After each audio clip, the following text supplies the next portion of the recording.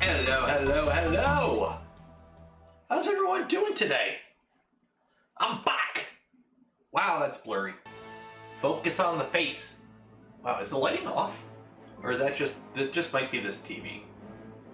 I got a new monitor because somebody gave me some extra monitors at Rocky Mountain, so it moves. Mic is weird.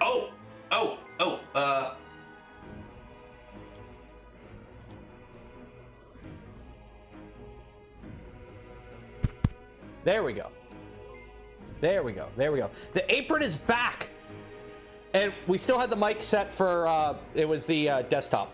Or it was the onboard. Because remember we were doing the last time? Wow. I've got like this weird squeak in this AirPod and it is annoying the heck out of me. Okay. Okay. Okay. Okay. Okay. Whatever. Last time we were out here, we had the, okay, I can't use this AirPod. The last time we were out here, we were doing the Mando stuff and I couldn't wear the mic, so I just had that.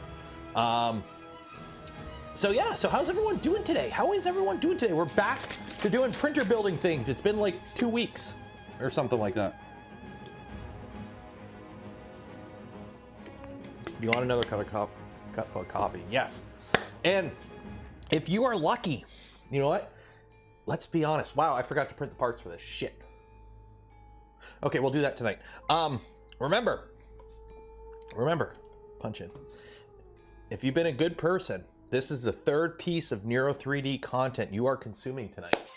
Because I'm gonna have to run downstairs and grab that red spool of ABS. We did a game stream this morning. There was a video this morning, and now we're here again. So this is the third piece of content you are consuming this evening. So huzzah!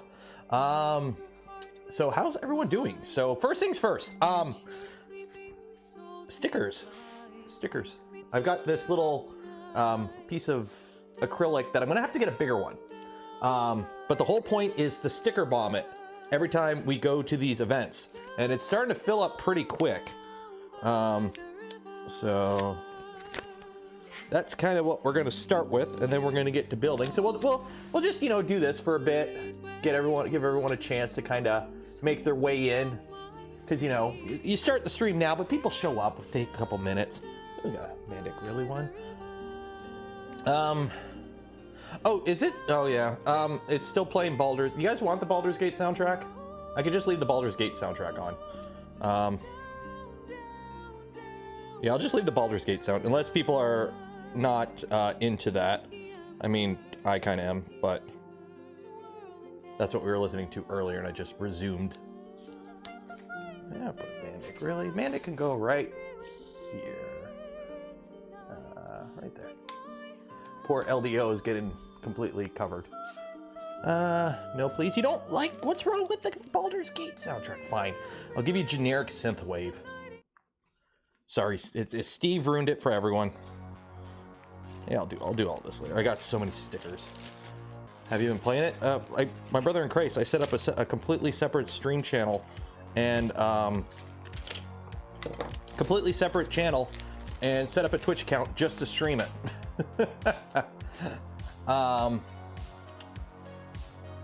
Isn't it copyrighted? No, I played it on YouTube and I haven't been done yet. So I don't know. I've been playing it on Twitch, but it's Twitch. You get away with more on Twitch. So I'm gonna walk downstairs and get that red spool of, you know what, screw it, I'll just print them in black. I really don't care. We're missing some clips. I forgot to print the clips for the Z. That's why these belts are there, and I completely forgot. So we're gonna do that lickety split here. What's our build? Several. I've beaten the game several times, and now we're playing a live stream where we are playing a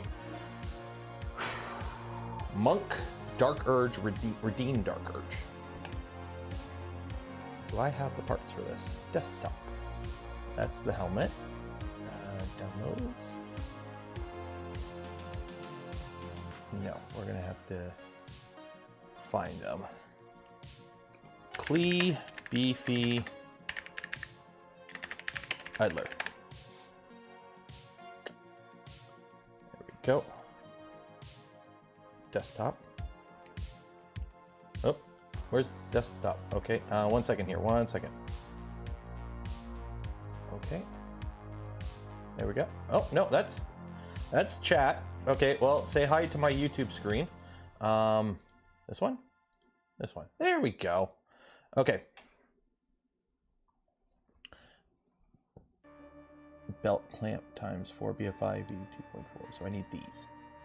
I need 2 of those. I need 2 of these. Yeah. Who has black filament in it? It's gonna be, yeah, because that's not loaded with filament. That one's off. Fucking bamboo. Okay, bamboo to the rescue. So downloads. So I need 2 of these. Okay. Control copy, control paste. And you always do 1 extra just in case.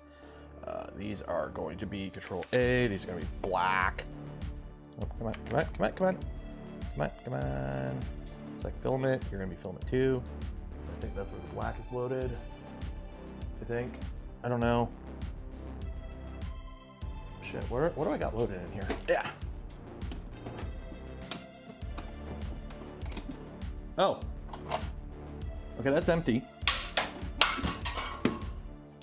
What the hell do you got? Close, clear. You got anything on the bed? No, you're good. You're ready to roll. Filament 3. Yeah. I gotta resync this. Resync. No AMS. What do you mean no AMS? Oh, because you're gotta connect to the P1P. Why do you always connect to the P1P? You stupid piece of like, there is no number 2. Like, okay, whatever. It's just gonna do whatever it's gonna do. I don't care. Do what you gotta do. Print.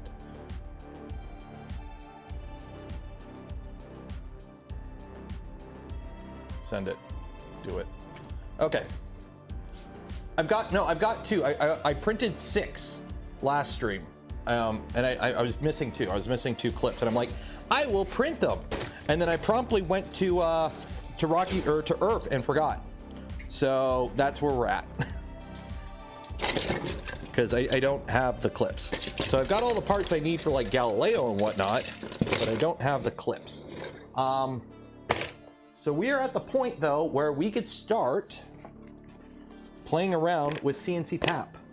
So we need to start putting this together, which we got it all right here. So hopefully I printed that little guard too. I don't think I printed that guard. Oh shit, oh whatever. There we go. So we can put CNC tap on here. Wow, these are goosey. So we need that. We need that. We'll let that do that. What the fuck are you bitching about now? It detected the lead screws may need lubrication. Do you want? No. Do what I told you to do and quit nannying me. Okay. So, got that. We've got that. We've got this. We've got that. We've got that. This printer is chonk. This printer isn't that chonk. It's just a Tallboi. Just a good old ISO standard Tallboi. Although this has been bugging me. So I'm gonna fix this now. You know, this isn't mission critical. Really? I gotta reset the webcam too? No, not cam link. Deactivate. Activate. No, you're...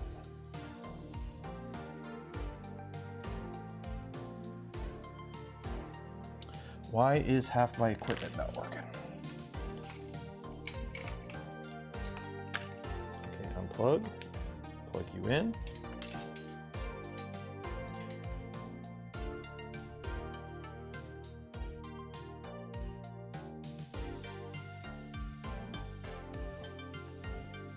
Why are you in the corner there? There we go. There we go.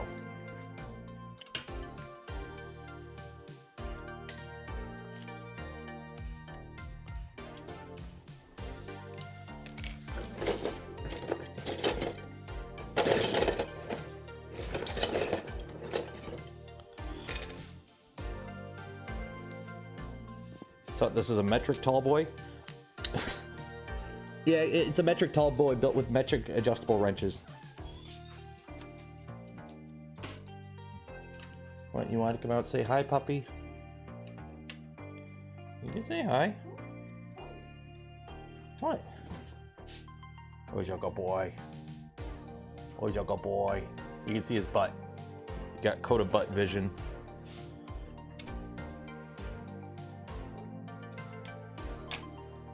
What, you just want, what?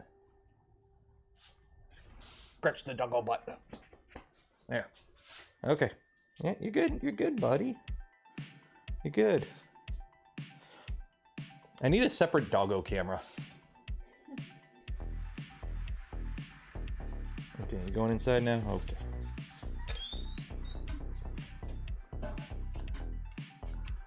Wifo. Yeah.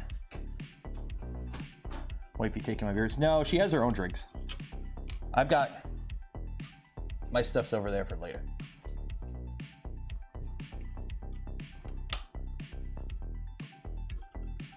So we're doing the important thing because now it is red, so I can't have blue on the front. So we're swapping these out. Now, granted, there are two of these on the back that are blue. We're not gonna bother with that, and I'm not gonna bother with these because, yeah. Oh.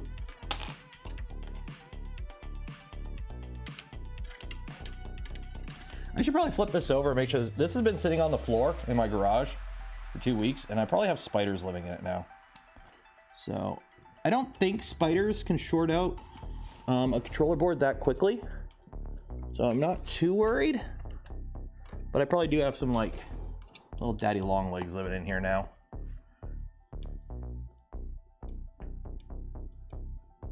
Multiple L2T water bottles. I only got one. Well, okay, there's one over there. I don't know where the black one is. I gotta find where I put the black one. What about those accent pieces on the bottom? Those are accents. So those are gonna stay for two reasons. One, I forgot to print the parts, and two, I'm lazy. So they're just gonna stay.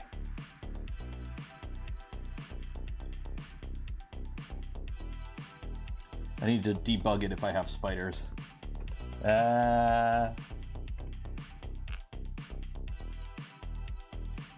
there we go. There we go. That looks much better. Much more betterer. Okay, come on, Bamboo. Are you gonna error out on me, or are you actually gonna do your job? Come on. This thing takes forever to heat up. I need to, okay, so the problem is I use the Bamboo out here because that's the machine I have out here. Inside, all my Vorons are ready to go, and I've been using them to print stuff. It's just out here, that's the only one I have that's loaded with filament.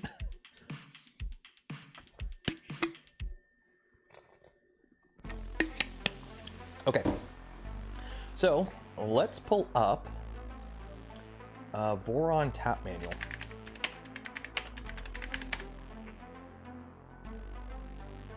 Actually, I probably could have just used the old. No, but they're blue. I don't want to use the blue. Because I've got the old clips, which I'll use the old clips for now, just to hold them in place. So I can cut these zip ties because it'll be easier to belt this up. So I'm just going to use the old ones for now. Screw it. Where is that little bucket of bolts that I had? Oh, the way things are going, we are so doing a cleaning stream at some point out here. This room is getting quite disastrous.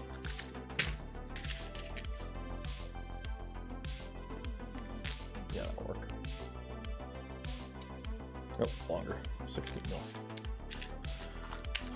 Make my space more organized. Here's the thing, it was organized, and then I started doing like 3 or 4 printer builds in a row, and now it's no longer organized. That's just kinda, you know, that's just how Mafia works. Also, I've been gone for a week and I've been doing other stuff.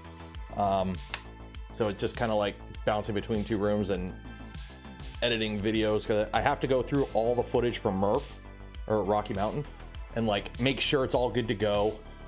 Make sure it's all not edited, but there's a bunch that goes into editing those videos, just with like before I can even get to editing. So I have to like do the audio, right? So first things first is with audio. When I record at events, I record with left channel and right channel audio as separate mics, okay? So if you saw today's video with Mark from whatchamacallit, Pio Poly, and repeat after me. Pio as in people, Poly as in poly. PO, poly. PO, poly. Mono, rail. So that's how you pronounce it. It's PO poly. It's people polymer. If you're wondering what the name means. So it's PO poly. Although he doesn't care if you call it Peopoly, because everyone calls it Peopoly. So, PF Dennis gifted 5 community memberships. By the way, you got to see this. So, shout out to shoot, who was it? Was it Rain? I think it was Rain Motorsports. I'm horrible with names and faces. I'm seriously horrible with names and faces. Today was the first time I have ever been recognized in public. Okay. Now, granted, it was the person who lent me the Mark IV, the Prusa Mark IV for that unboxing. So I had interacted with this person before, but they came up to me and like, oh, hey, Taylor. And I'm like, who are you? Because I'm horrible with names and faces. But that was the first time I've ever been recognized in public at a not event. So anyways, they gifted me a monitor and they're like, hey, I have this old desk monitor that I don't need anymore. You can have it. And it's old. So it's not like they gave me like some gaming monitor. It's like a 10-year-old monitor, but it's a 30-inch 16 by 10. So this is what I'm looking at now. I got this big boy. So before I had that widescreen, which is actually really nice because now I have the widescreen in the gaming room. The Mighty Yowl, thank you for coming to member.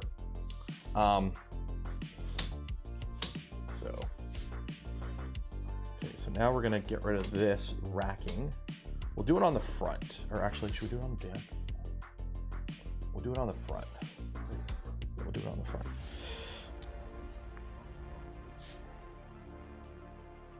Okay, I think these are tight. Yeah, those are tight. So I got to tighten up these guys. The bamboo's actually printing. It didn't error out. Oh, wait. Oh, no, it's still going. It's a goddamn miracle.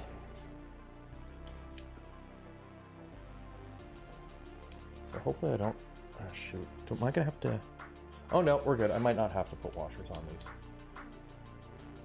That's good. That's good. Good thing I spent all that time cutting the rail down when we started this build, because I didn't have to.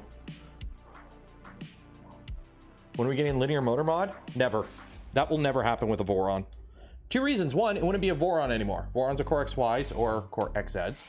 So the moment you go linear rail or linear motor, and 2, there's a reason nobody makes printers with linear motors. Good for Peopoly. I'm not trying to like stomp on Peopoly. They're doing something that nobody else does, because to do it, you need custom drivers and you need custom motors. You can buy a linear motor.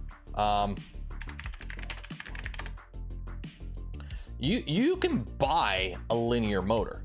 They are not inexpensive, like the magnetic type, but they're mostly used on like CNC and pick and place machines, and they're yeah. So they need custom drivers. Yep, custom drivers. That's one thing I didn't talk in the video, because it kind of sucks. That video, I filmed it like first thing Saturday, but I have been talking with Mark for a little bit before, like just, you know, online chats. They did sponsor my ERF trip. So I've been talking with them before, and then also before the event and whatnot, right? So during the setup day and whatnot. So I had spent couple hours talking to him about this printer and then filmed the video, and it's like, did I talk about this before or during the video? Like, I can't remember. So the linear motors are something we didn't talk about on the thing. I do have a pin comment on the video though. The linear motors have custom drivers. They are custom. However, Clipper sees them as just drivers, just steppers. So in Clipper's eyes, they function the exact same as a normal stepper. They use the step pin, the direction pin, you know, the same pins, okay? So in Clipper's eyes, there's no modification needed because it's just telling a stepper motor. The linear motor basically takes those commands and converts them to making the linear motor move. So it is technically closed loop. However, remember, Clipper doesn't have closed loop support.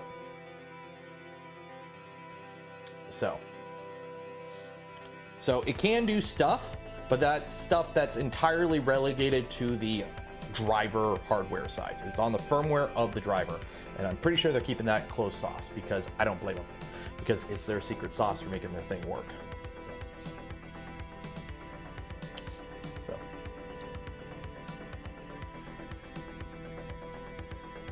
Is Clipper doing virtual? So in Clipper's eyes, it's talking to it like a normal stepper. Okay, so Clipper is just telling it, hey, move. And the MCU is telling the driver to move, and then the driver goes, I'm not a driver, I'm a linear motor driver, but I know what you're saying, so I'll do it anyways. So yeah. So basically the actual Clipper portion is all open source. It's normal Clipper. It's running normal Clipper. You can throw an ERCFA on it if you want, but the actual, there's at one point there's a handoff where it goes to a closed item, which is the linear motor driver, which is their thing, which I believe they are keeping in-house, which I don't blame them because they're the ones who put the time and money into developing it, so let them keep it in-house. If they want to open it, go for it. That's up to them though. They developed it in-house, so they're allowed to keep it in-house.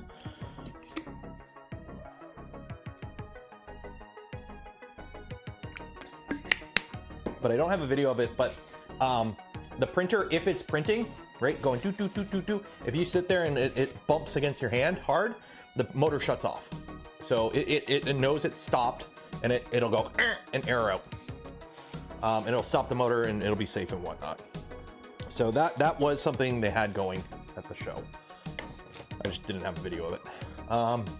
So tap, tap, tap, tap, tap, tap. So let's get this here. Let's get this here. Let's get all my printed parts. We'll put them here. So we'll put tap on, and then we'll move on to Galileo 2. And yeah, so I don't know how late the stream will go today. The only plan is to get tap and Galileo in, because we can't move on to electronics because the stuff that Big Tree Tech was sending me, I haven't gotten it yet. So I do have a Leviathan board that we could put in here, but I don't have any mounts for it. I would have to redo the wire harness, and then also I don't have a CAN bus board because I want to go CAN bus. I think Leviathan supports CAN bus. I'm not 100% sure. So basically all we're doing today is belting up Core XY and the tool head. So I haven't actually installed this yet. Let me pull up the actual what we are working with here. So for those that don't know, this machine is modified. We are using non-standard parts. So far we have the Beefy Clee Z idlers, upper Z idlers and front idlers, which I really like because they're super low profile and they're actually really easy to work with. We've got the Chaotic Lab carbon fiber AB motor mounts and XY joints. And then we have this, which was sent to me by Vitaly 3D. Fabrico Shami, one gifted community membership. Cheers. So this is that. Now, this kit, you can get it pre-assembled or with the CNC parts. Mine also, they did include the little end stop, which I might use this one, or I have an LDO one I might use, but I think I'll use this one because I'm checking out the kit, so it's good to check out everything. So yeah, so I'm pretty sure the instructions are the same. I'm pretty sure the instructions are the same. So not included, so you still need the rail, you still need the carriage, and you still need an opto tap. And you do need to print some parts. Mine came with them. But I'm pretty sure the instructions are the same because these pretty much just replace the printed parts with CNC parts. So it should just be the same. Galileo Z or E. No, we're just doing Galileo on the Z, or correction, on the extruder. I have two Galileo kits here, so I might do a standalone one and put it on something, maybe the Polymaker. But the we're not doing Galileo Z. Galileo Z, if you already have a built printer with the traditional Z, there's no point in putting Galileo Z in. However, if you are planning to build something like a Micron or a 250 V2 or even a custom smaller than 250 V2, Galileo makes sense at that point because of the room savings, okay? Because you save a ton of room underneath the hood. However, this big chunky boy with its 330 by 330 frame and also non-standard electronics underneath because I don't have DIN rails, I'd be swapping it with something that does the same thing and takes up less room that I don't need. So we're not bothering with Galileo Z on this. You could do it, nothing's stopping you. We're just not bothering with it because it's not really something that this machine would really benefit from. Plus, that means, you know, because of supply and demand, more people got to buy them from Jason because I didn't tie up 4 kits. So yeah, we'll roll with that. Okay. So let's pull up the manual here. Let's actually download this. The CNC parts are not. Yeah, there is. So one thing I like about these, for those that like, you know, oh, there's the chaotic lab set. The advantage of these ones is in the event of a crash, there are printed parts that will fail before the metal parts. So the downside, like tap actually, like a Voron tap with, you know, stealth burner has a fail safe in it. If you crash it, it is designed to break a printed part first. So that way you don't bork your rail. The chaotic lab CNC tap is all CNC. You are going Z negative China until something breaks, and it's not going to be a printed part, hopefully, or unfortunately.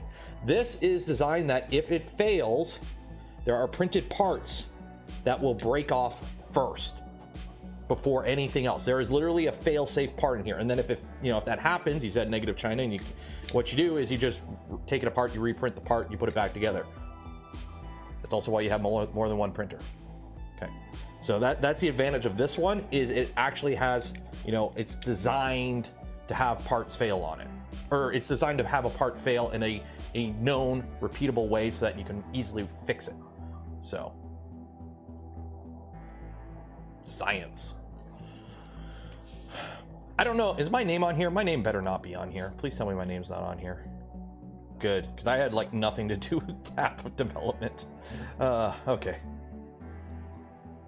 I don't even know what I do on the Voron team anymore. Okay, so this is Voron tap. So you need to have there's the tap. It does change some offsets, blah, blah, blah. It is a little bit fatter, but it is what it is, blah, blah, blah.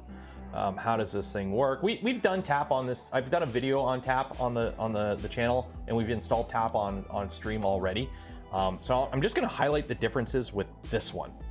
But you have several different options. You can use a traditional clicky end stop. You can use an optical end stop and just do some custom wiring, or you could buy an end stop board. There's a few different parts with magnets and whatnot, depending on different versions you go. So just make sure you use the right revision of tap for your specific setup. Here's the bill of material. You can buy kits. There's tons of kits now. Did chat freeze? Everyone say hi. Now, unfortunately, I forgot to print the MGN9 assembly tool.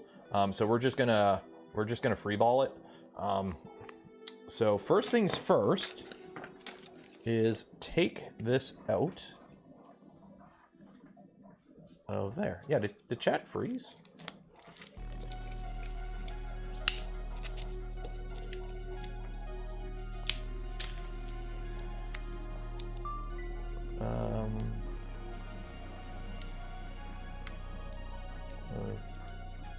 Okay, hello?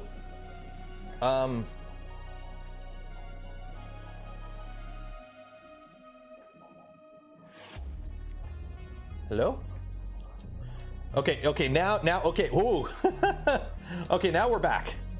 Okay, something happened there. Nothing happened on my end. I have nothing dropped on my end. According to OBS, we're still green. I've got no drop frames and we're green. So YouTube had a little strokey stroke. And not the good kind of strokey stroke. So, yeah. Oh, we're back, baby. We're back. It just chat decided to bork out for a minute there. Chat server took a dump. Yep, that happens.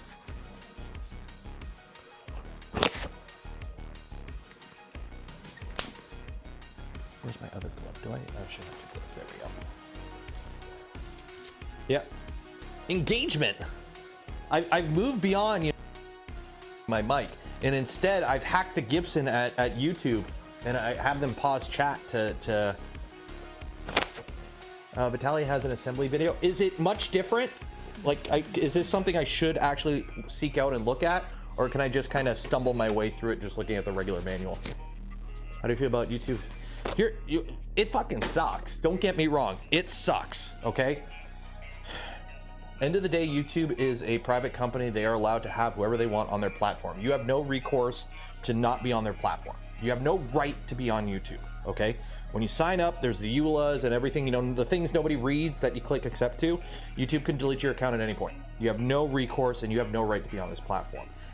Don't get me wrong, it sucks. I hate that it happened to him.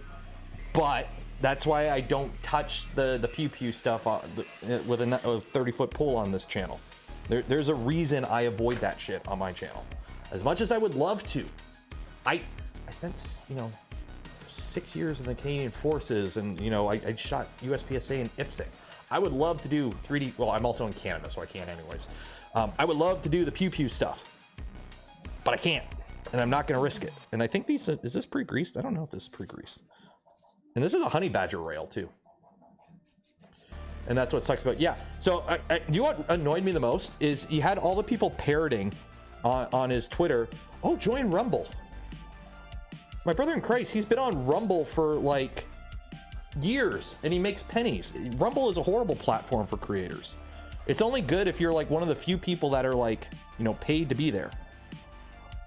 And I am losing my balls already. So yeah, so it really sucks. Don't get me wrong, it really sucks. I wish it didn't happen. But I don't know if he flew too close to the sun. You know, sometimes you want to gray man it. The gray man is a term. Basically, just be a ghost, right? As soon as you get on YouTube's eye for something, just shut up and disappear for a bit, and then keep quiet about it. So, like, causing a stir is not something you really should be doing when you have, like, you know, actual humans at YouTube looking at your account. Because the thing is, at first, I'm sure most of his like issues were bots and whatnot. Like he was dealing with bots at YouTube and whatnot, and like low-level employees. But eventually, what ends up happening is it gets escalated, and then eventually a human looks at it, a human with power, and a human with power might just decide, yeah, this ain't worth it for us. Yeet him. And I think that's may have been what happened to him. Which, don't get me wrong, it freaking sucks and I hate it, but them's the beans, them's the breaks with YouTube. It's a private platform, they can do what they want. It really sucks. It really sucks.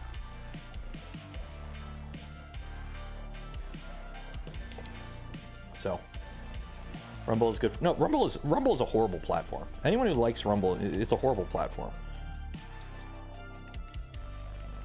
Like, here's the thing. If you thought Twitch was bad for like content creators in terms of like, if you go look at Twitch, there are thousands and tens of thousands and hundreds of thousands of people streaming on Twitch, and only like a fraction of them, a percent, makes more than minimum wage. If you think, you know, those other platforms are any better,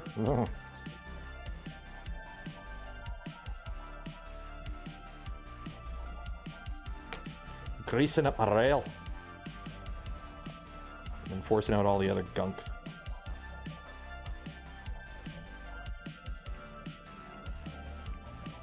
Is YouTube not owned by Google? It is. It is. Money's on YouTube. It is. YouTube is the pretty much one of the, YouTube and Twitch are like the only platforms where, unless you're like in a very niche role, like the people that make money on Rumble and Kick and whatnot are pretty much the people that were paid to be there. You know, your people that were banned off other platforms. Like he's been trying on Odyssey and all these other things. The problem is it just, you know, it is what it is. It sucks. Hi, Calvin. Hi, Daddy. What are you? Good night. Good night. All right, hey, what do you got on?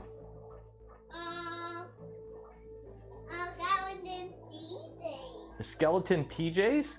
Yeah. Do you want me to sing the spooky, scary skeleton song? Yeah.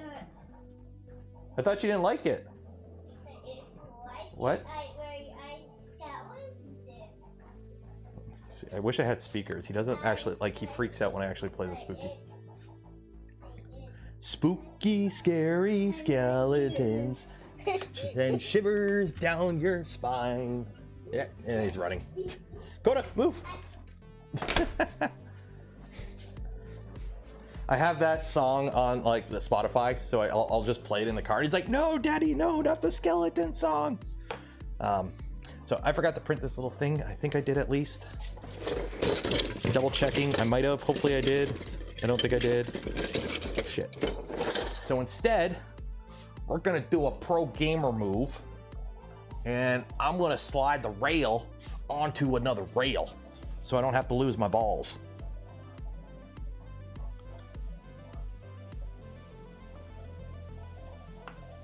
Look at that. There we go.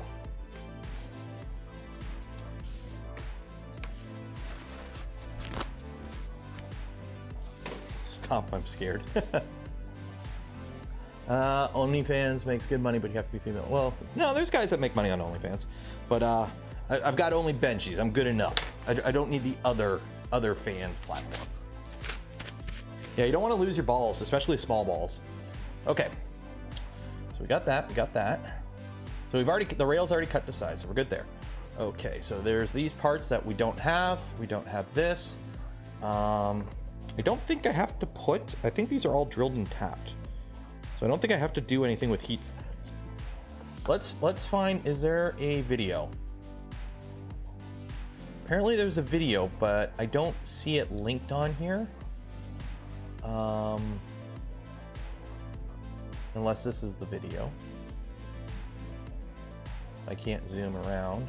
If anyone has this video, can you link it in the Discord?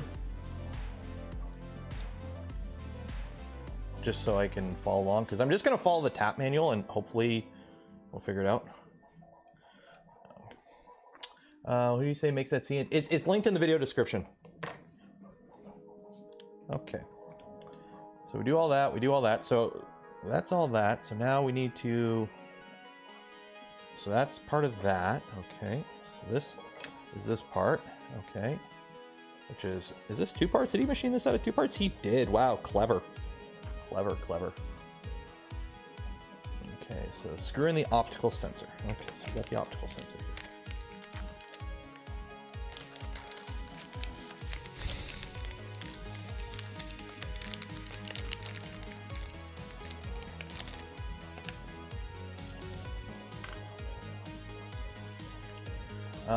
Search, post it on the Discord. Okay. There we go. So here's the assembly instructions. Okay. So ours is pre-assembled for a lot of this part, so we don't have to worry about this because he already did all this for me. Okay, so that's that. Okay, so we're at the rail. Okay. So put that there. Okay. And then we got this. So we mount the rail, so that's M36, M36, and that. Okay.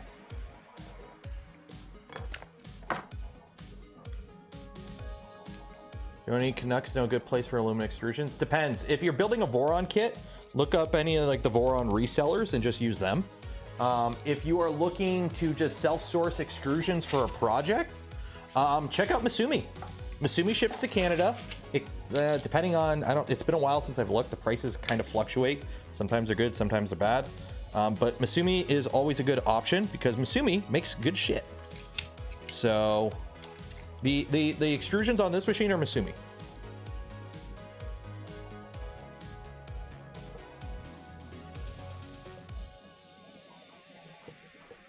Look at this. He even gives you one that already has the thing on it. That's cool. That's cool.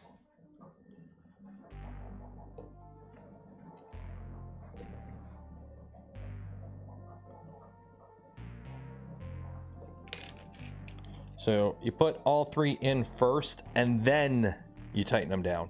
So this way you ensure they're all kind of lined up.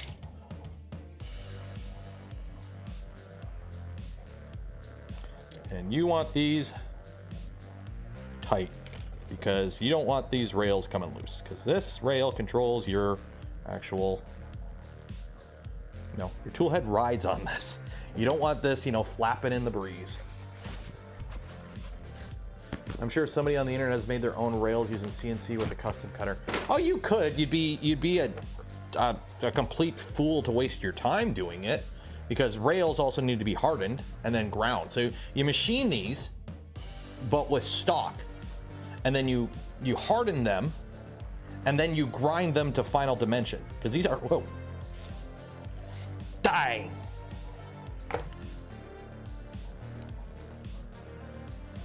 Did you see it?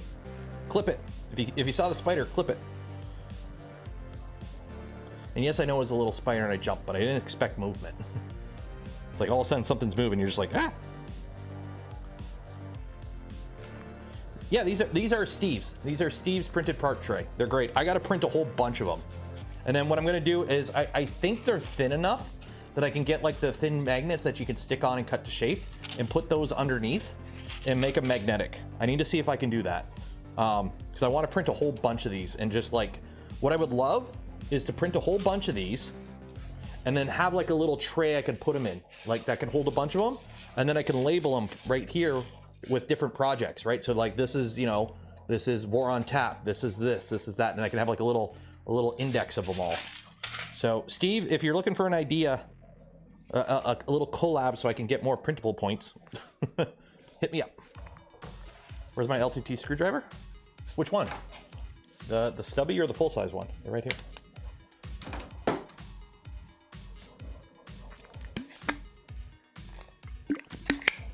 Put that tray on. What I gotta do, okay, you ready? You ready? This is what I gotta do. I gotta sort this out, because this is my old toolbox from work. So I still got, you know, shit from work all in here, right? So I need to sort all this out and put like actual stuff that I use out here in here, because right now all my shit's just piled on a bench.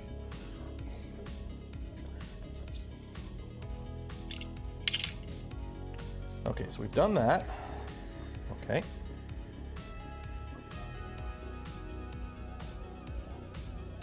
And then I put the rail on, and then I put that on. Okay.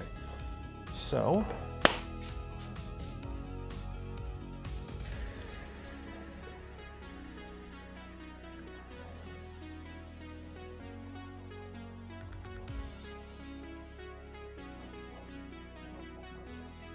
oh no. There are slight dimensional differences between the two rails. Okay, we're good. We're good. We're good. Okay. And then this goes on top, and then I screw it together with M3/4s, which are these itty bitty screws. So.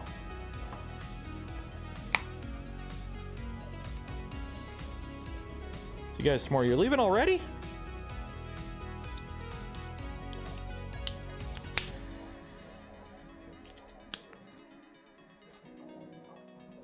Why are you leaving already? The party's just getting started.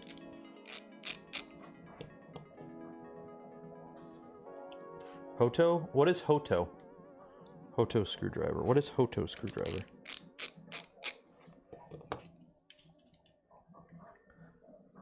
I'm guessing I put the magnets in. I did not. This he pre-assembled this for me. So Vitaly put this together for me, which if I had known, I would have actually requested he didn't, so I could put it together on stream. But they do have full video instructions on how to put it together. So, can you print on magnetic rubber stuff? I don't know. The thing is, it wouldn't be bonded, so it would probably pop off when it heats up. Can you link the Hoto thing? I'll take a look at it. What is the Hoto thing? Link it in the chat. Really great Poly video. Thank you. I'm happy how it turned out, because I'll be honest, Joel kind of beat me to it. I knew Joel would put a video out early because he does videos on Friday, and I'm like, he's not gonna put it out. He's gonna try and put it out like Thursday or Wednesday, because he does that, which I don't blame him. But he does do like short notice videos on Wednesdays, I noticed. So I'm like, I'm not gonna rush to get it out.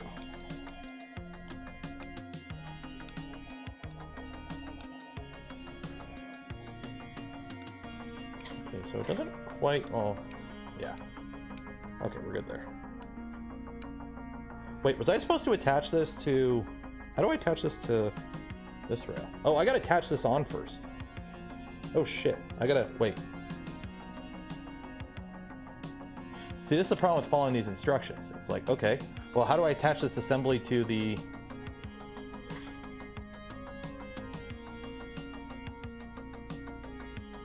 Yeah, so I'm gonna have to take this apart now. Optional. So I can take this off because I don't need this piece because we're doing sensorless. Yeah, so I gotta take this apart.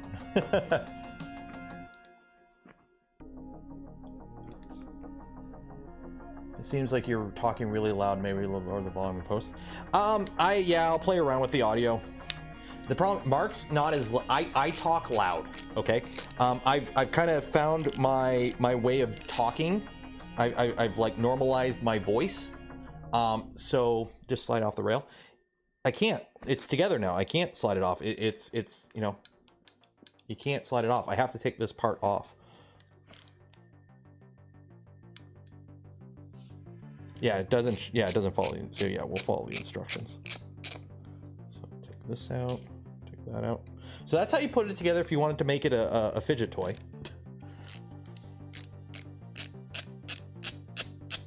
Sends you a printer. I think they are. We were talking about it.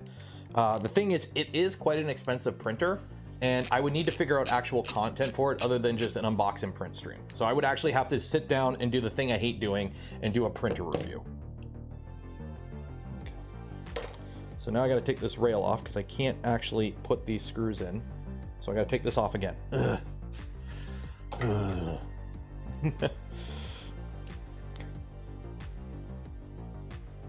There we go. I hate doing printer reviews. Between me and you, I hate doing printer reviews. I really don't like doing them. So I don't need this part. So I'm going to take this off because we're doing sensorless. So I don't need this.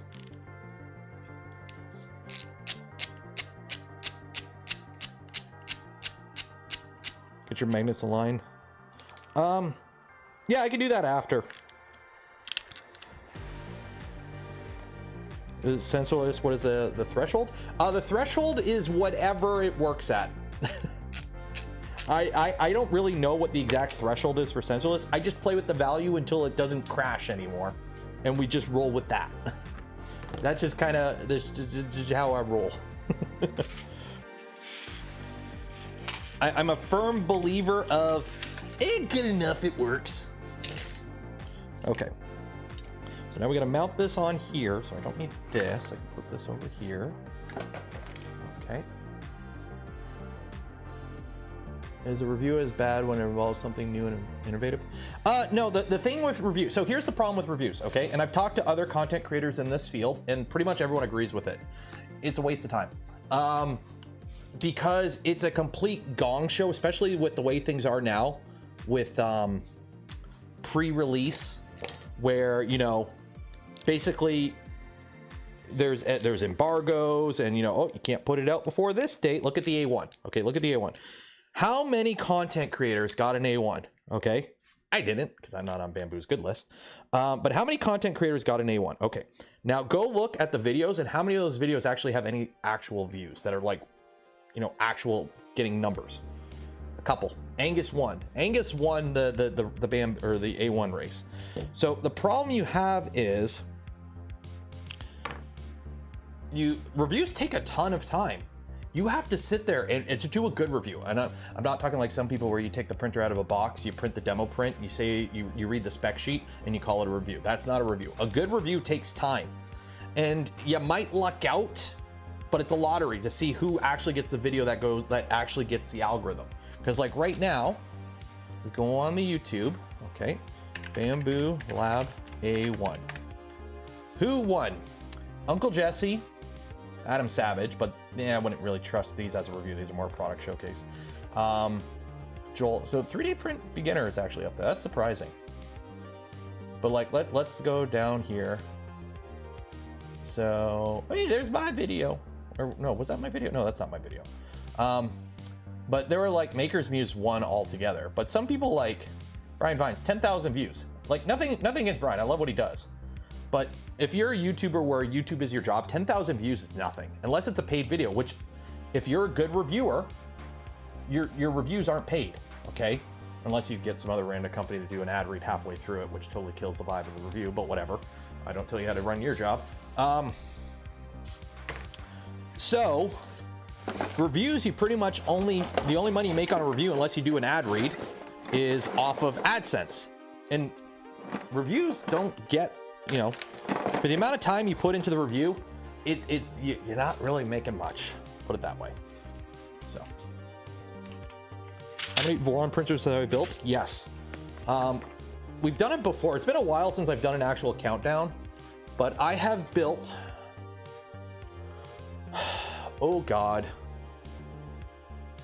He's not full-time. Yeah, I don't think he is. I don't think he is, but I'm saying, like, you know, even like my Tico video, that's got 20,000 views. I made $100 on it. I can't, you know, pay my mortgage with a $100 income off a video a week. if you catch my drift, right?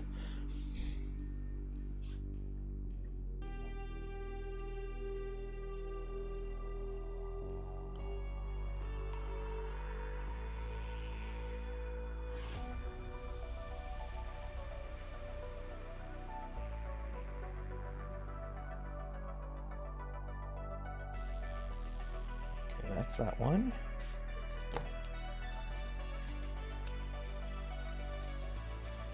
Go sensorless, is it more accurate?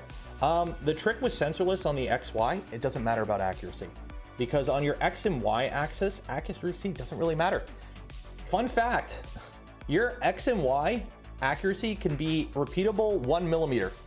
You can have 1 millimeter accuracy, right? You can drift 1 millimeter in your X and Y homing, and guess what? Your printer will print just fine. It won't matter because you only home at the beginning of a print. Now, unless your bed is exactly 300, 300 and your print volume is exactly 300, 300 and you're doing a purge line that has to be on the bed, okay. But that's why you get a 305 bed on a 300 machine. So what ends up happening is your XY, you know, homing does not have to be accurate at all. It just needs to be good enough. Your Z's what's important. So sensorless homing has the downside of it is only accurate to within a full step, okay? So you can't use sensorless on, this might be too big. Oh no, we're good. You can't use sensorless on Z because on Z, it's only accurate to a full step. So it's not accurate enough. And then you also have scenarios like IDEX or tool changers where you need a little bit more, okay? Because that might not be enough, okay? But on your single tool head setup, sensorless is accuracy is perfectly fine for Core XY.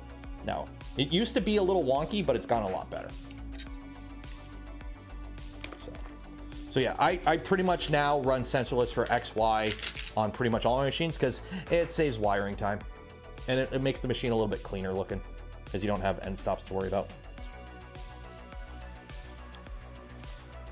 So now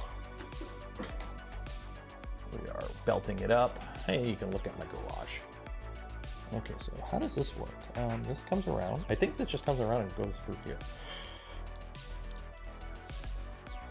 So I'm gonna have to, I have a little bit of movement. I do, okay. I need a zip tie. Here. Where are my zip ties? Tried 404 bed, but for some reason I can't find it. John, you're lucky we're friends.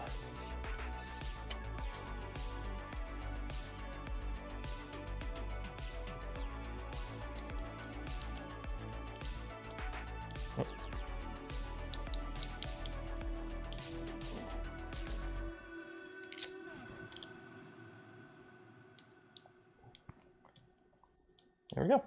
Booyah. And then this goes through here.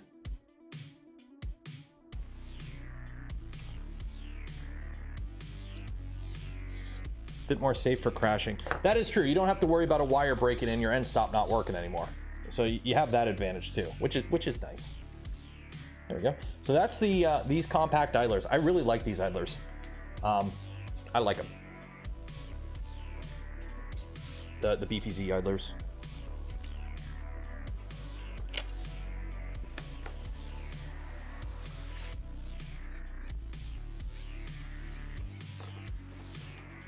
crash detection. I'm not a huge fan of crash detection. Too many false positives, and false positives are killer in 3D printing, in my opinion.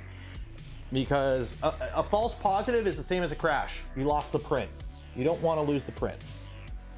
Right? Losing the print is bad. You don't want to lose the print. Oh, there is so much room for activities in these idlers, or in this design. Okay, I need tweezers. There's so much room for activity in there. I love it.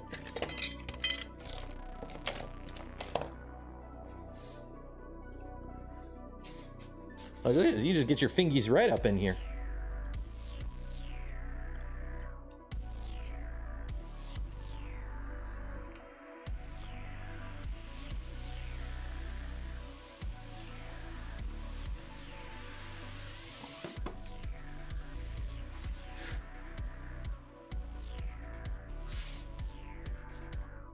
I'm gonna have to play with these though, because this gantry is a little too weird, funky. I've got a much smaller gap here. Oh yeah, because the belt's not tight, that's why. Yeah. Okay. So that goes there, that goes there. And then we come through here. And then I come over here. I will say it's a lot nicer doing belting for Core XY in here than in the basement, because I can actually walk around the machine, which is, you know, really nice to be able to do.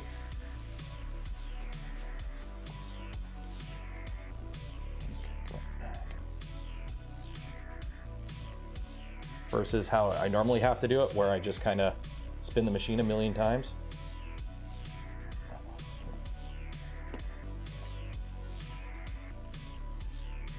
There we go. And if you're wondering about, oh, where's the close-ups? It's Core XY. You've seen me belt up Core XY a billion times by now. This is the 578th time we've belted up a Voron. We've become increasingly efficient at it. Okay, so there's that one. Okay, so that's good. So what I'm going to do now is kind of pull you tight and make sure you're on the belts. There we go. Okay. And let you hang. Now we do the other one. After a drink from our sponsor, which we don't have sponsors.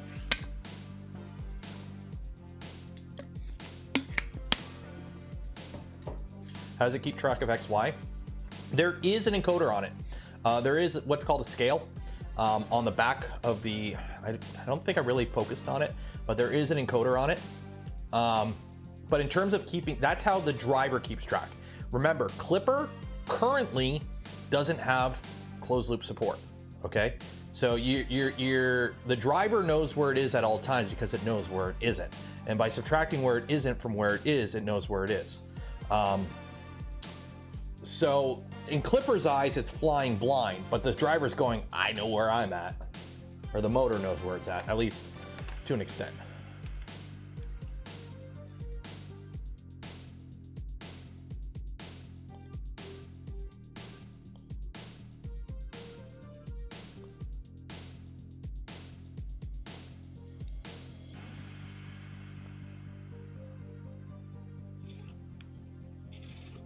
Same way you see it. Yeah, the same way as a DRO. The same way as a DRO. It basically operates like a DRO, digital readout. So if you have like a Bridgeport with a DRO, you basically put a scale on your axis. Oh shit, what did I do? No, that's right, that's right. Yeah, there we go. You put a scale on each axis, so that way the DRO can take the manual machine and actually give you actual readouts of where everything is and where it isn't.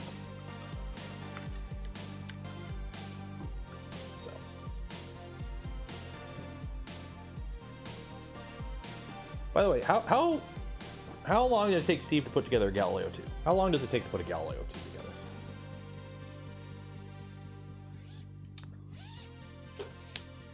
I don't think it should take too long.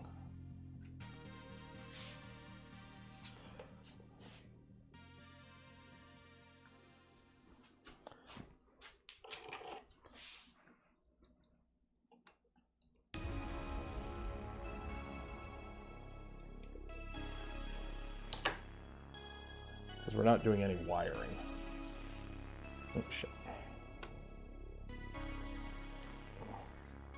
Maybe I shouldn't have my hand hanging through there. There we go. Okay.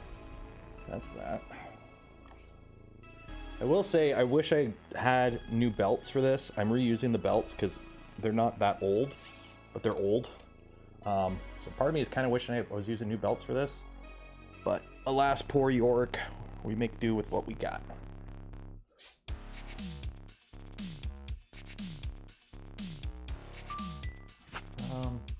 Ben! Cheers for the 10 gifted community memberships. Thank you. Surprise NERO close up.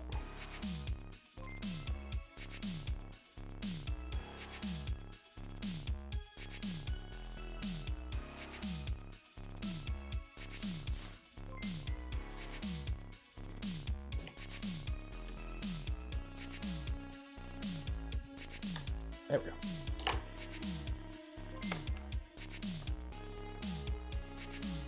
All I know is I am looking forward to tomorrow, because who could tell me what tomorrow is? Although it's not actually tomorrow, but we're doing it tomorrow, because I'm not doing it on Monday. So who knows what tomorrow is? Well, Monday. Who knows what Monday is? Thanksgiving. It's Canadian Thanksgiving, eh? Why is it so early? I don't know. It's just, it is what it is. But wifey gets a day off work, little guy gets a day off school, and I get to make turkey. So, turkey is actually brining in the fridge right now.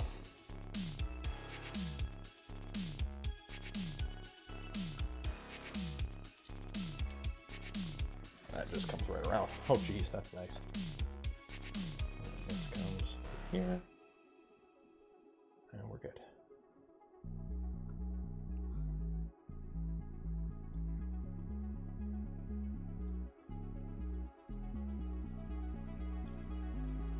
There we go. Okay. So those are our belts. So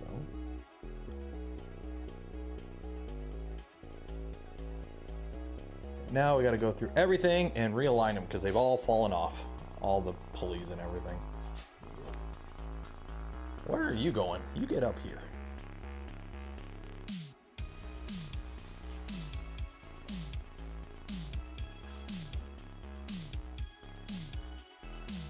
Okay, that's kind of good enough. We'll fiddle with them after.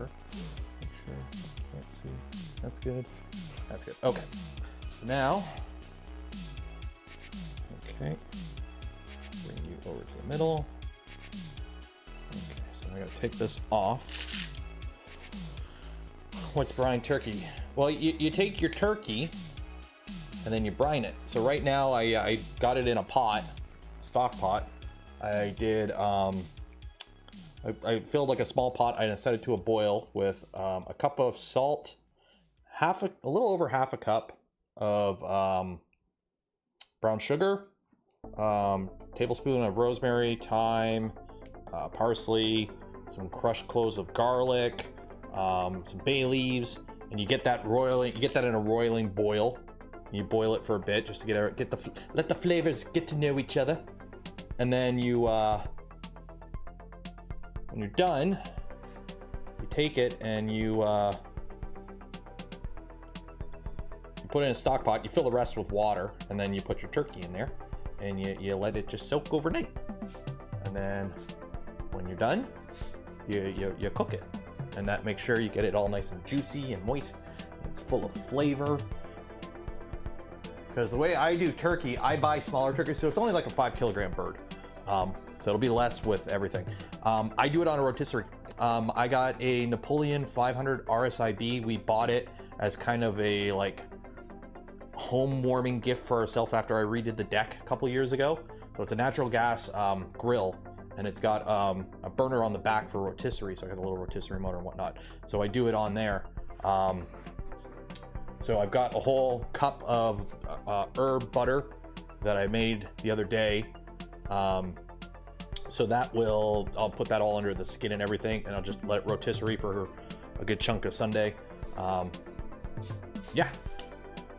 And some mashed potatoes and cranberries and all that other jazz. Make it all good. Bottom left belt is twisted. Bottom left belt. Where is it twisted? It's okay. It'll untwist. The gantry is not de-racked because all these belts are all loose and everything. So it's just, it's not twisted. It's just on an angle because nothing's lined up yet. That's fine. Okay, so I'm gonna get this started.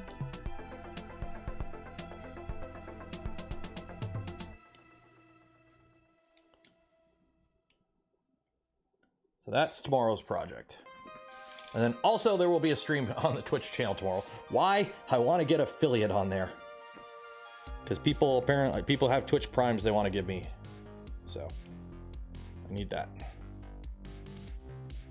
I need it.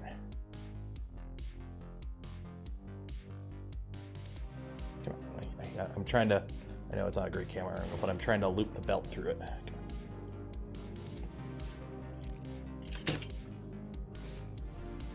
Smoke.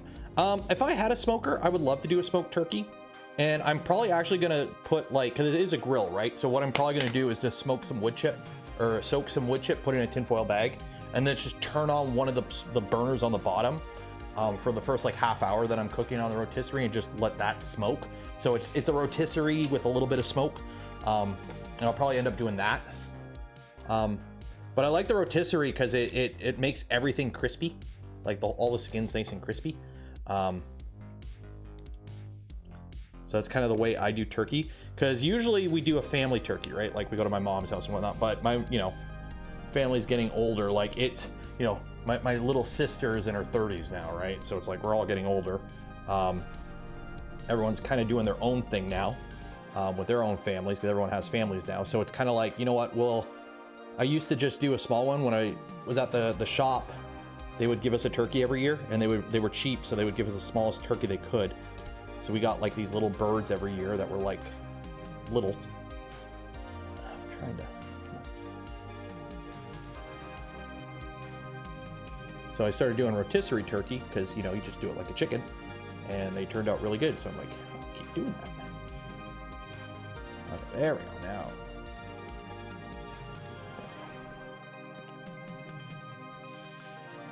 Pack of Marlboros, it smokes up real good. It is windy. Also, I'm wearing the apron. I know it's been a while. It is currently 18 degrees Celsius out here. It's actually really nice in the garage. And it is windy as shit. I can hear the wind outside. Okay, I'm trying to pull these belts as tight as I can before I cinch this down, but I think we're good. So one last, make sure all that's good. Yeah, so these will square up once everything, because it's all wonky right now. Convection oven. Convection oven would be pretty good. Well, I would love to do a deep fried turkey one day. I don't have the ability to do that. I don't have the equipment for that. I would love to do a deep fried turkey one day. But I don't have that. It's 31C and 10 p.m. Oh, well, to be fair, we've done streams out here where it was that hot. Okay, these tapped holes aren't that great, or are these screws just shit?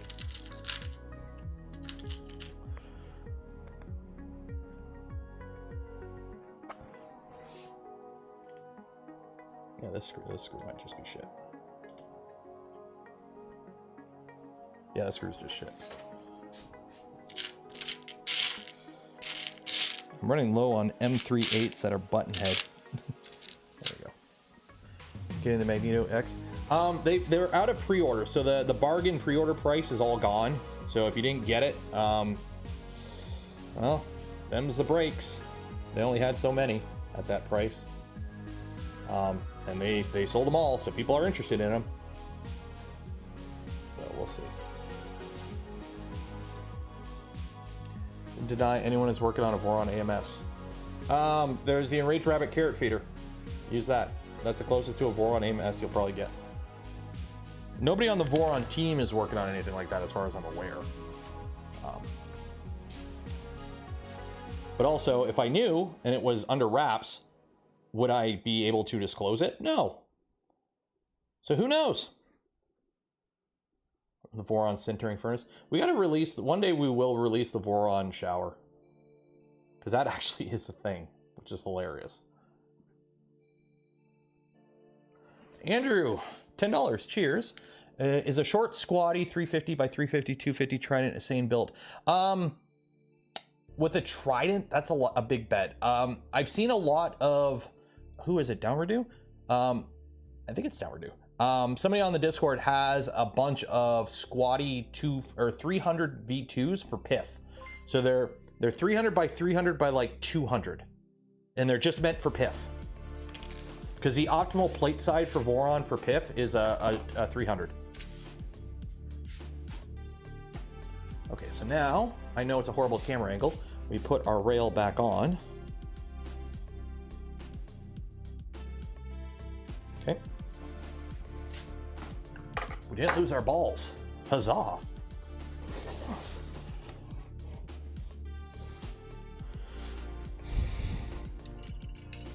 Now we put this back on.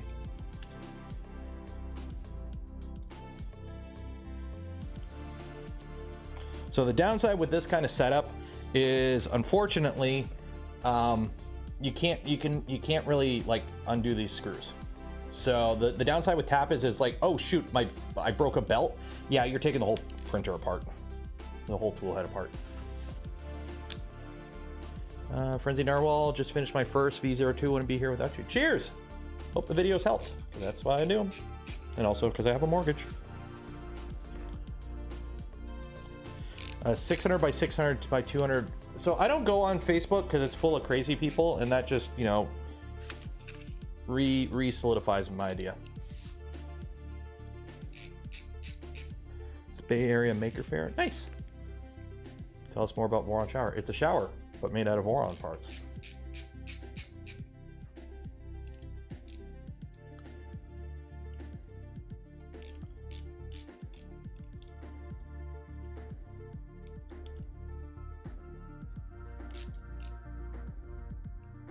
Briner turkey, but just with salt. I do brown sugar, and then the rosemary, thyme, parsley, all that. A couple cloves of crushed garlic.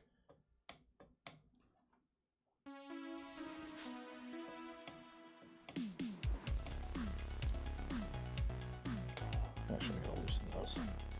I'll use this. Jeremy, thank you for becoming a member. Cheers.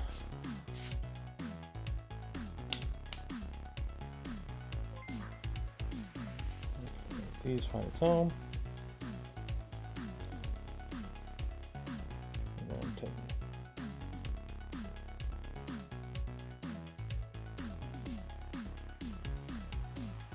Okay, so that is CNC Voron tap. Okay, any weight it moves down. Yeah. So the moment we put some weight on here, it'll act normally. It's just a little. Because of the grease. The grease is a little thick. So that's probably why it's doing that. It's a little sticky. Cream a bunch of aromatics in the cavity too. Oh yeah. You get a little cheesecloth thing and you tie it all up. I've got all that. Okay. So now we need the manual. So let's just double check. Oh, we gotta put the this on. Which I think go on with these screws, I guess.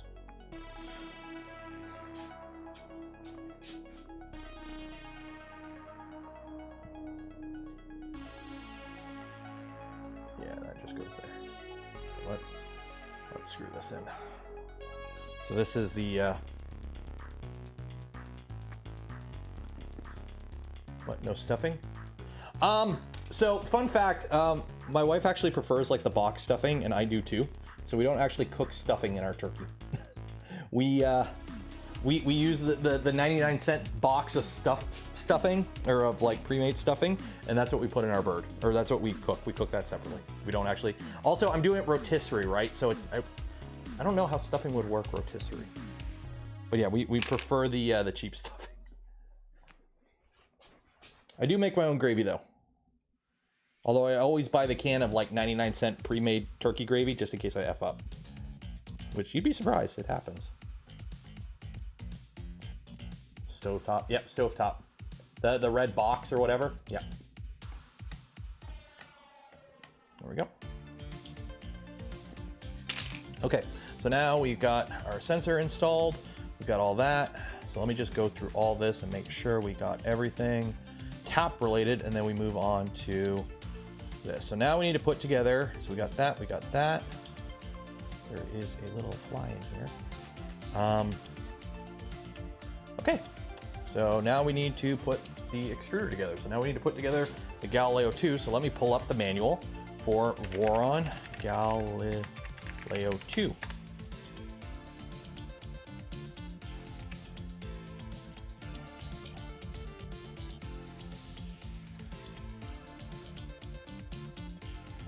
Where is the actual GitHub Galileo 2? There we go. So hopefully none of these parts have changed. Okay, download. I don't want to. Where's the manual? Manuals. Galileo 2 extruder. Download that. Cornbread. We don't do cornbread. As much as I like cornbread, and I do make cornbread occasionally. Cornbread I find when I do like a pork of some sort, I'll make cornbread. So what we usually do is Thanksgiving, like a traditional Canadian Thanksgiving. Yeah, you do like the carrots with the marshmallows and pumpkin pie and all that, but usually I make the turkey, stuffing, homemade mashed potatoes with gravy, some cranberry sauce, which is canned, and then dinner rolls with butter. That's like the generic, you'll find that in everything. And then other people do some other stuff. And then, yeah. And then somebody was saying like they do turkey at Thanksgiving or Christmas. My family, we used to do turkey at Christmas, but we've started doing like a roast or prime rib roast. So, cause my stepdad's got a smoker and all that. So he does like a prime rib roast, which is different, which is nice. I like it. Okay, so we're gonna do some heat setting. So let's get this box of Galileo 2 stuff out. So let's look at, you know what, I'm gonna put the printer on the ground for this so I don't accidentally step on anything or knock anything off. There we go. More spider stuff. Praise Lolth. How common is eating moose meat in Canada? Not common at all. I've had moose meat. I've had raw moose meat. I've eaten beluga. I've eaten polar bear. But that's not normal for most Canadians. Also, polar bear, roast beef, but fishy.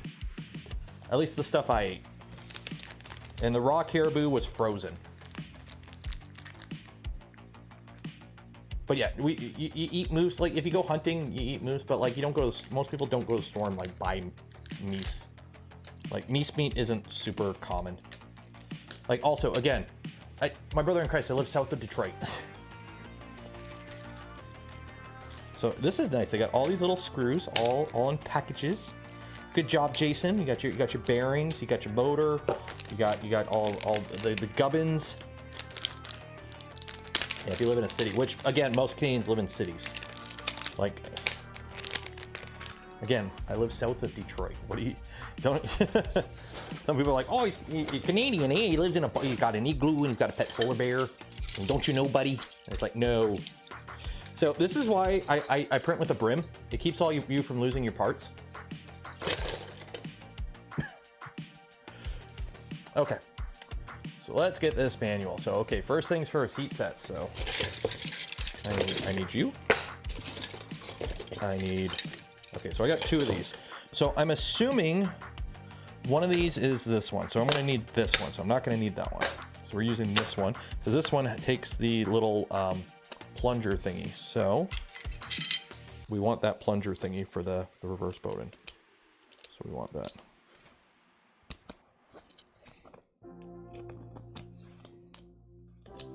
Cut what's left of the brim off. All these parts were printed on a on V2.26 downstairs, I believe. Yes, yeah, these are all printed on V2.26.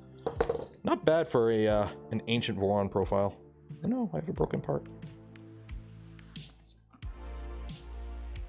Is that mission critical? I gotta put a heat set in there. Well, hopefully it holds. Shit. 1 second. Yeah, hopefully that'll hold. Nah, that'll hold. Okay, let's get the iron. Strike while the iron is hot.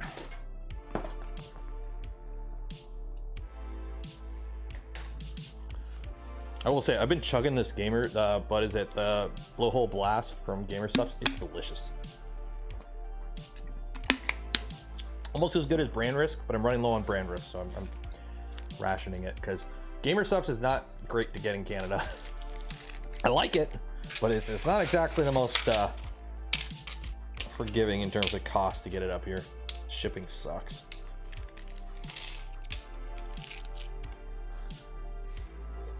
Okay, so we got this. We got what other piece? Got this little piece. Got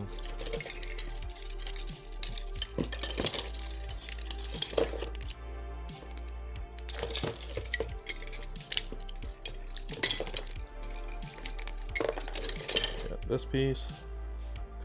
Shipping and exchange rates. Oh yeah, I always get, well, it's assumed I'm getting screwed on the exchange rate. You don't need to point it out. It's assumed I'm getting screwed on exchange rates. Like that's a known thing. Oh, this part right here.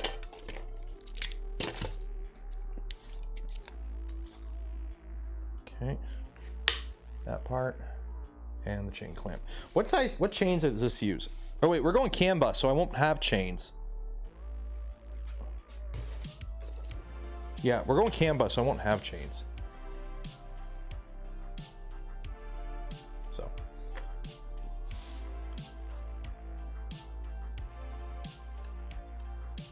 Okay, so this is that first one. Okay. Yeah, this part kind of printed a little funky. Right here, you can see, like, just it fell apart and then fell back together. So. Bear meat sucks. Yeah, you usually don't eat predator meat. Predator meat is usually like not great. You can, and people do, but I'm not a fan of it. Like I've had polar bear, I don't like it. If you're like, hey, we're having polar bear tonight, I'd be like, I'm gonna go into McDonald's.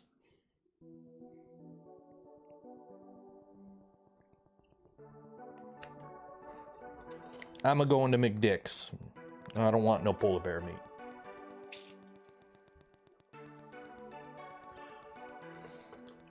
Kangaroo. Kangaroo aren't a predator, so I would expect kangaroo to taste a lot like deer. Because kangaroo are pretty much the deer of Australia. And I need to get a new, my heat set thing is bent. I need to get a new heat set iron tip.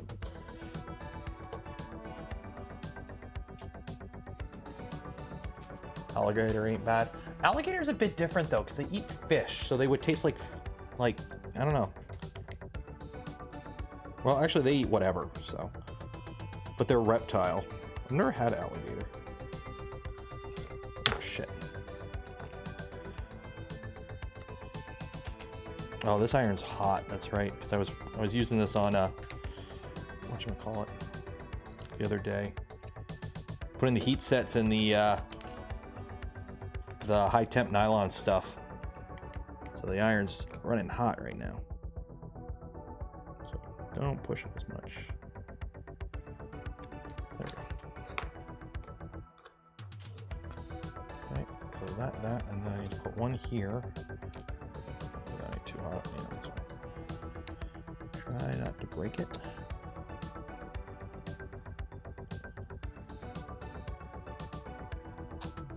There we go.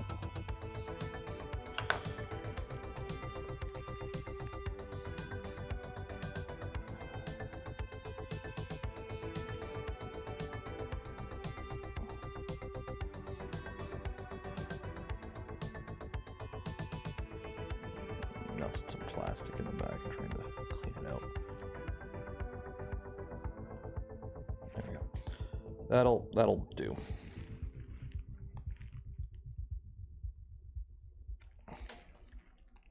That'll do. Okay, that's that. And then we got one in here.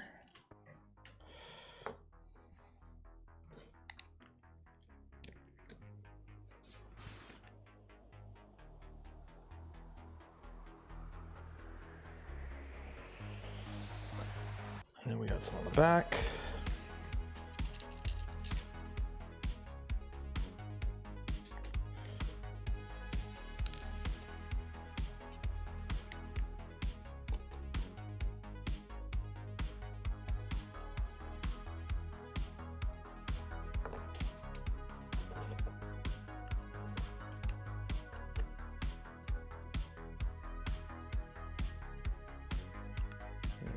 Go.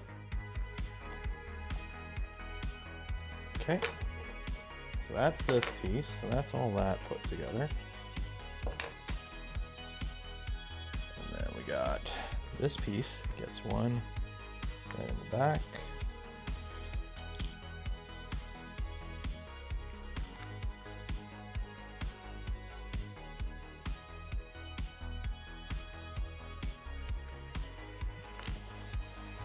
Okay.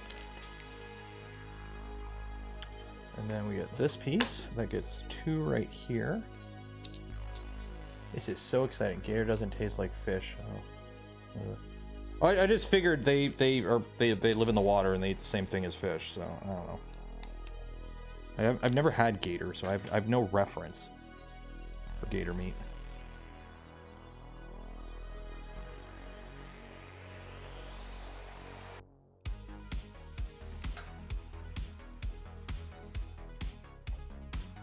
I am kind of looking forward to getting a proper British fish and chips when I go to England for Smurf.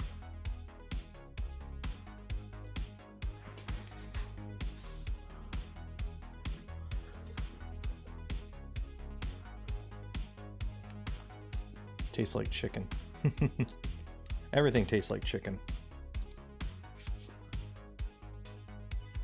Or what if chicken tastes like everything else?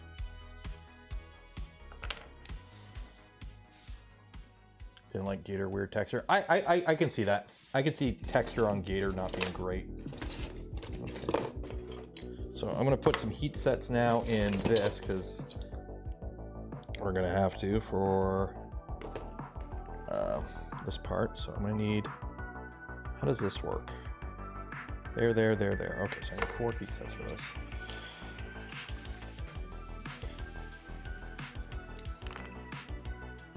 Oh, that was hot.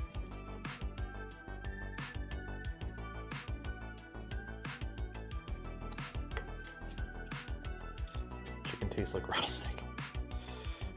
You know, Survivor is a TV show. You don't actually have to live like that. Bear Grylls, are you in the audience right now? Are you, Bear Grylls, are you watching right now? UK food is better than US food. Let's be honest, everyone eats everything nowadays. You can get, there's no such thing as like American food or British food now. You can get whatever you want anywhere. I mean, within 5 minutes of my house, I live in the burbs, okay? I live in the burbs. Within 10 minutes of my house, there's McDonald's, a Timmy's, an Asian food place, so it's like a Chinese food restaurant, an Indian food restaurant, a pizza place, there's a seafood place, and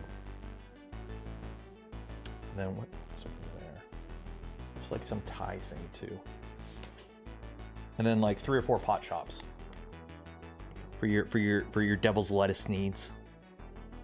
So yeah. So you can get whatever you want wherever you want nowadays, which I'm all for.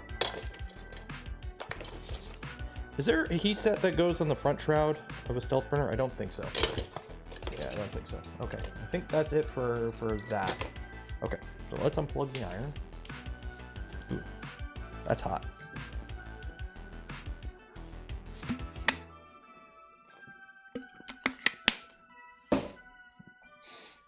Yeah, that's burning rubber. Okay. So, back to the manual. Okay, so we start with this piece. So we're starting with the back piece, which is this, okay? So first thing first, 5x16 pin, which is this guy. Is this NERO 3D or HelloFresh? I would love to do a HelloFresh sponsorship. I can get, so it's funny, I use Streamlabs, or not Streamlabs, I use Stream Elements. Streamlabs is horrible, they steal. I use Stream Elements, and on Stream Elements, When I log into my YouTube portal, I don't get anything for sponsorships. But if I log into my Twitch portal, which again, I've been streaming on Twitch for a week, I can get a HelloFresh sponsorship. So, yeah. So put a pin in it. Install the first of 2 pins included with the kit into the hex hole until it's fully seated. This pin will hold the idler bearing in position in gear drive. Okay. So that's kind of important. So what we're gonna do is I'm gonna try this. Is that magnetic? No. But I'm gonna use my handy dandy LTT store screwdriver to kind of push it in to spot because it's kind of a press fit. There we go. Good old LTT store screwdriver. Make sure that's down. Okay. So that's in. And then we put a MR115 bearing. MR115 bearing. Yeah, it's Galileo too. Okay.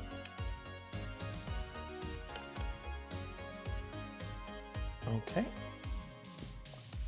And then we put take cover. Okay, so seat the idler bearing pin, taking care of the seat bearing until it's flat against the printed part. Okay, so that goes in there. So this uses a smooth idler on the one side. Cool. Note the pin and bearing have very tight tolerance. If you notice the bearing, it's hard to install. Remove the bearing, clean the pin, and install. Okay. Take cover. Install the idler bearing cover onto the back of the 5mm pin, seating it into place. When fully inserted, the heat set insert on the idler bearing should align with the screw hole in the front. Okay, so this now goes in here. Okay, gotta clean this part up a little bit. A little bit of a brim on it. Actually, I need a file. That's what I need. Let me grab a file. That'd probably be better for this. Where are my files? Are there any flat files in here? No, these are all. Where's my flat files?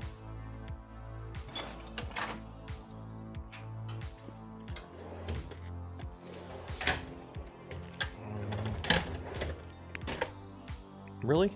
How do I not have any flat files in here? Oh. Bastard. There you go. That knocks the brim off. Oop, don't lose the part.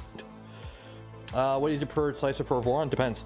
I've been using Orca Slicer a lot more now, but I still use Super Slicer for some of my machines because the profile that I use, I've had him like dead set. It's been tuned in for years, so I don't mess with it. But like on a new built machine, I find myself using Orca Slicer. There we go. Clean that up. But here's the thing: they're you know, use whatever slicer you like and what works for you. Like most slicers are pretty good nowadays, so it's not like you're missing out.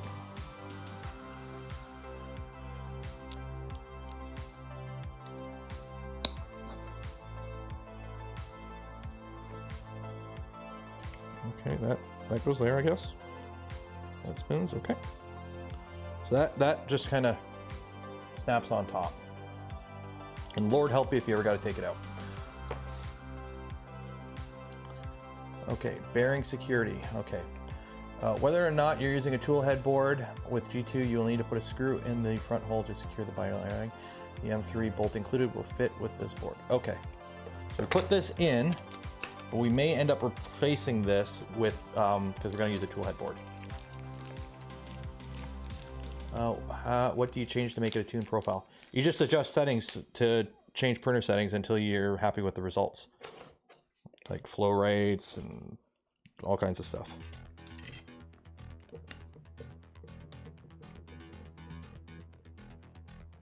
Okay, so that goes in there. Okay, MR115, we got another one, goes in there. Yeah, this is a Galileo 2. So this.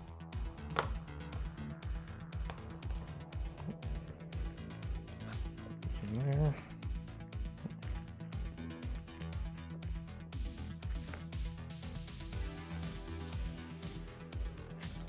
Okay.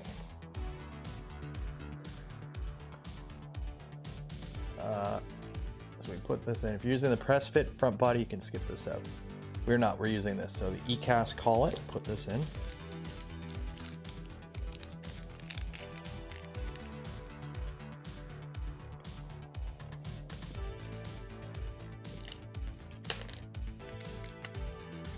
it like this, because this way you can easily take out in the Bowden. So I hate putting these in. So I'm going to put this in here. So I can't remember. Do you take the rubber piece out? I can never remember if you take the rubber piece out. I don't think you do.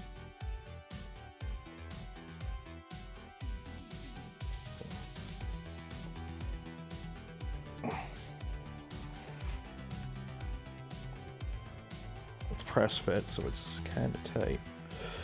And then you put this in there.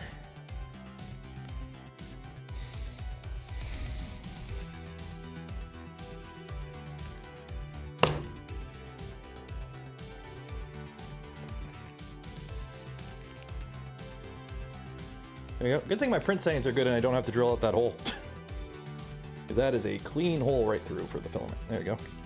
So this is for your Bowden to lock it in place. So I like you technically don't have to, but I like locking in that Bowden on a reverse Bowden. Just a little bit extra security. Okay. So how to throw a party about a space without a planet. Ooh. Okay. So we got these MR 115 and MJF. Okay, so I got an extra bearing here. I guess we use that later. Okay. So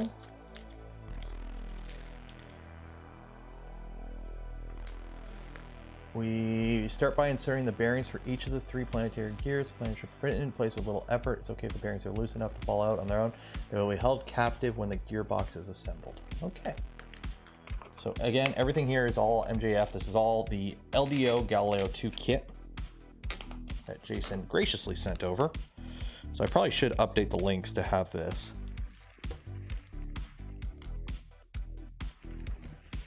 So these just all nice and slide in. Except for this one, and holds it. Okay. So that's that. And then, okay, who, how about I throw a party in space? You planet, intergalactic planetary, carrier on my wayward son. Who wrote this manual? You guys are having too much fun making this manual. Okay. Sure, the aluminum planet is clean from dust and are installed the 3 planetary gears. The bearings should slide easily on. They're having too much fun making this manual. Is it Dunar?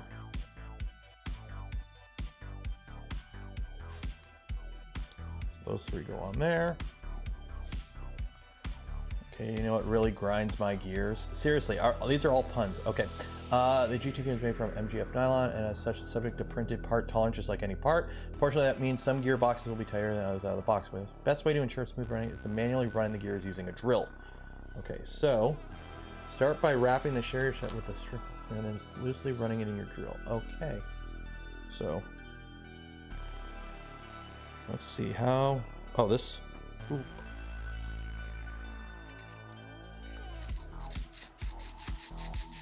Oh, that works perfectly.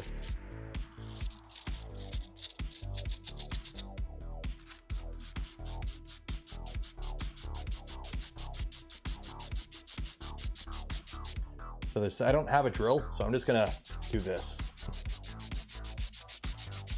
Okay.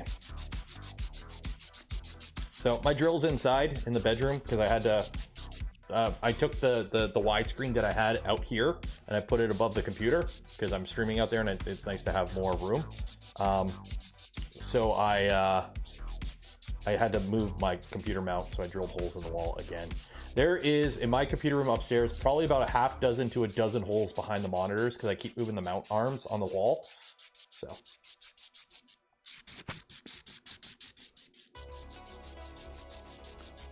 Wiki, wiki, wiki, wiki.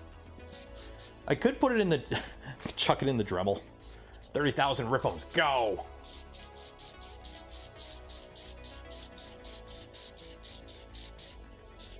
How do flat earthers handle that? They don't. Handles are curved. Okay, I don't think there's a lot of dust on this anyway. These actually seem pretty smooth. I think Jason went in the back and made sure he got me a good kit, so we're good. Okay. Put a ring on it and don't forget the lube. After running the gearbox manually, double check and remove the residual on the dust. Okay, to lube the gearbox, put a pea-sized blob of grease on the bottom of a flat surface of the ring in the gear and insert. So where? Okay. Put a pea-size blob of grease on the bottom flat surface of the gear housing. Then insert the gears. So you don't put grease on the gears, you put it on the flat. Is there any? Yeah, there's no grit. So I guess you don't put any grease on the gears themselves. You put the grease like here. So I don't know if you're supposed to have any grease on the gears or not. I don't think so. But we'll just put a blob there. Just put it on that side. Okay. What's a pea size? It's a pea. It's a peeling. Okay.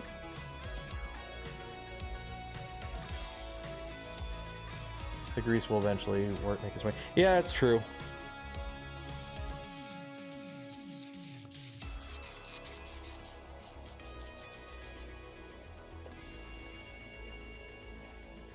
Yeah, it makes its way there. More than rice, less than bean. Is it a French pea or a chickpea? Just put a little. There. There.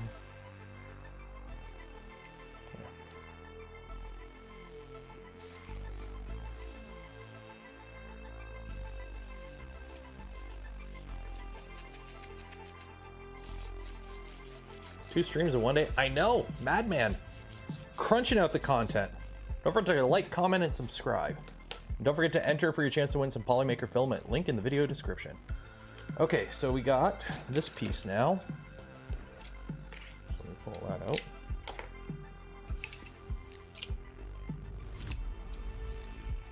Who could it be now?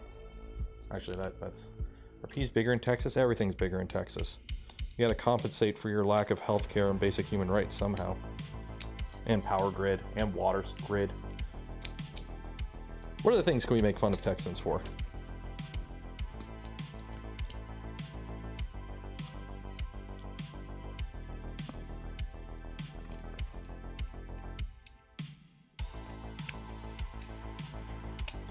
You know, as much as I love the guy's content, like, you guys are this close to having the AK guy be a congressman.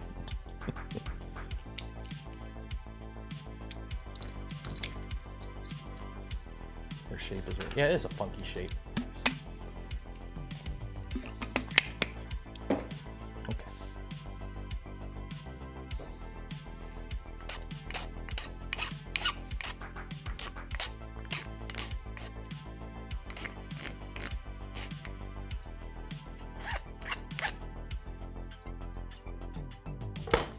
Just cleaning up that little burr from the brim. No pews, YouTube might delete your channel. That is true. That is true. That's why I don't do pew. That's why the only pew I do is Nerf. Because it's Nerf. Or nothing. If you want to be a pew YouTuber that does 3D printing stuff. Okay, so MR148.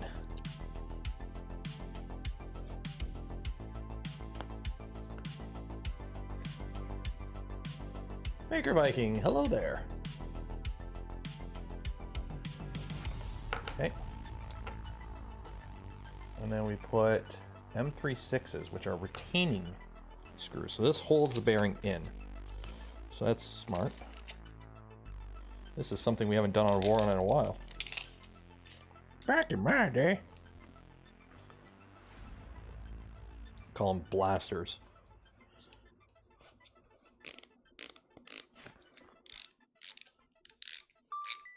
First state to get true high-speed rail. Welcome to, like, I can't complain because I'm in Canada and our shit ain't great either. But like, wow, welcome to every other modern country in the world that's not in North America. Dank Erden gifted 5 community memberships. Cheers.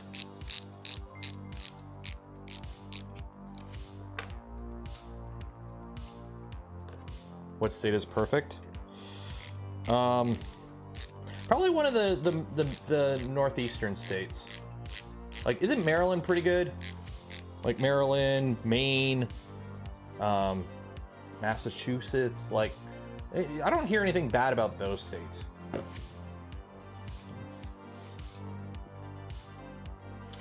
Okay, the planets are aligning. Okay, so this goes in there like that. Okay. Where did I put that? Oh, there it is. Like, I can't see where I put the planetary. Vermont. Yeah, Vermont. New Hampshire. Like, the states you don't really hear about, those are probably the good states to be in, right? Like, the ones that don't cause drama are probably the best states to be in. Ooh, that fits so smooth.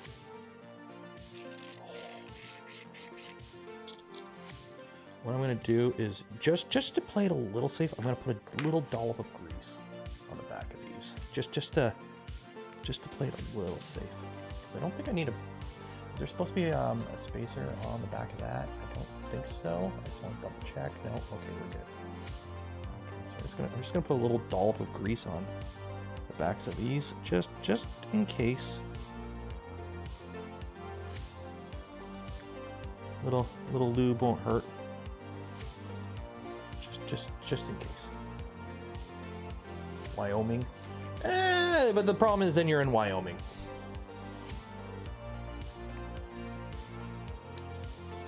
There we go. Oh yeah, that's much better. Just a little bit of grease and apply it right out. Okay. So that goes on there, and then your motor goes on that. So one small step. Okay, so which way does the cables go? Okay, so it looks like they go down. Okay, so one small step for the motor, one giant revolution for the gearbox. Align the stepper motor with the parts. This can be installed with two thoughts to cause binding during operation. Okay, to properly align the stepper, press the stepper directly into the ring gear housing, making sure to not rotate the stepper. If the teeth don't line up, pull the stepper back, rotate it slightly, then insert directly again. Okay, so basically, this just kind of goes in. Oh, okay, and then you just rotate in position. There we go. Yep, just like that. Oh, ooh, that is butter. I don't feel no backlash.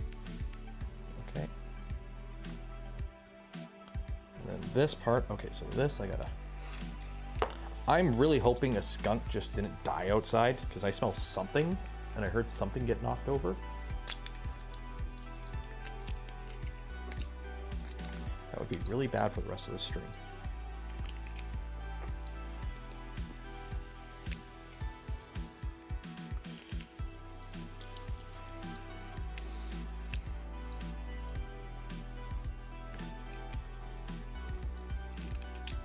What I can't wait for, the inevitable YouTube comment that somebody's gonna leave saying I shouldn't talk about politics on this stream. Because every time we talk about anything remotely close to politics, somebody gets all angry and says I shouldn't talk about politics at all in this stream. It's like, no, do what I want, my show. Okay. So that goes like that. This goes like that, and this goes like that. And we use M330s, and that goes all the way through, and it bolts it all together. One big happy family. Okay.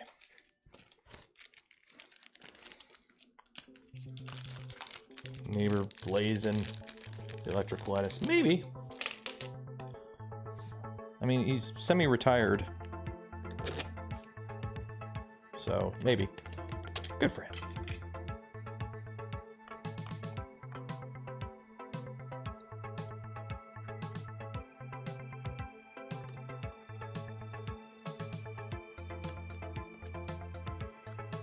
I said the word politics and now you're offended and leaving. This isn't an airport. No need to announce your departure.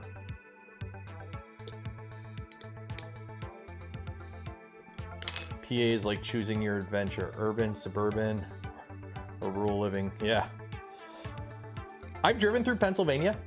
The parts that I drove through aren't bad, but I went on the paid toll road, so it wasn't too bad. And I never really went into any of the cities.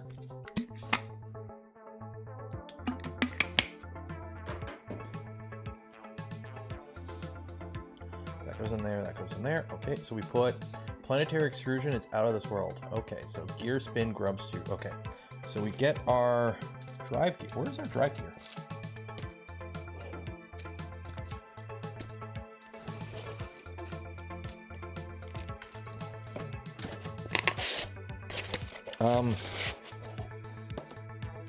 Am I missing the drive gear? Oh, no, here it is. I'm like, where's the drive gear? And it's like, oh, it's in this bag. Okay. So, very important to properly align the drive gear of the carrier, plus firmly down on the shaft until it won't move any further. The tree run, okay.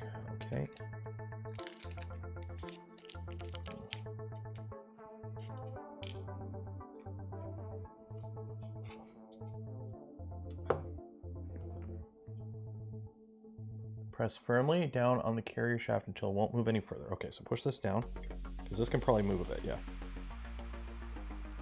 Yeah, so push this down, okay.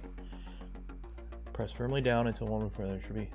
With the carrier shaft fully seated, press the drive gear flat against the printed surface and tighten the grub screw. Okay, so let's get the grub screw, which I have a little driver for it. Firmly grasp it.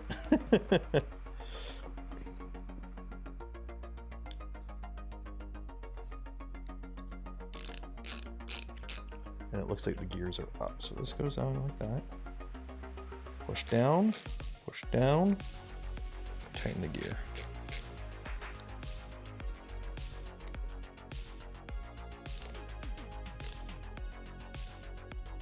That ain't going anywhere. There we go. Not leaving, you know, I'm in Texas. If you're in any of the big cities, you're probably fine.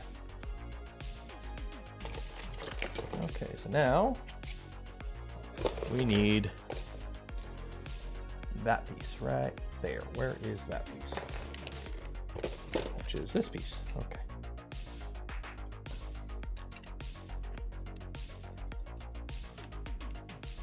We're visiting Maine and Nova Scotia.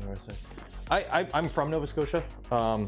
Now, granted, I haven't lived there since I was 2, but my family on one side is from Nova Scotia. And I've been out there probably a dozen plus times over the years. I love it out there. The funny thing is, as a YouTuber, I can live anywhere and do my job, kind of. So if you know, it was up to me, I'd move out there in a heartbeat. I love it out there. But the economy's not exactly great out there. And if I took, you know, the little guy away from Nana, she'd have my head. So we ain't going anywhere. Okay. So we put the bearing in the hole, and then this goes over top of this, like this, and then you put the screws in, and that locks it all in position. Okay, and then you put some M3/8s, which we got 2 more. Except wherever Florida Grant lives. Yeah, Grant's in Florida. Grant's like one of the few Florida men that are okay, in my book. What brand? If I'm not mistaken, this is I can't remember if it's either it's Polymaker Red or it's Sparta 3D Red, and it's a Galaxy ABS or ASA. I can't remember. I have it downstairs. It's loaded in the Voron downstairs. So it's a Galaxy Red ABS, or it's not red because it's dark, right? It's like a dark red. I can't remember exactly what filament it is, but it's a Galaxy something. It might be Sparta 3D, I think. Okay, and then we put the other pin in, pivot. Insert the pivot pin in the G2 and roughly center it, the self-center when you install the G2 module. Okay, so I get the other pin. Where's Nana going to retire? She's already retired. She is already retired.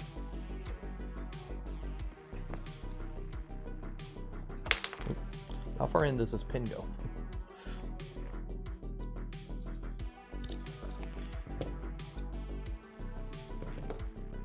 Do the screwdriver trick. Okay, put you there, put you there.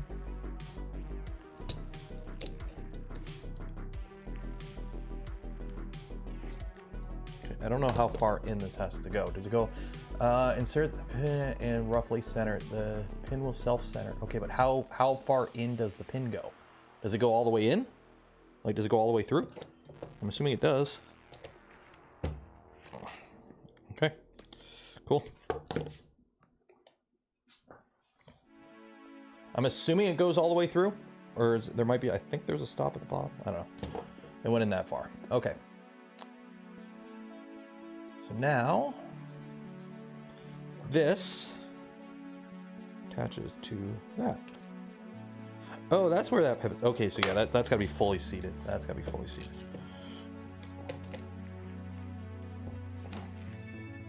Yeah, that's got to be fully seated. One second.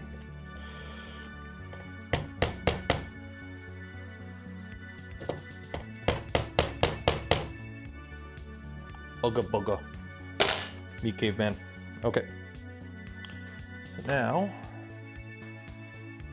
prepare for docking. Align the G2 module's pivot pin with the center of the and install the G2 module flush bearing. Okay. So now you take this part, which you built, and you take this part, which you built, and this goes on.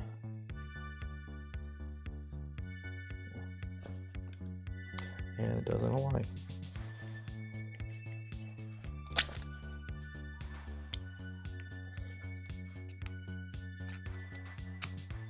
Yeah, that pin's got to be pushed in way more. That pin's got to be pushed in way more.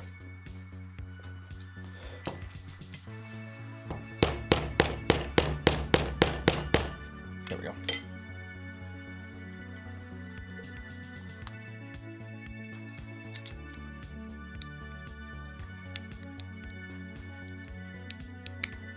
There we go.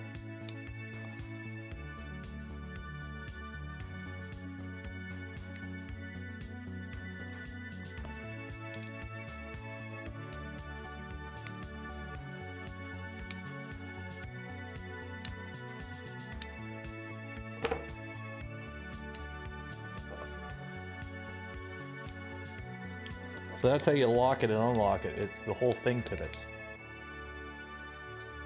That's pretty cool. So instead of having a tensioning arm, the whole assembly pivots.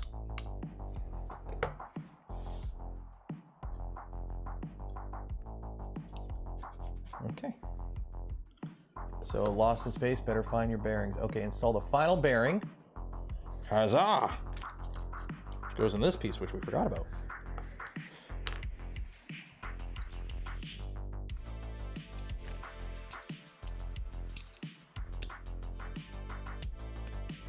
Kind of sucks. These parts printed beautifully, but they all got like scars from me having to trim off the brim.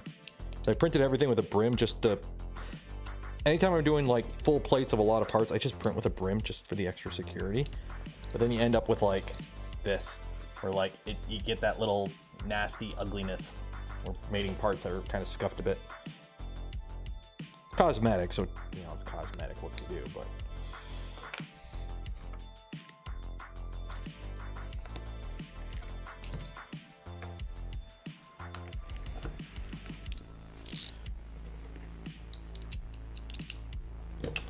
Use a lighter and heat gun? Yeah, I could. Okay, so that presses into there. And then this goes on the bottom. So this is the mount. Okay. So this goes like that. Okay. And M320s go through.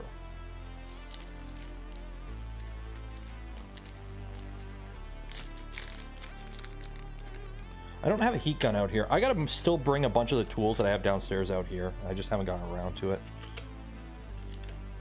Okay, before I do this, did I make sure I put the actual heat sets in?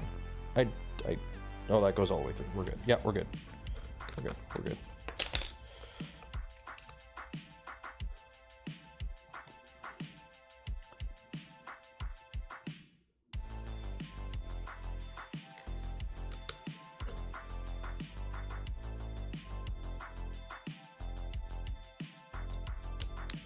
There's that. Data Q, $5. Cheers, granted from the land of drop bears. Thanks for all the info streams. Cheers. Thank you for your Australian funny money. Okay, and then we have the cover, which I think I printed in black. I didn't print it in the accent.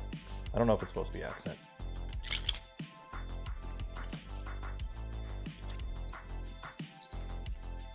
I am hungry. I didn't eat a big dinner today. Like all we had was like, I think I had like 2 pieces of chicken and some homemade fries or wedges.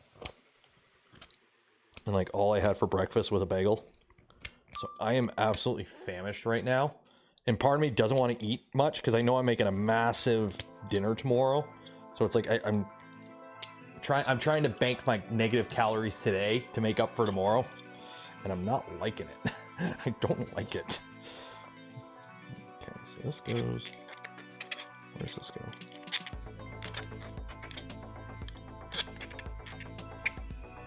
Oh, no, it goes here. So what goes there? Oh, that's the arm. Okay, so... Okay, so that's an M320. Tomorrow's cheat day. I try to avoid cheat days. I'd rather just, you know, be consistent. M320. Why is that so long? Is that M320? Yeah, it's an M320. Why is that so freaking long? Okay, well, I guess it's just long. Okay, screw down until it's snug. The door should hold itself open, move but not freely. Okay. I don't know why this is an M320. That's freaking huge.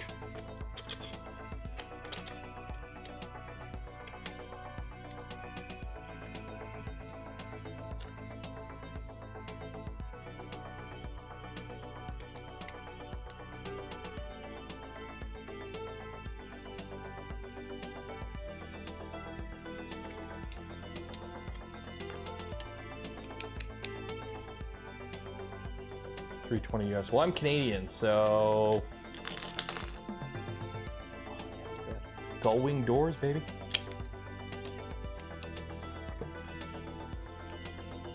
And then what do you got? You got a little M36 at the bottom there.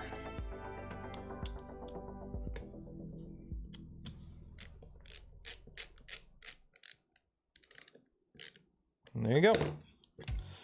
There is your Galileo 2 extruder. So you put this guy in here. I didn't mount the arm on the back because I don't know which one we're using yet.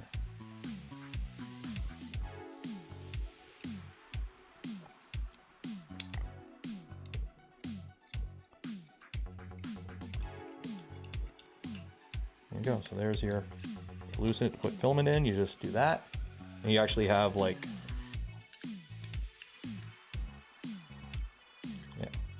The whole motor assembly. So you don't have to worry about that linkage with your drive gear. There you go.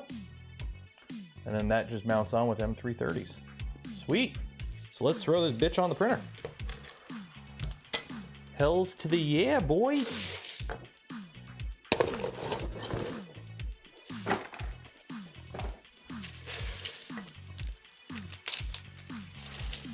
Why do I have one single M350?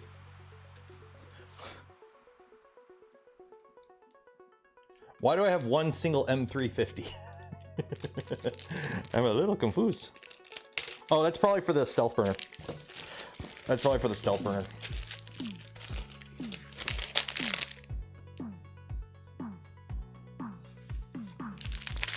Yeah, the manual is very punny. Very, very punny.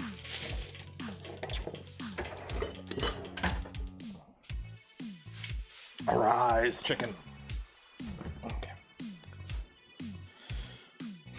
So this just goes on with the M330s, which, yep. Yep.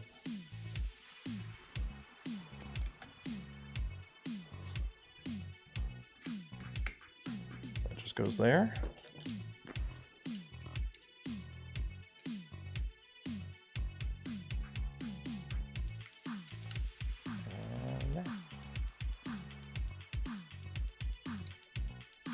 Like a glove. Ooh, yeah. There's your Galileo 2 installed on Tallboi.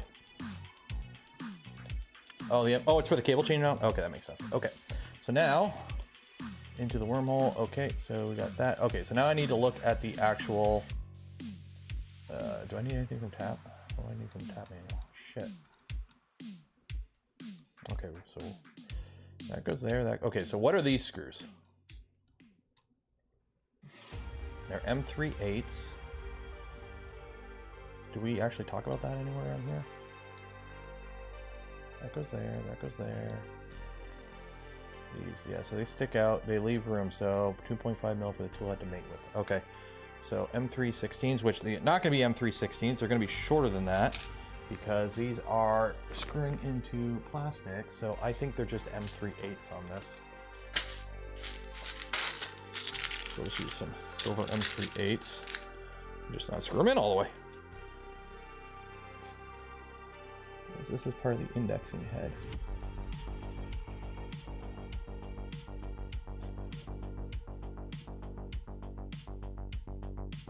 They're right up there. So now the rest of this is pretty much normal standard stealth burner tool head. So that's that, that's that, okay. So now, how does a stealth burner go together again? How do I mine for fish? So this just kind of hooks up in there. Back that out. Actually, shit, can I just reuse this mount? Can I just reuse this mount? Can I be lazy? Is this the same mount that I already have? No, it's a different mount. Shit, I can't be lazy. Oh wait, no, I can reuse the front. I can reuse the rear. I think, no, this is different. Shit, okay, I gotta reuse it. Can I be lazy? No. Can't be that lazy. Just a little lazy. Partially lazy. We're optimizing the tool path. Proper PTFE to like, yep. I'm gonna do that here. Cause I gotta take the PTFE out of here. Reuse. Yep, that's why I got the PTFE right here. I'm gonna do a bit of that.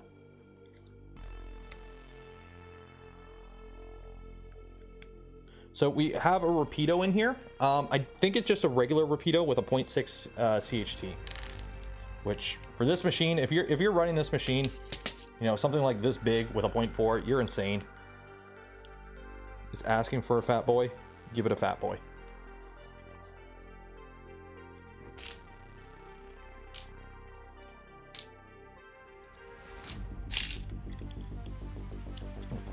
Actually, undo the back. What is the advantage of Galileo 2 over, say, LGX? Potato. They're all good. I run LGXs in some of my machines. This is going to be lighter than a full-size LGX, and aesthetically more pleasing, in my opinion, because the Galileo look kind of clashes with the look of a standard Voron, in my opinion. But how long does this have to be? How long does that have to be? So 18.9, really, 18.9 millimeters. I got plastic in there? No. Okay, so 18.9 mil.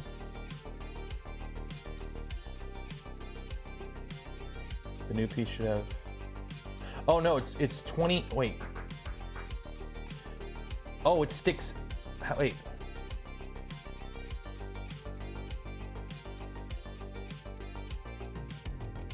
The new piece should be 29 sticking out of the top. Okay, so it's gotta be 29 sticking out of the top. Shoot, okay. So let's move you from here into here. Okay.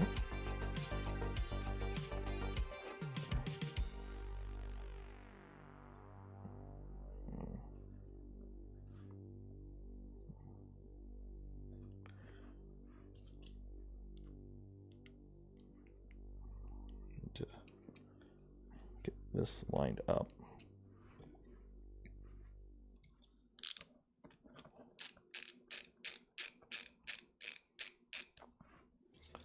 So we'll get the one started, and then it's 29.9 millimeters sticking out of the top. I may have to cut a new PTFE for this.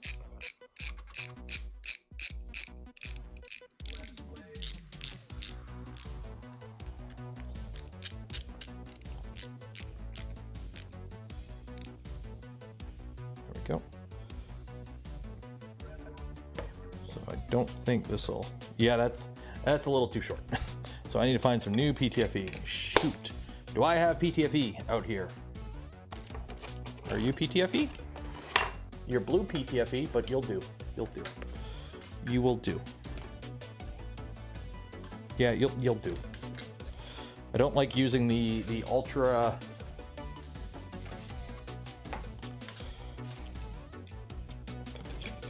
Okay, so 0U out.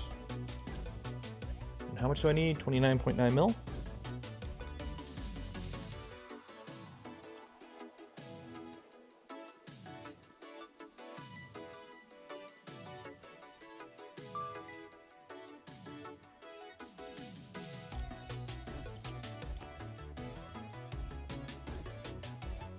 Not 30. That 4 thousandths of an inch really matters. Don't knock it. Gifted 5 community memberships. Cheers. Appreciate it. Okay, so what I'm going to do. Wow, why do I have such a long piece of PTFE out here? Okay.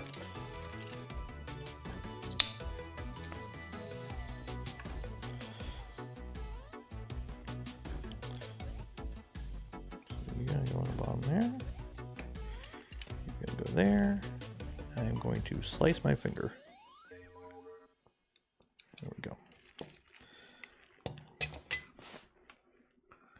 Where's that little notch? Where does that notch go? Shh, right there.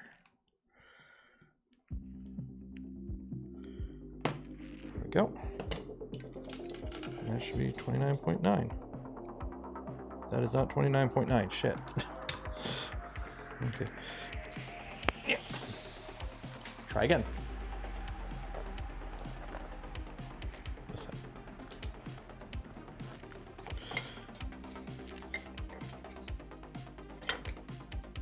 Just give me an overall length. Don't give me this, oh, it sticks out 29.9 mil.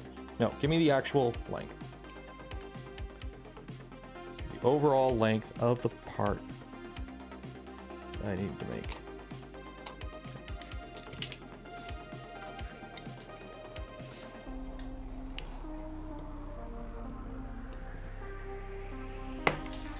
There we go. There we go.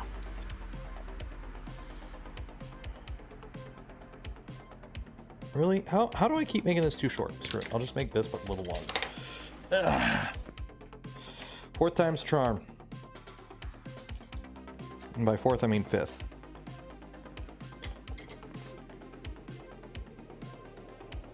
Right up there.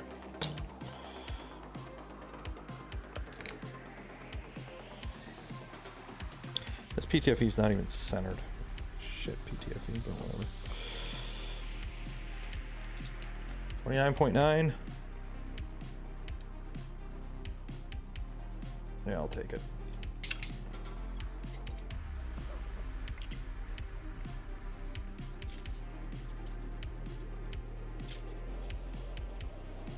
Gap near the top is less important than a gap near the bottom.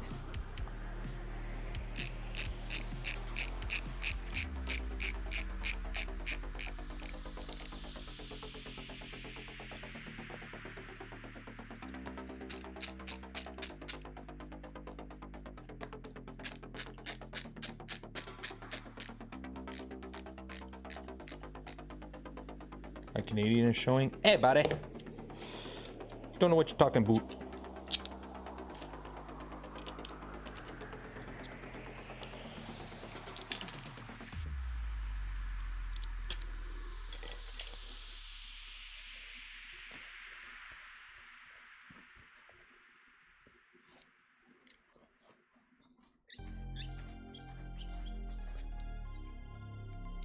Oop. There we go.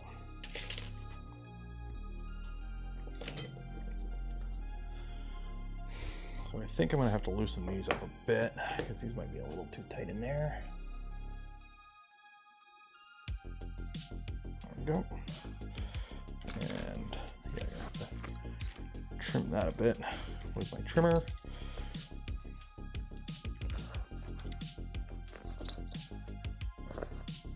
Okay, that's that. Try not to cut any of these wires.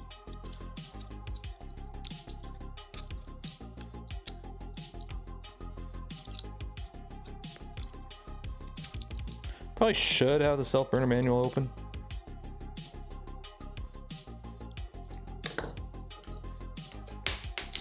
Don't drop the heavy metal thing on your feet. Okay.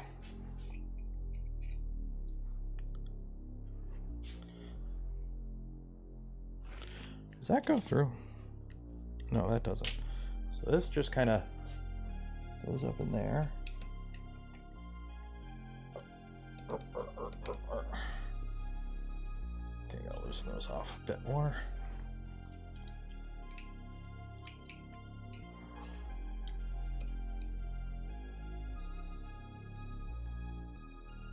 There we go.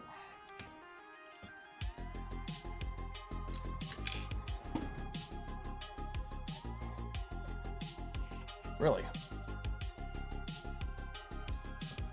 That's too long.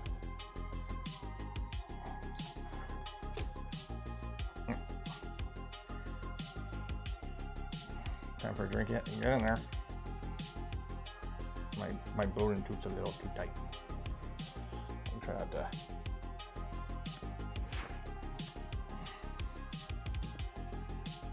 Trying to get it out without damaging it now.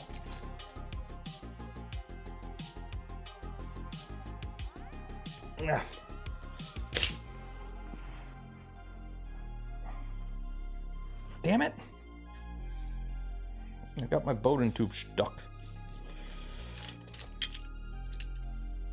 Where are my tweezers or pliers? Where'd I put those pliers? Over here?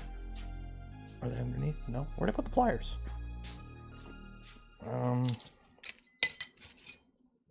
Oh, here they are. Well, oh my. Okay.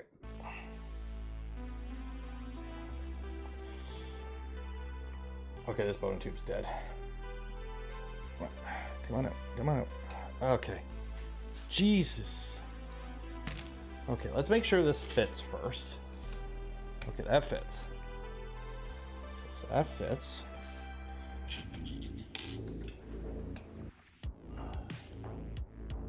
Yeah, those fit.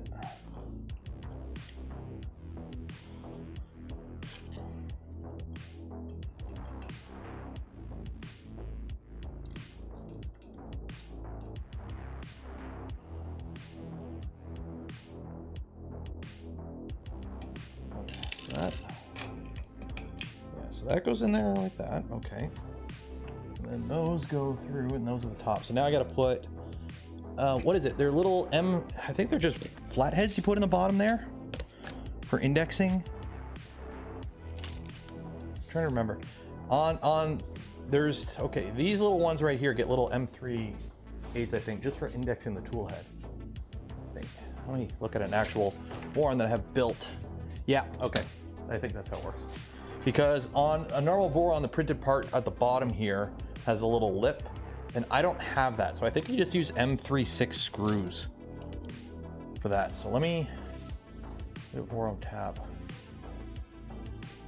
How do they do it? How do they do it? Yeah, so there's extra holes there. Where's that video? That's not the video. Shoot.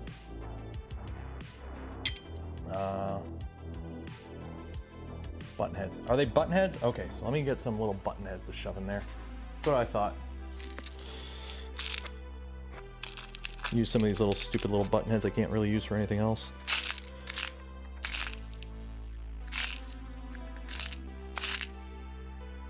Seriously, I got one black and one silver. Don't make me use two different colors. Don't make me.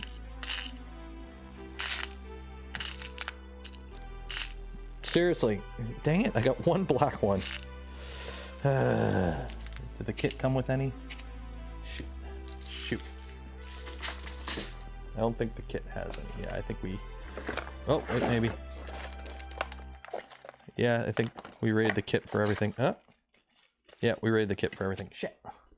Okay, yeah, I'm gonna have to use one black one, and unless there's some in here.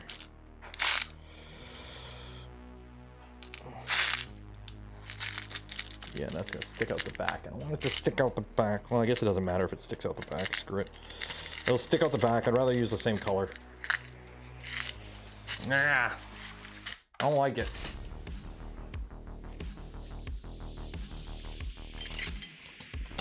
I don't like it.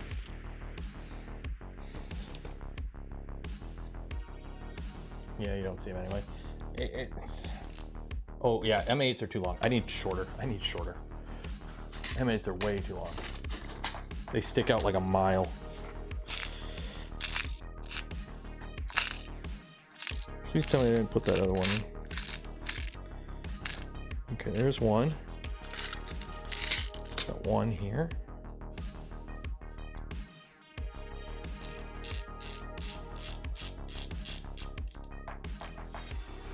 One button head. Where is that other one? Please tell me I didn't be dumb and throw it somewhere where I shouldn't have. I think I did. Oh, wait, no, I do got 2 silver ones. Yeah. Yeah.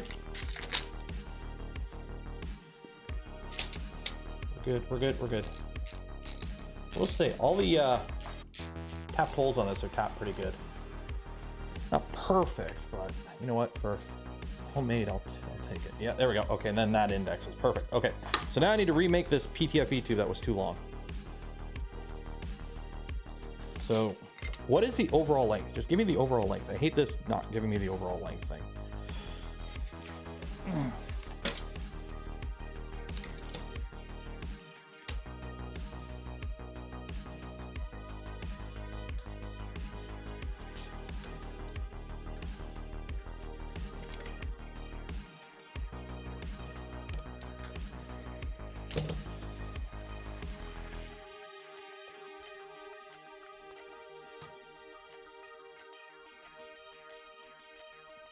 Okay, so it needs to stick out 29.9 millimeters. Depends on the hot end, really. Oh, yeah, I guess it would depend on the hot end. Because this is assuming a Revo. But that's why the overall length wouldn't matter. But still, it needs to stick out 29.9 millimeters. Which, zero that. Can you guys hear the wind? So that's 31.2, so I gotta take a little off.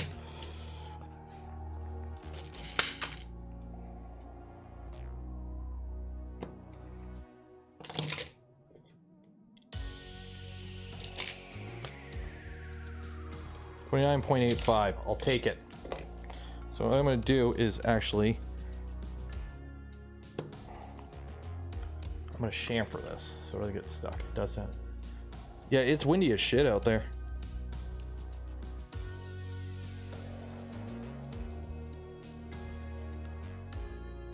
So I'm just putting a little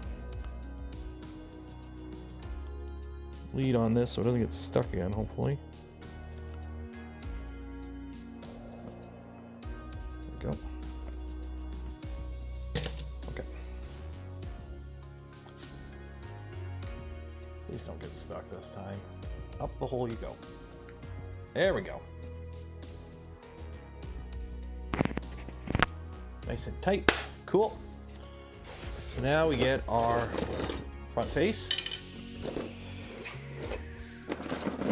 I am not doing LEDs. I'm not doing the LEDs. We're trying to keep it simple. Yeah, we're not doing LEDs. Which means I could just pop the fans out of this and throw them in this. So, old one, new one. Bing, bang, boom.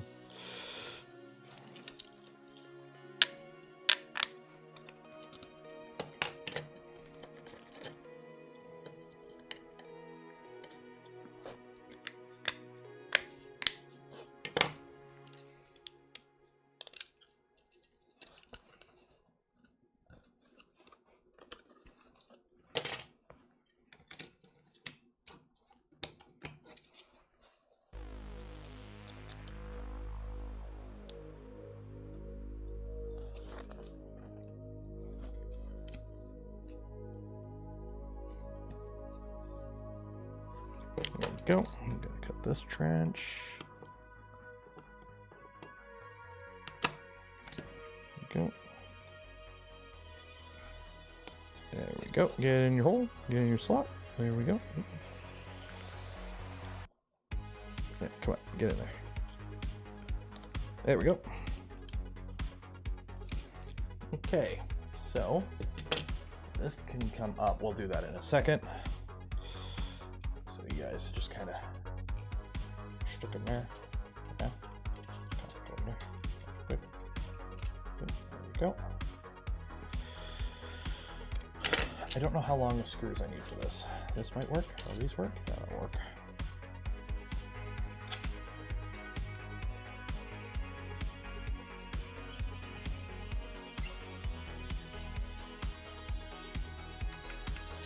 There we go. There's one.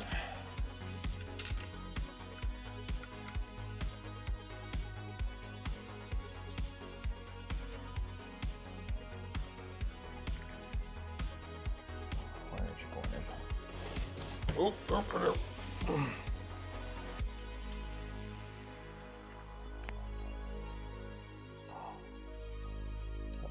Uh-oh.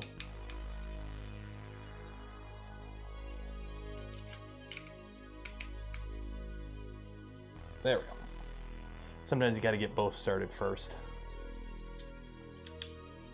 Okay. Oh, that looks so good. And now we need those long ones, which are M550s? The front, I think. Or M540s. Are they M540s or M540s? Right? Which I don't have. I gotta find my bin. Shit. I gotta find my bin of all the screws I took out of this kit, because they would be in there.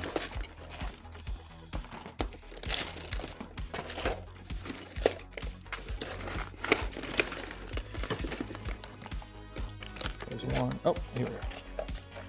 550. Okay. There's one of them. And there's the other one.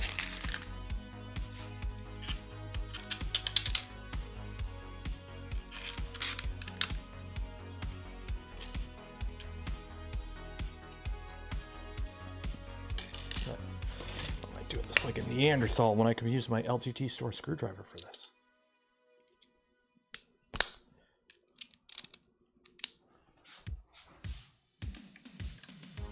If I use the right bit. Right bit helps a lot.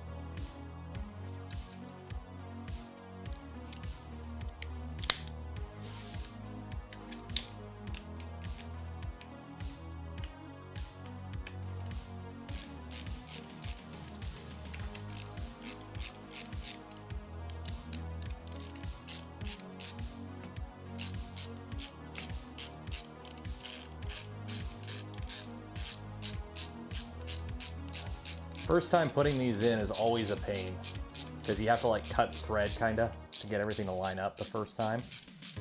But, yeah, man.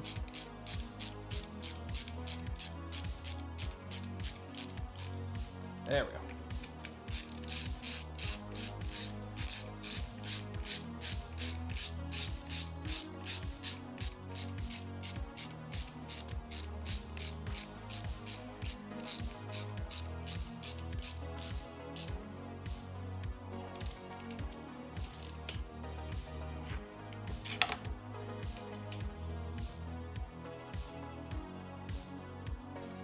Pulls everything in nice and tight.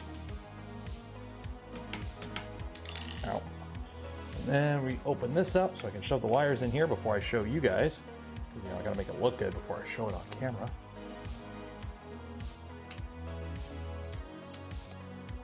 You guys can all chill under there.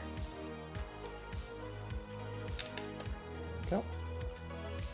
And I'm hoping the tool head boards just mount natively in this.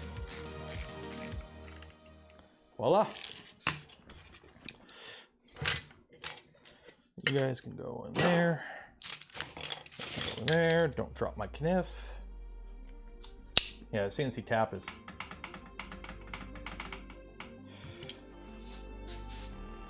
Ooh, yeah.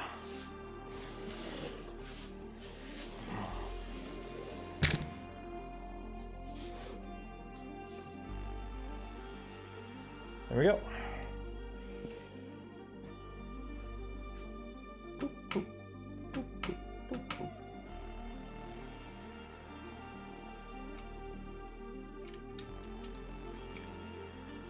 Focus on the hand. There we go. I like it. Although that nozzle's not looking. Oh no, it's below grade. We're good. Ta-da. So yeah.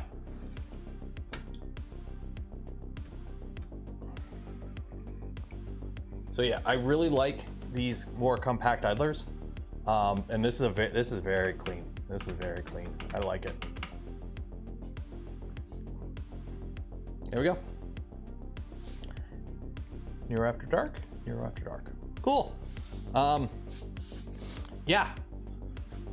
Oh, this will be nice. Once we get a nice bonin on here too, or CAN bus, nice and clean, simple, easy peasy. Oh yeah. All the belts are loose. Remember, all the belts are all loosey-goosey right now. I really like this.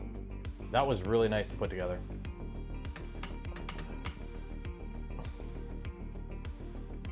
That was really nice. It's a Galileo 2. Galileo 2. Galileo 2, CNC tap. All the belts are loose. That's why everything's moving so much, but that is a solid setup too. Like there's a little bit of play in the plastic tap. Like it is plastic parts. It is what it is. Your tool head shouldn't be having these forces on it anyways. Remember, there is no force on a tool head. If you build your printer right, this tool head has no force on it because you don't touch, it's not a CNC. So we're gonna put you there like that so people can see. And I am going, is this a glass? Okay, take the screws out of the glass. Yep, we're good. Now the K1 Max for just a tad over 700 today. That's not bad. That's a lot of printer for 700 bucks, let's be honest.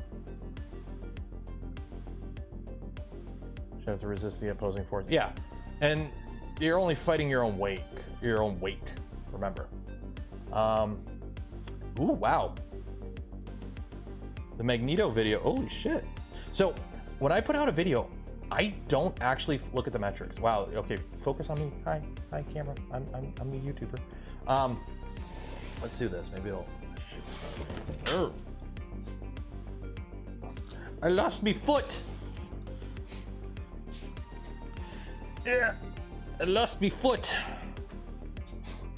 I don't actually look at my metrics. I make it a point that when I put a video out, I really don't look at my metrics for it. I try to avoid looking at everything, especially when it's new, just so I don't like, you know, like YouTube loves it because they give you like a big, you know, warning like, oh, hey, it's doing this good or this bad.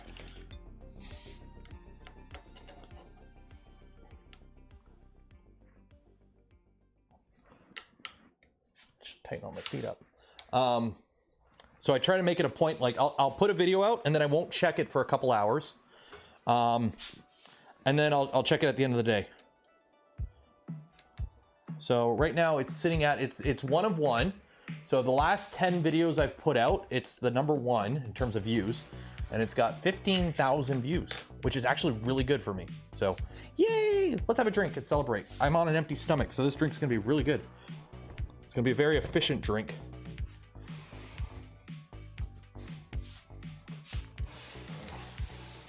Very efficient drink. Okay. So if I put that there, will it focus on me still? Cool. There we go.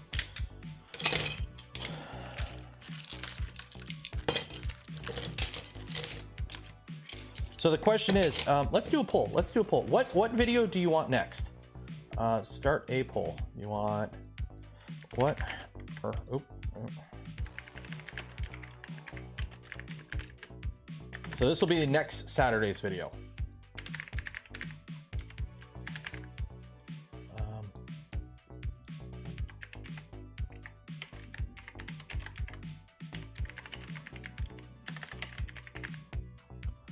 What else? Let me check, see what video, because one video I know will be close to Halloween. The Mando suit video will be a Halloween video. Nope. Tower, NERO 3D, imports, Earth. So we got HueForge, Guild, E3D. Okay. What video do you guys want to see next weekend? By the way, I have like a box of Mando armor right here.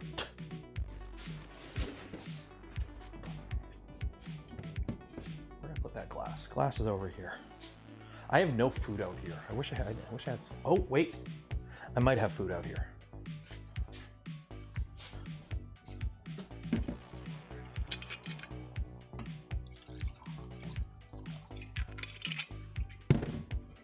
No, I don't have food out here. Shit.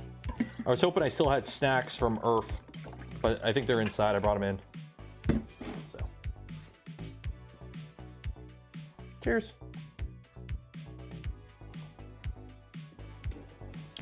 Yeah, I thought I had snacks out here, but I do not. And that's just whiskey and a little bit of water. Yeah, shit. I don't have food. I got popsicles, but popsicles don't count. How's the turkey brining? It's briningly. I've got a tub of margarine. That's the closest thing I got to food. Oh, wait. Ah, shit. No, I don't want to raid the little guy's Uncrustables. Okay, so I guess we're gonna roll into NERO After Dark. Okay, so we're gonna recap it. So we'll carry on with this next Saturday. Obviously, I'll have the actual proper clips printed out for, we can't blue clips, that doesn't work. Brian can't. Here, ready? Let me open that up. There you go.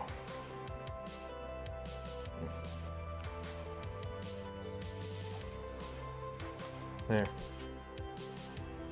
There you go. There's Brian Cam. So there's a bowl with some saran wrap that's tied across the handles, and that bowl is to keep the turkey from floating up.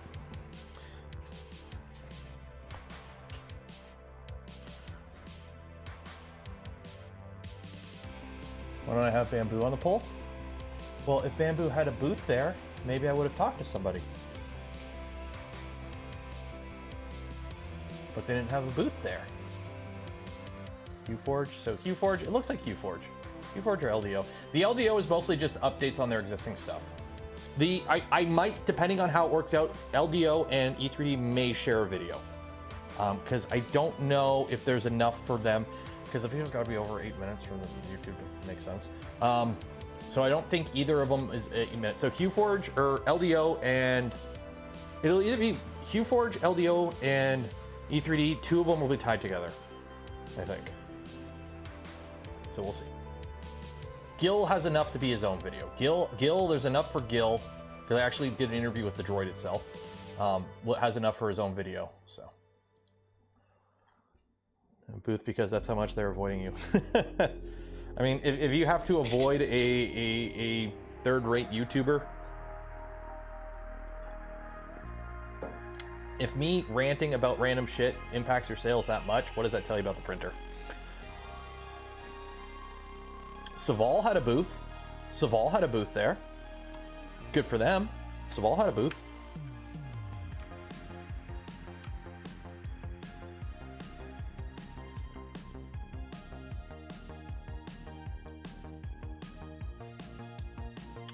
Okay, I gotta adjust this 1 second here.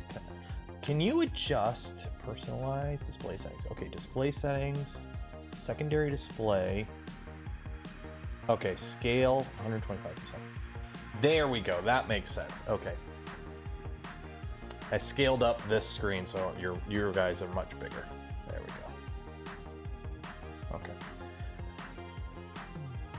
Bet you can make an awesome Nerf railgun out of magnet. Probably it'd be a railgun at that point.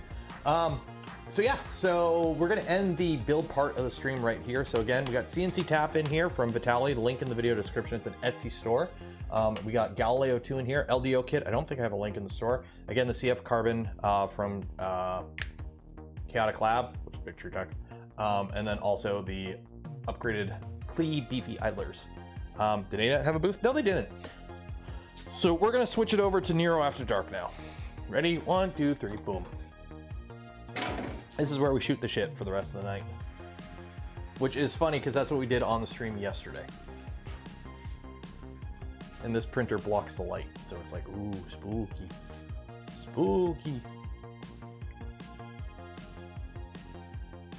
Okay, it's a dark red Galaxy ABS or ASA. I can't remember if it's Polymaker or Sparta 3D. The spool's downstairs. I think it's Sparta 3D, but I don't know. The giveaway. We will do the giveaway at 11. We'll do the giveaway at 11. Did Sparta 3D had a booth there, and I wish I talked to him more. I said hello, but I should have spent more time actually talking to him. I buy stuff from them. They're a good store. If you're in Canada, buy stuff from Sparta 3D. Good folks.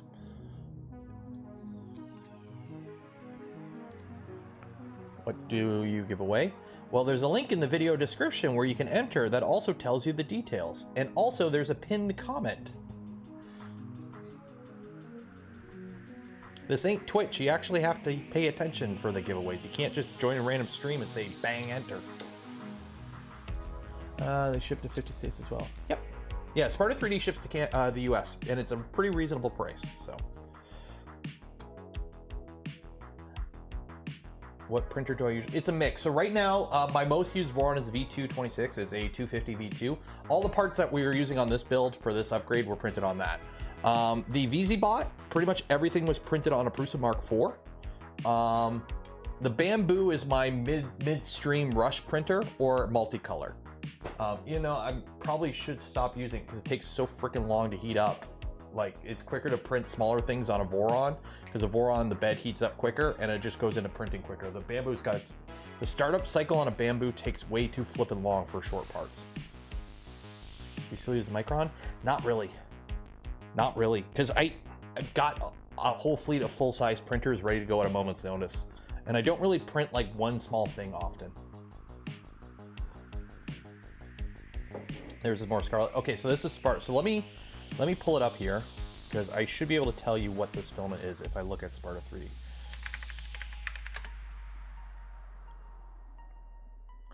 Thoughts on what is MRW? Oh, Mandela Roseworks. I've got one in the rat rig. It works okay. There's downsides to having those type of beds where you have separate magnets. If you plan on running something like a beacon, I wouldn't use those because you can't probe the whole bed at that point. Sparkle ASA. So I think it is Galaxy Black, Cherry Red. It might be Cherry Red. It might be Sparta 3D Cherry Red. I think that's the only red, Cherry Red. Yeah, it might be Sparta 3D Cherry Red ASA, or it might be their ABS. Products, filament ABS, Sparkle ABS.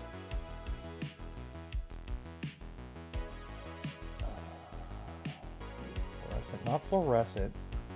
Racing blue, yeah, I think it's their Cherry Red. It's Sparta 3D ABS or ASA. I guess it doesn't matter which one's which. Sparkle ABS Cherry Red, which is Galaxy.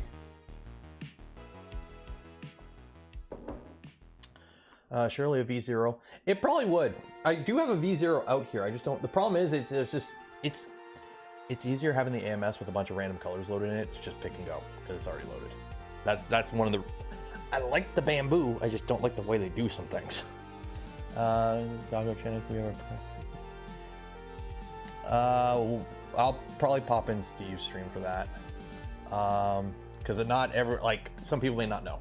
So I don't want to be the one to break that. So yeah, so this was the tap. If you're wondering about the weight, I seen somebody was asking about the weight of this kit earlier. There's the weight for the tap kit. So there's that. So how is that video? I'm actually surprised. I thought I would get more hate on the Magneto video because, you know, the printer wasn't printing and the table was shaking. And don't get me wrong, some people did flip their shit over the fact that it wasn't printing and the bed was shaking, or the table was shaking. And then people were like, my brother in Christ, it's a shitty trade show table. What do you expect was gonna happen? Could stand to have better color swatches on it. They could. Their pictures of the spools aren't great, I'll be honest. Printing a new costume for Halloween this year. No, I gotta finish the Mando suit. So I have the Mando suit right here. Like, I got my suit right here. It's in a box right here. I need to redo some of the mounting for some of the parts I've realized. And what I'm kind of tempted, and this is after talking with David, who has the droid, I want to finish the suit. The suit is, in my opinion, done, but it's not finished. So it's wearable, but I don't have a back plate. I don't have a jetpack. I want to redo some of the way some of the stuff is mounted so it's a little bit more comfortable. And I want to have more armor on my side. I want to up armor this thing as much as possible. But what I would love to have at ERF next year is a battle droid follow me around. Some sort of little combat assistant droid from Star Wars. Obviously, it wouldn't be a battle droid because those walk. But some sort of little, like, not an R2 unit, but some sort of droid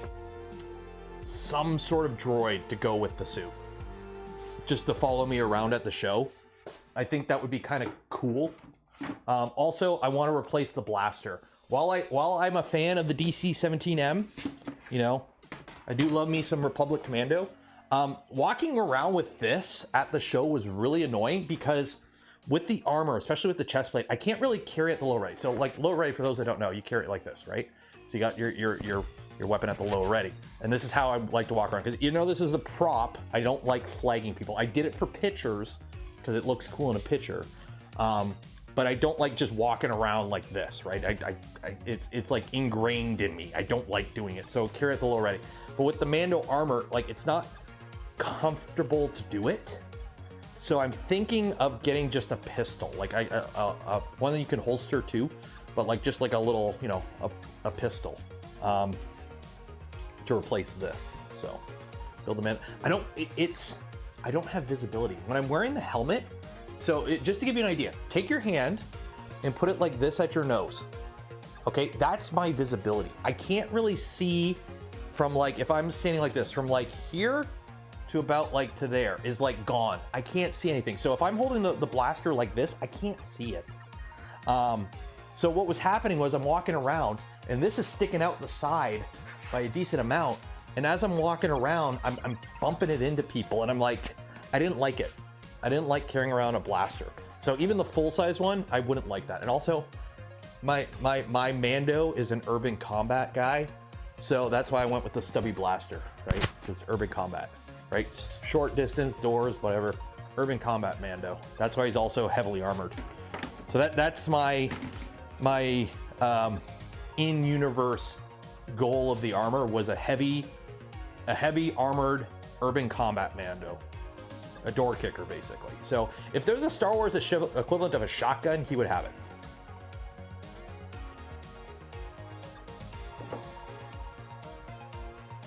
Your desk looks tidy. This room's a mess right now. I need to come out here and spend some time reorganizing everything. The only Benchy Yacht Club stream this month is going to be reorganizing shit. Is going to be cleaning out here.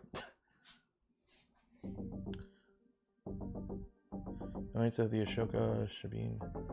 The galaxy is a big enough place. What some Disney characters do in one corner of it doesn't affect the other. The galaxy is a very big place. Also, I haven't watched the Ashoka show. Is it Ahsoka? Ashoka. Ahsoka. Grenade. That's what I need. I need grenades too. I need some thermal detonators. Some room clearance stuff. But that was the whole, like, my mythos of my Mando, he doesn't have a name, is basically an urban combat Mando. That's why I also don't have a jetpack. You don't use a jetpack inside. Like, mine is a door kicker. That's the whole point. That's why I have all the crazy bulked up armor, right? I figured door kicker. Put a strap. You could, but I'd have to, the problem is it's a 3D printed part, right? So I'd have to, you know, a metal strap and whatnot. And then also the strap would catch on the armor and it's all held on with Velcro and stuff would pop off. I will say the cape worked out really good. Let me pull up the pictures here.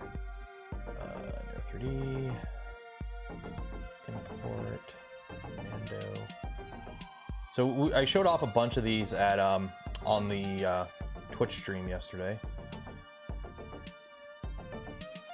Okay, so the cape actually worked out really well. Hey, it's Mr. Hedgehog.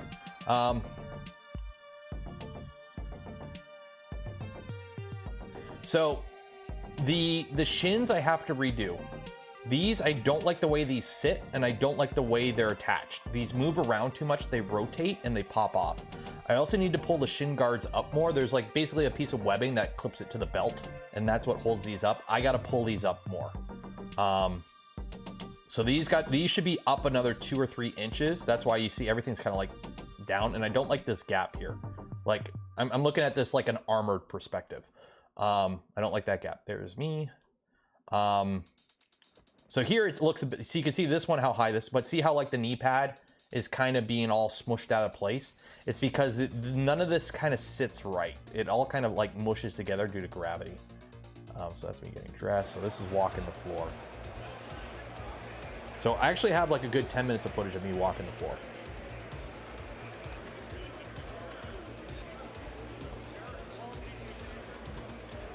The red toolbox on the black one. Are you talking this? That a toolbox, if you call it a toolbox, people will understand, but it's a tool chest. But I love how, like, the whole point of this armor is to be just imposing, right? So that's why I love the shoulder. I love the shoulder pauldrons. Like, this is some World of Warcraft shit. This is some, you know, Burning Crusade, Orc Warrior pauldrons. Like, this is bulky. I wanted bulky. I didn't want to be skinny. I didn't want to be a skinny Mando. But this whole area right here is, I feel like there's not enough. So I got like the magazines there, but like this whole area I feel is too open.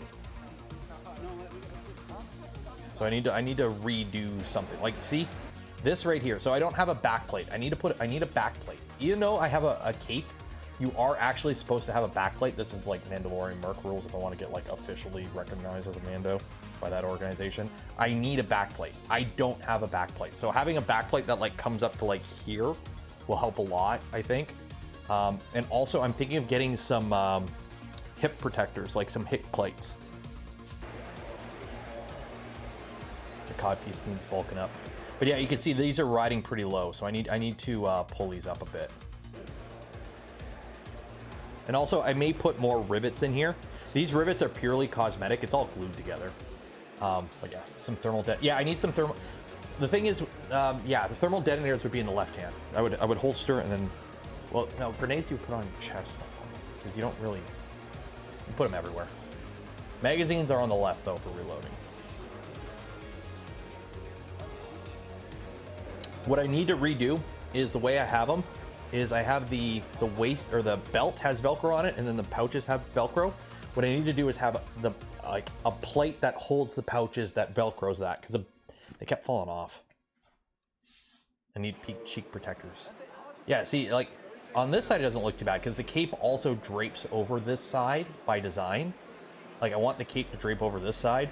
So this side doesn't look too bad, but my right side is too, there's not enough. I need more greeblies on the right side. Oh, there's DMCA bot.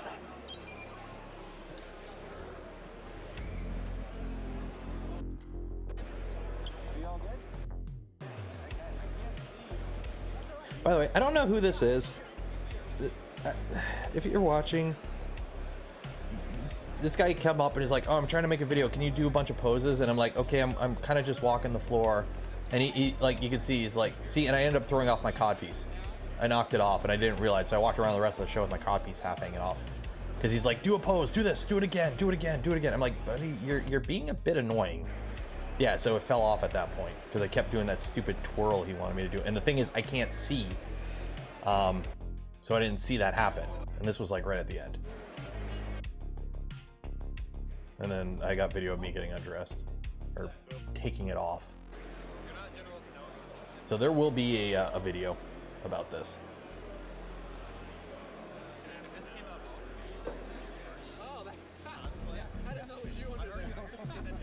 This was like the only person I surprised because everyone else knew it was me in the suit.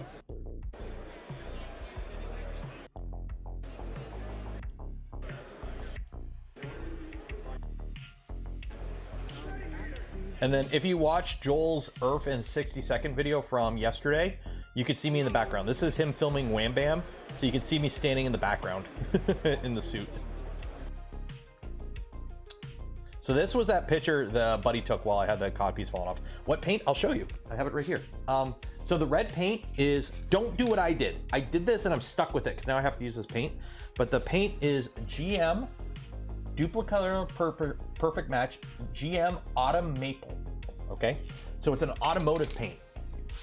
So the problem is this can is $25 and I needed like 5 or 6 of them. And then the silver is just Rust-Oleum dark steel spray paint. Those are the 2 main colors that I use for the suit. There's me talking with Joel. So apparently I got a short. I'll be on a short with Joel. This picture I like. This one's good, although the copy's kind of falling off. And that was the little meme video I made. This one was pretty good too. This one shows, like, this was when I first started walking the floor, so all the armor was still sitting right, I think. So you can see how the knee pads are kind of supposed to be, and these are riding up higher. So this is more how the suit's supposed to be. So yeah. So that was fun. Canadian Tire paint. It is Canadian Tire paint.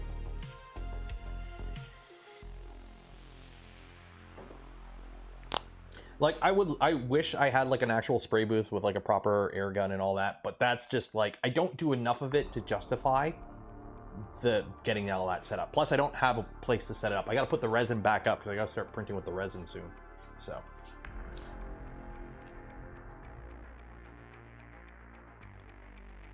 Let's see what's going on the Twitters. So I'm going to switch my headset. So we're almost at 11. So we're going to do the draw at 11.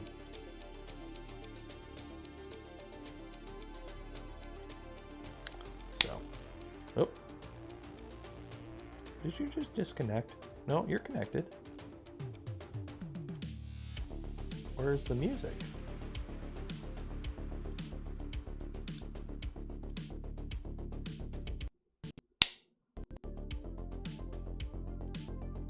There we go. Okay. Still squeaking. Yeah, I need new, yeah. It's like some weird vibe because they got the noise canceling, and because it's freaking Apple and you need an iPhone to turn off the noise canceling, I can't turn it off. So it's like some weird feedback loop thing. I need a new pair of these. I like the IEM. So downstairs I bought a little Bluetooth stereo or Bluetooth receiver, and I have a pair of IEMs wired. The problem is the wires are really annoying. I need, like, especially working on printers, they get snagged on stuff.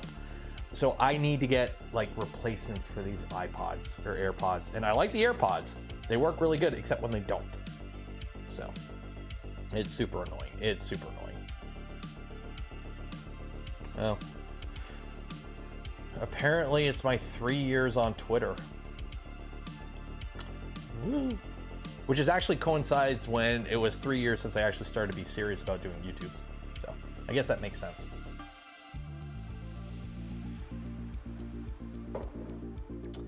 Samsung Galaxy Buds Pro. I do need to get some before the flight to, because I need something that has, because the battery dies at 3 hours. As soon as it hits 3 hours, the batteries die. So I do need to get something that lasts a bit longer, especially noise canceling for the flight to England. I need to get those. From Raycon. Hey, if Raycon wants to reach out, I'll shill their shit. Also, you got like 1 minute, so enter for the chance to win some Polymaker filament if you haven't yet. So LDO. So it looks like LDO is going to be next week's video. Okay. Pixel Buds. I should probably get Pixel Buds. I got a Pixel 6. That's my phone, so maybe. Bose. Also, don't forget, I'm cheap. I'm cheap. Okay, giveaway time. Responses, close. Link to sheets, create. By the way, 0.2% of you don't know how to answer a skill testing question.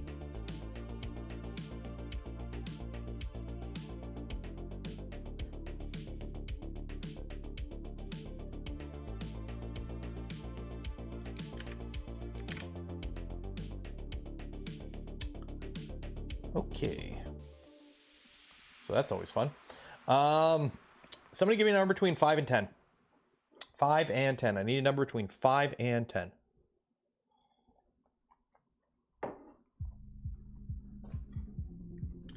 3 is not between 5 and 10. 7 is a number between 5 and 10. 1, 2, 3, 4, 5, 6, 7. There we go. Round and round she goes. Where she stops, only the world knows. And the computers. Computers know everything. And the winner is Kelvin. You don't need to put your last name, Kelvin, but congratulations, Kelvin. You have won a spool of Polymaker filament, and you will get an email from me once the stream ends. So congratulations, Kelvin. Ooh, everyone golf claps in chat for Kelvin. Kelvin. Kelvin? Kelvin. Kelvin's my kid's name.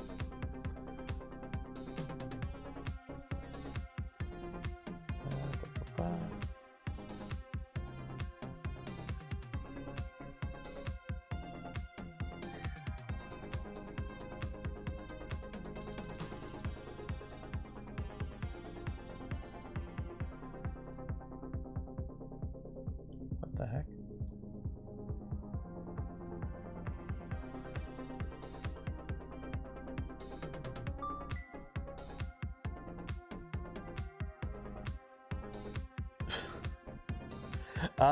Rich gifted 5 community memberships. Cheers. And Vitaly, $20. Cheers. I missed the stream today. Have a good weekend. Cheers. Hey, it does the thing. Go boop. Got it installed. It actually went really well. It actually, like, installing this went really well. So Vitaly's the one who designed the CNC tap and sells them on Etsy. Link in the description. Check them out. It taps. It go boop. Ready? You ready? You ready? Watch. Ready?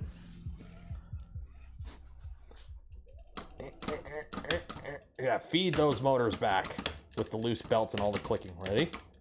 Ready? Ready? Oh. All that back EMF. Ready? Ready? Ready? Boop! There we go. Also, the belts are loose, so they keep skipping.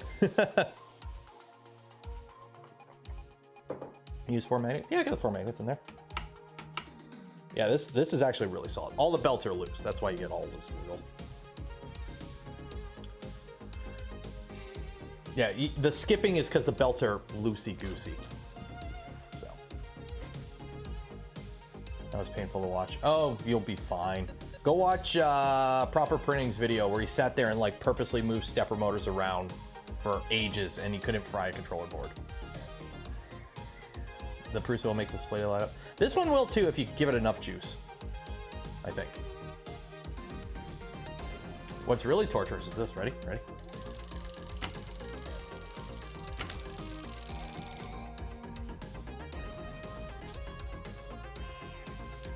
The control board's getting pulled out of this anyways. I just did the tap upgrade and didn't know which was better. Tap is great. I love tap just because it works. It's so shit simple. You can swap, you know, frames. You can put your hand under it. It'll home on your hand as long as it's not, you know, be careful it's not on or the heater's not on. You can, if you accidentally print, you know, hit print with something on your bed, it'll just home on that. Like tap is really nice. I love it. And it just works. It just works.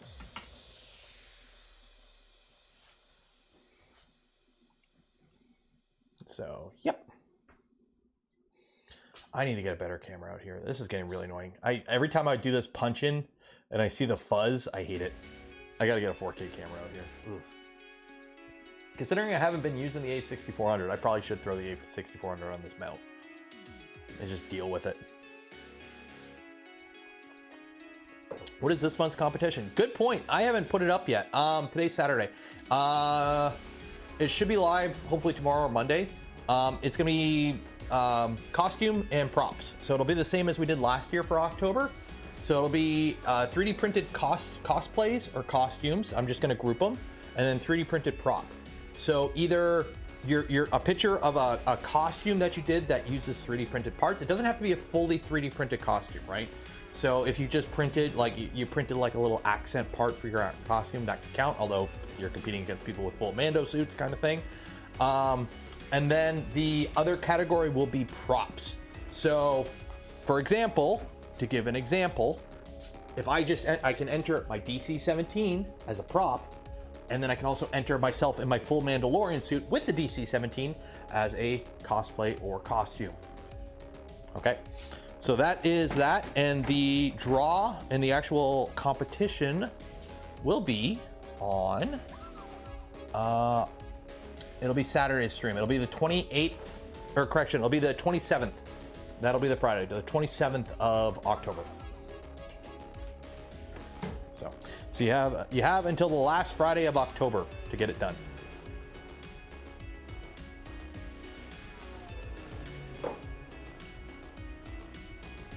And then we might do a bonus category of spooky. I might do a bonus category of spooky, where that's it, just spooky. So printing a mask, but it makes, yeah. So for example, the costume, if like it's just like, you know, what's a good example? Splicer from BioShock. Okay, so if you 3D printed like the bunny mask for a splicer, and then the rest of you is just wearing, you know, raggedy clothes or whatever from like the 30s, that counts as cosplay, okay? But if you just take the picture of the mask by itself, that's a prop, okay? So if you're dressed up in said garb, that is a cosplay or costume entry. If it is just a picture of a thing by itself, it's a prop, okay? So for example, I have a bunny mask from BioShock printed. If I were to take a picture of that and enter it, that would be a prop. But if I got all dressed up and was wearing it, then it would be a cosplay, okay?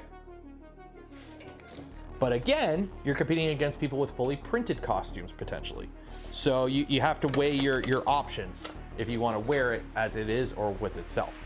But if it's a prop, usually a prop is something from a movie, a game, a show, etc. Not just, you know, some random, like something from like D&D or something. So, but at the end of the day, it's all about having fun. So it's all about having fun and using your printer for stuff other than printing benchies. Which, if you want this sweet Only Benchies hat, you can win that.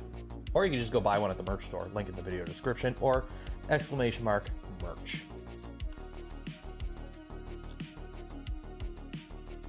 Ah, damn it.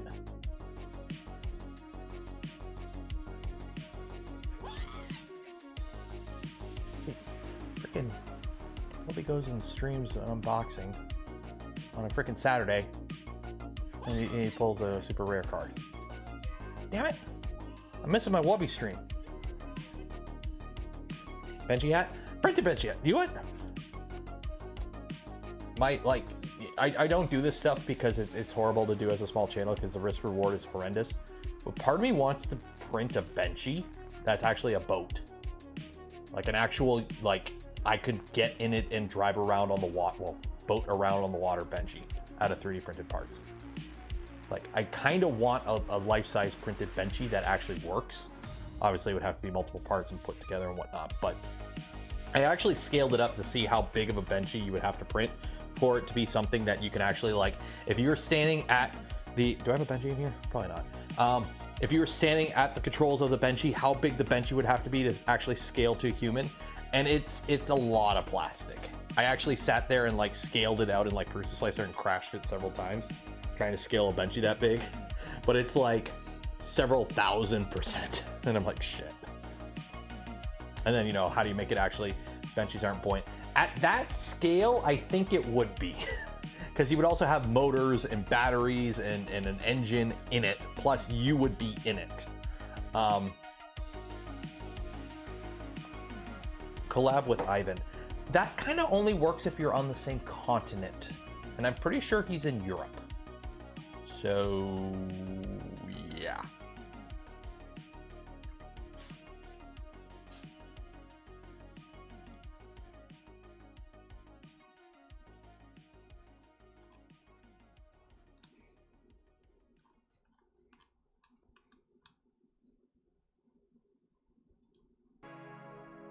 Meet in Greenland.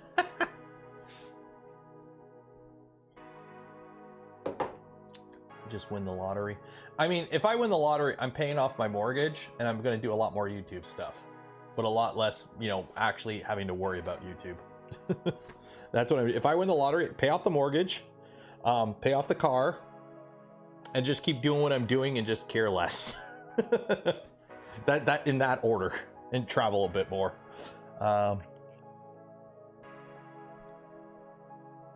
Thingiverse has an RC Benchy, but that's not a actual manned Benchy. I want a Benchy that's big enough that I can actually go on the water with it, with me in it, and buy a real boat. No, I seen a picture. There is a boat, a specific model of boat that very much resembles a Benchy, but no, it's not a Benchy. It looks like a Benchy, but it's not a Benchy. I want a Benchy boat that I can actually, like, an actual just Benchy scaled up to proper proportions that actually works. Am I going to Smurf? I am. I will be going to London, England, and then going to Oxford afterwards. Want it powered? Of course it needs to be powered. You need to ride around on your Benchy. It's not a sailboat.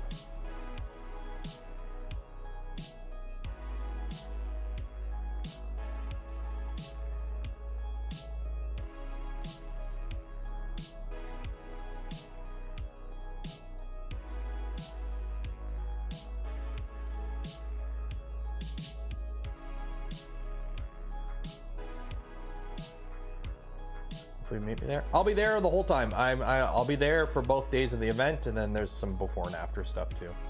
So going to Oxford or to E3D? On the okay, I don't.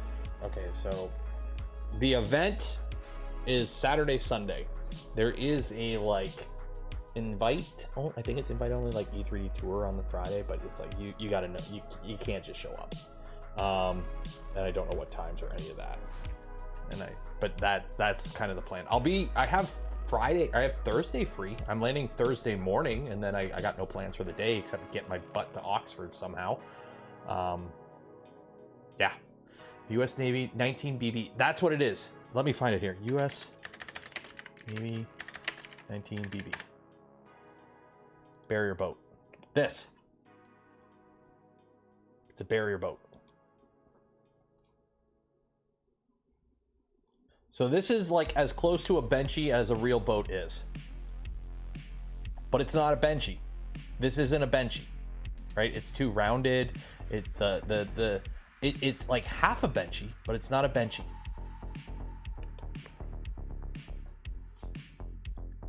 Like you could buy that and convert it into a benchy, but it's not a benchy.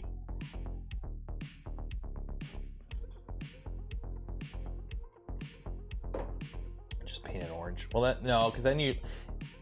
Okay, so you can't buy a Crown Vic and put like police badges on it and a siren. You break the rules, right? You're not allowed to impersonate a police officer. Can you buy a boat and paint it orange? Are you allowed to do that?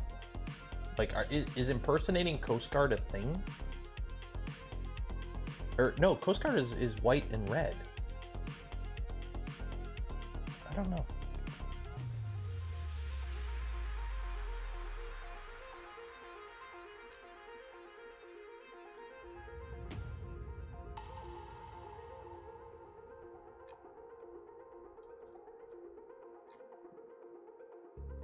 Sir.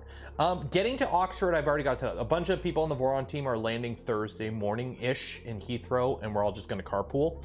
I got to figure out how to get from Oxford back to Heathrow for my flight at noon. So I got to get up like early Monday and figure out how to get to Oxford. I'm sure there's a train or a bus I could take. But I have no plan to like rent a car or anything, because let's be honest, I'll be there for a weekend. I'm going to drive on the wrong side of the road, which is the right side of the road, but it's the wrong side of the road, and end up in a ditch. So I keep hitting the wrong button.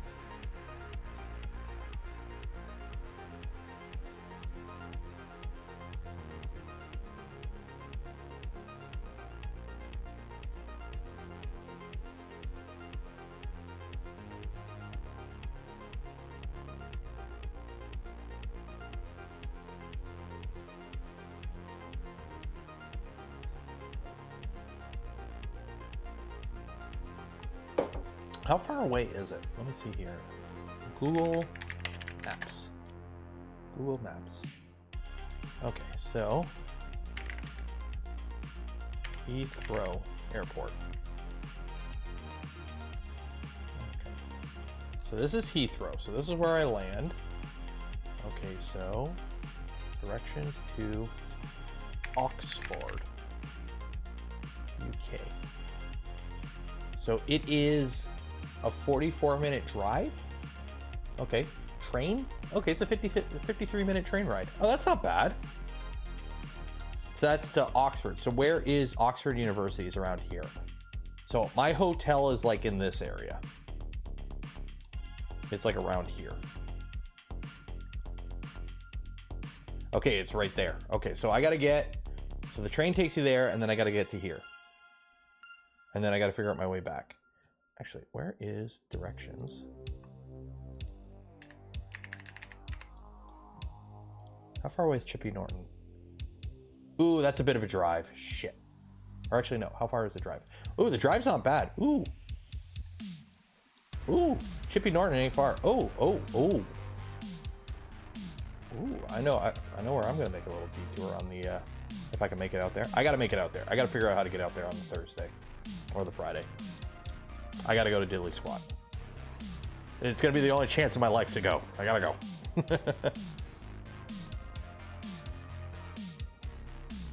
How far away is Stonehenge? Where's Stonehenge?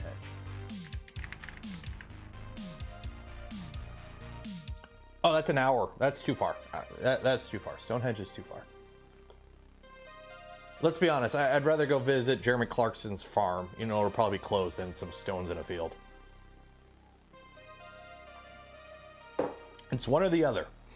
And I'd rather go to Jeremy Clarkson's farm that's closed.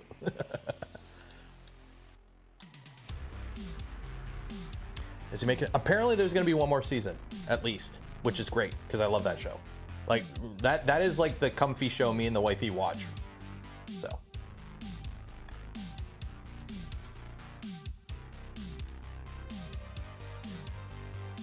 Jeez, Heathrow is huge. Like there's London. If you zoom out, you can see all London. You can see Heathrow. That is a huge airport. Jeez, only 2 runways too. Surprising.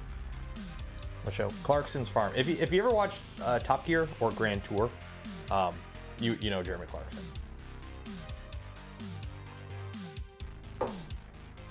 Also, don't forget, I don't have a car, so I'd have to find people to go with me.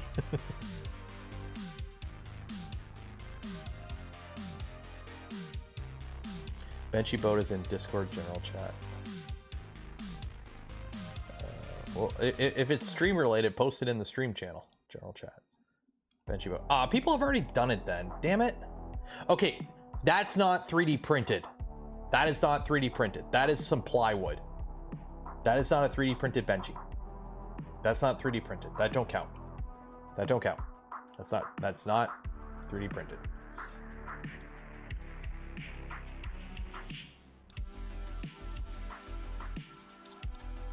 That don't count.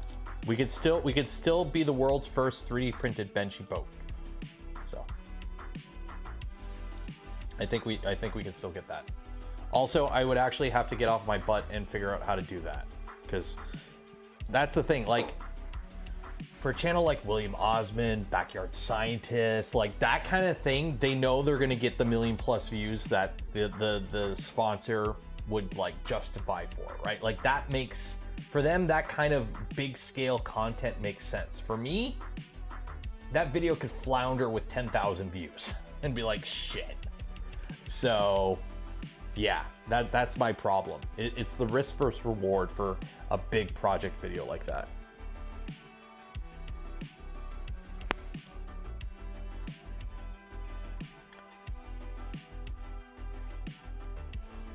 Dr. Flow guy. I don't think I'm not sub to that guy. All I know is that he builds a big printer. That's all I know about the Dr. D Flow guy. Is he built a big pellet printer, which you can buy him. He just built one.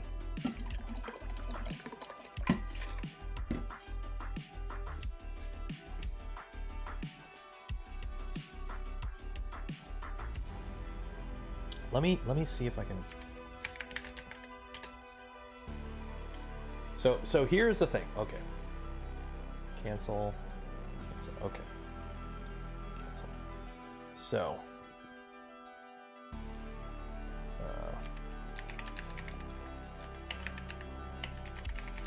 Oh, I don't have Windows 3D Builder on this computer. Okay, let me get it installed. 3D Builder. I need to install Windows 3D Builder on this computer.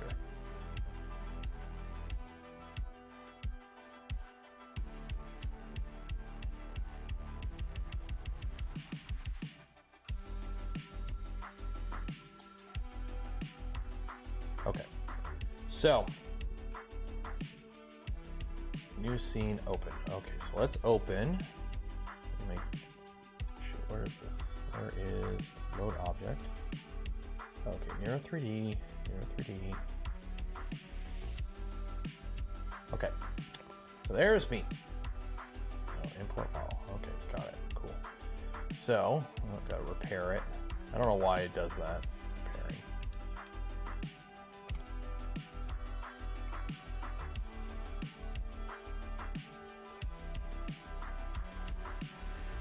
I would like to print it out of ABS and just acetone and weld it together. That would be the easiest way to do it. It's just print it out of ABS and acetone and weld all the parts together. And then Flex, yeah, Flex Paint. Yeah, get Flex Seal to sponsor it. And then I saw it in half. Closest real boat in live stream chat. Let's see here. Yeah, I've seen that boat.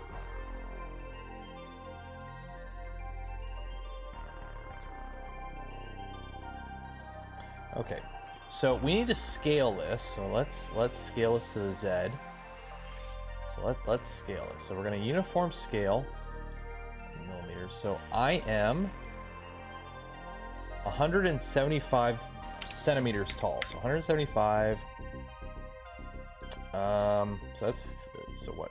0, 0? Ah! Okay, uniform scale.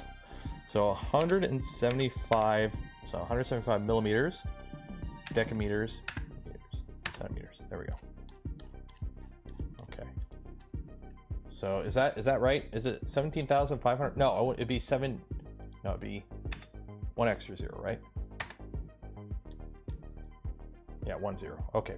So yeah, because it'd be 1.75 meters. Okay, so there's me. Okay. So that is scaled up that percent. So now we got to insert, add, load object, my downloads. Where is 3D Benchy? Open. There's a normal Benchy to me. Okay. So we need to rotate you, import model. Okay, so let's rotate you so we're kind of on the same axis. So okay, right about there. Okay. So we need to scale his Benchy up. So we need uniform scaling. So I want to be able to stand on the bow. Okay. How do I, oh, there we go. Select me, so move me up. No, I don't want both. I don't want both, I just want me, okay. So I need to stand on the deck of the Benchy.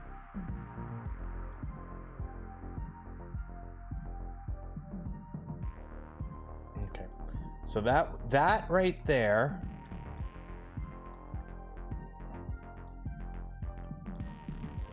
move around. Okay, so that right there kind of is, we'll go a bit bigger on the Benchy. Oop, nope, wrong scale. Oh, nope, nope, I want to scale just the Benchy, just the Benchy. Right about there. Yeah, right about there. That right there kind of looks roughly what a human would look like. Like right there, that seems like a good scale. Okay. So let me, oop, just me, raise me.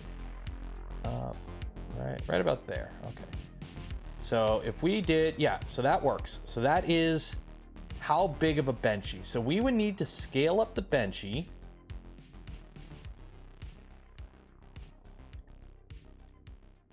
$7,048 or 7,084%. So we would need to scale a Benchy 7,000%.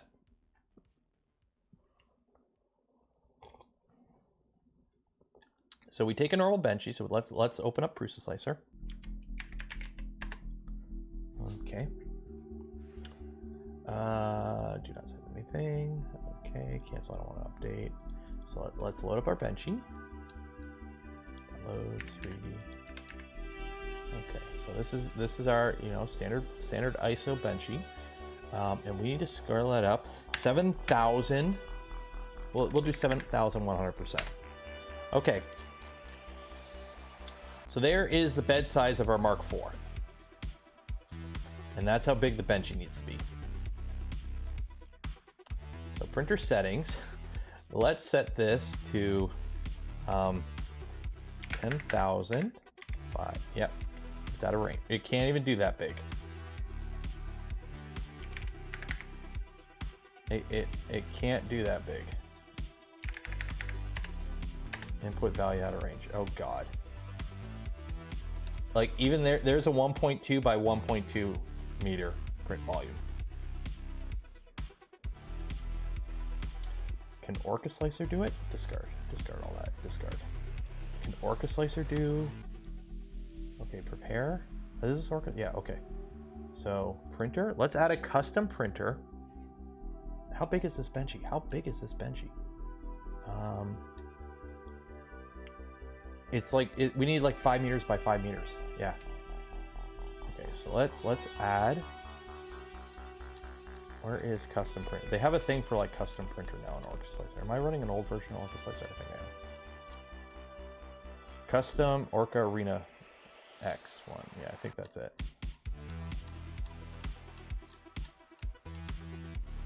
Custom clipper printer. There we go. Okay, confirm. Okay. Edit preset. So we need... Where is machine? Oh, okay, printable area. There we go. Okay, so we need 5,000 value out of range. We can't even do that big. You can't even do that big.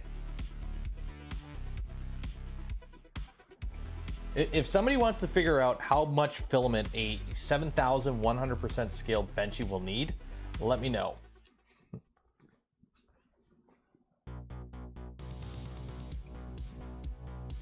Do I have Cura on this machine?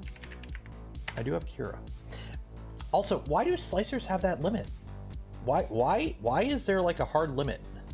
Oh God, the only slicer we have on here is 12.1 Cura. Okay, we're not gonna use Cura. We're not gonna use Cura. The only Cura we got on here is from like, yeah, 12.1 Cura. Yeah, we're not using Cura. Yeah, why would they have a hard limit? Let me bug Joe. Hey Joe, why is there a hard limit?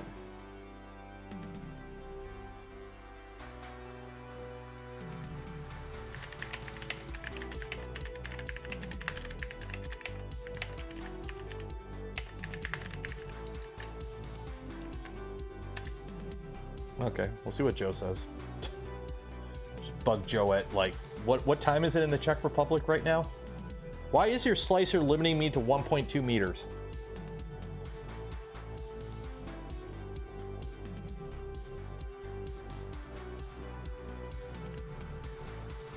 That is a big benchy. That would look so cool though. That would look so cool.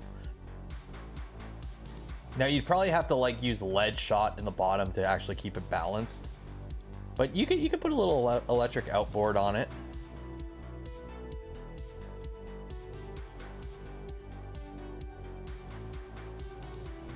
Luban will slide. What is Luban?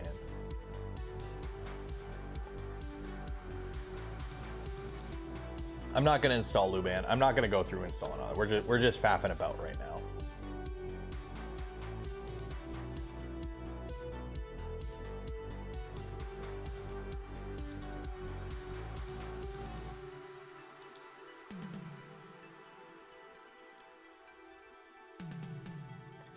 That's volume. I got 3.86 meter P of what? Is Luban the one that like breaks it into multiple parts? Because I just wanted to slice it as one piece just to kind of see what it would end up as.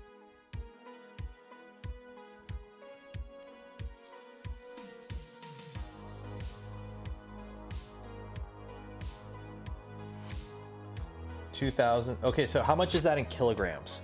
How much is that in kilograms? And also, what settings are those? Are like, is that like 2 walls, 10% infill? 92 kilograms of filament. Hi, Nick. Nick from Polymaker. How you doing, buddy? How you doing? I mean, I actually probably have 92 kilograms of filament on hand, but it's like, you know, I got 2 5 kilogram spools and a 3 kilogram there. I got 2 5 kilogram of the ABS. Slicing that would take forever, and slicing it in individual. Ooh, that would.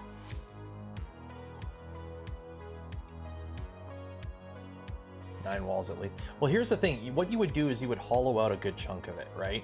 Like you wouldn't print like this. This wouldn't be solid. right? It's not like you would have like all infill through all of this. You would have voids in the middle. So you would basically just need to print the outer walls of a lot of this and then some support. Like you wouldn't be printing the whole thing. Like the boathouse, yes, but the hull, no. Like this would all be empty in the middle. You wouldn't need anything in the middle. So.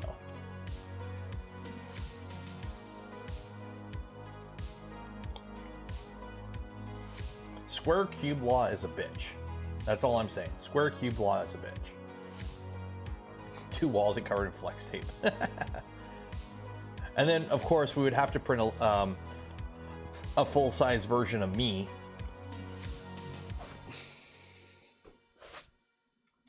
So you need a 5x5 meter printer to print this.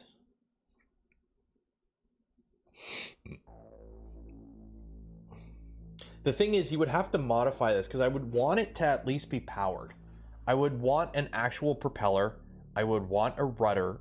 I would want the body of the benchy to be a benchy, but then modify it so it actually is functional, so that I could take it out on like a lake. No ironing.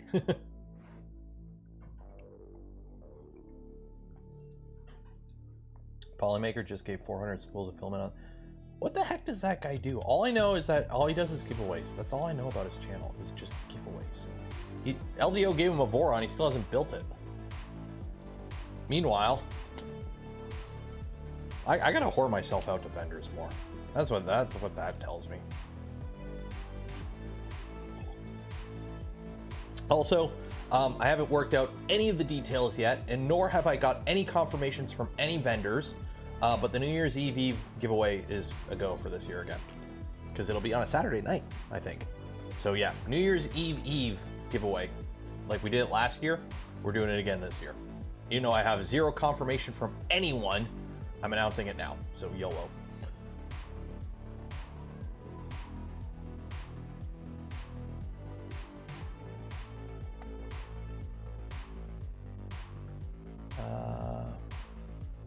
Make it a puzzle.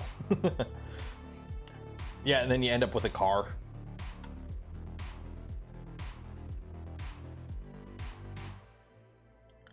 Beat Joel 100K giveaway. Here's the thing, like I don't mind giveaways. I like doing giveaways, but like Joel, I don't mind Joel's. The way Joel does it is fine, because you don't think of giveaways when you think Joel, but they're, you know, some people it's like it's just giveaways. That's all they're known for. That ain't my thing. So I do one. I like the one big New Year's Eve giveaway, and that's it. And then we do the spool filament every now and then. And then every now and then Jason throws something in.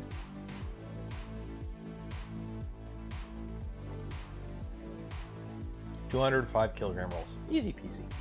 Easy peasy. Think high fives.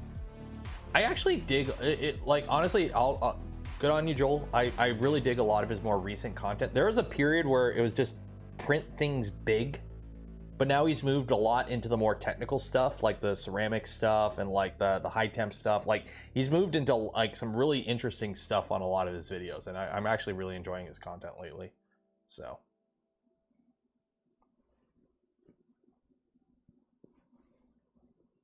it also helps that he has a producer and contacts. Everyone needs a David. That's kind of it's funny, it's a joke with like content creators and 3D printing. It's like everyone needs a David. We all wish we had a David.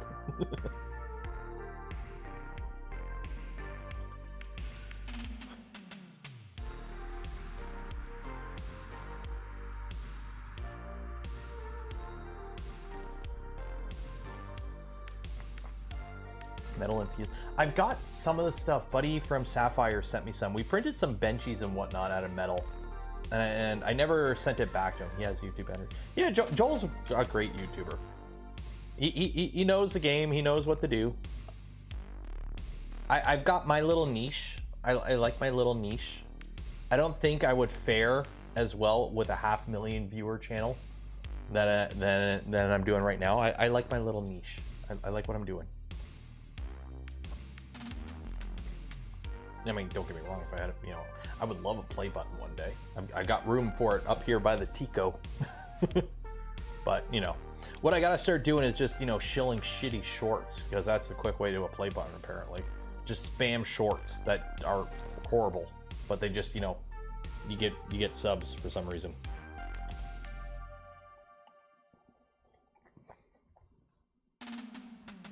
The bigger the channel, the more sterilized. I wouldn't say so.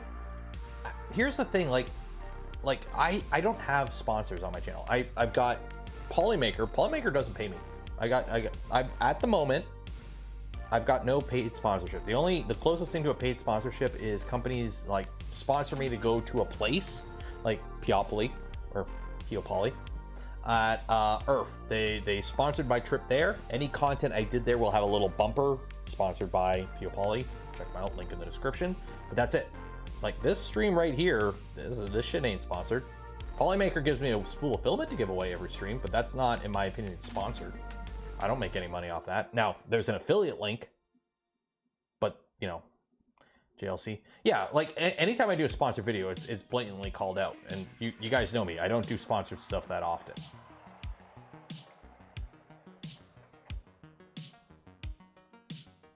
But there's nothing wrong with, like, there's nothing wrong with chasing the bag. If you find your niche and it works good for you, and if you can keep doing something that, you know, brings you income, go for it, dog. Go for it. Chase that bag. Go for it, especially in today's economy. Especially in today's economy. Like, I know some people that do a lot of work for, like, certain companies, and yeah, if you're getting paid, go for it. Raid Shadow. Okay, I know Raid Shadow Legends is a meme, and if they do reach out, I will do a Raid Shadow Legends spot. But when was the last time you actually saw somebody sponsored by Raid Shadow Legends? Like, have they, like, stopped? Now it's like all Genshin Impact. I think Raid kind of died. I know it's a meme. And if I do actually get an email from Raid, I will do it just to lean on the meme. But I haven't seen a Raid Shadow Legends spot in forever.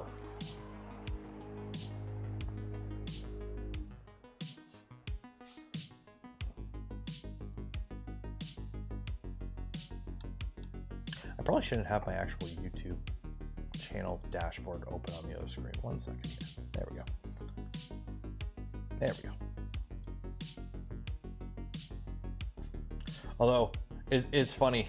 So I'm like, hey, I've got some downtime now because the little guy's in school and I've got, you know, nothing to do during the day when he's in school, and it's winter, so I don't have like yard stuff to worry about. I'm gonna start game streaming on Twitch.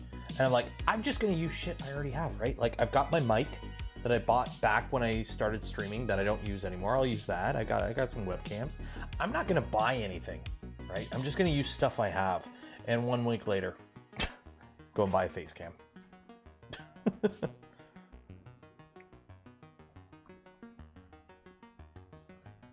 Super Slicer will go up? Okay. Oh, yeah, shit. Yeah, the next layer. Where? I don't think he's... Oh, fuck. Waking up today and going on Reddit and checking non-credible defense. Ooh, that was a spicy meatball. But yeah, I don't think... I don't follow the guy. I have him muted, to be honest, but let me see. Because there's the next layer. He is in Israel. Let me pull up his channel here just to make sure he's okay. I think he's in a big city, so I don't think he's near any of that. Twitter. Let me pull up his Twitter. As of 9 hours ago, he's posting stuff. Dozens and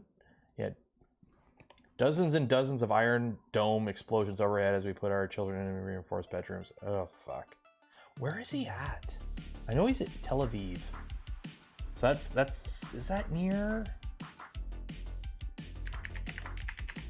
the West Bank? Oh, shit. Yeah, that is near the West Bank. Yeah, is he? Oh, no, he's up there.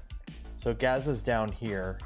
And he's up here. So he's, you know, if they lob missiles, an Iron Dome does its thing, but he wasn't, you know, he's not in that direct of a conflict. Like, oof, that sucks.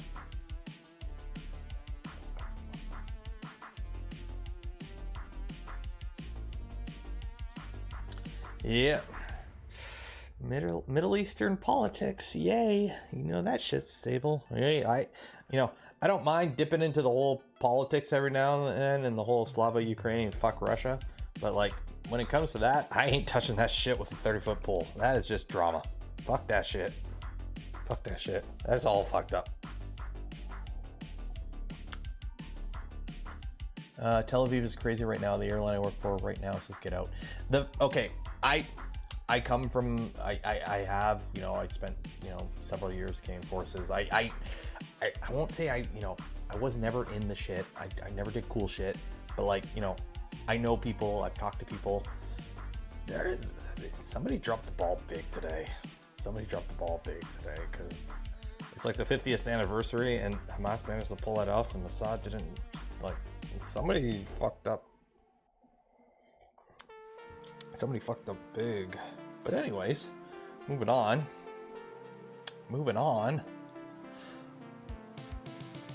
But yeah, it's good he's okay. It's good he's okay. Like, you know, I may not enjoy his content, but you know, and I never wish him harm, that kind of thing. So it's good he's okay.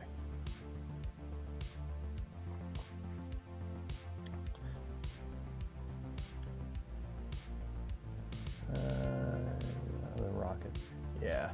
Yeah, they got their Iron Dome. Their Iron Dome system is pretty damn good. So, what's the biggest nozzle you think you can use? Well, filament's 1.75 millimeter. Now you can use bigger. I've used, what was the CH? What does CHD go up to? We printed that one benchy with like, was it a 1.8 millimeter nozzle? At a certain point, it makes more sense to go to pellet extrusion.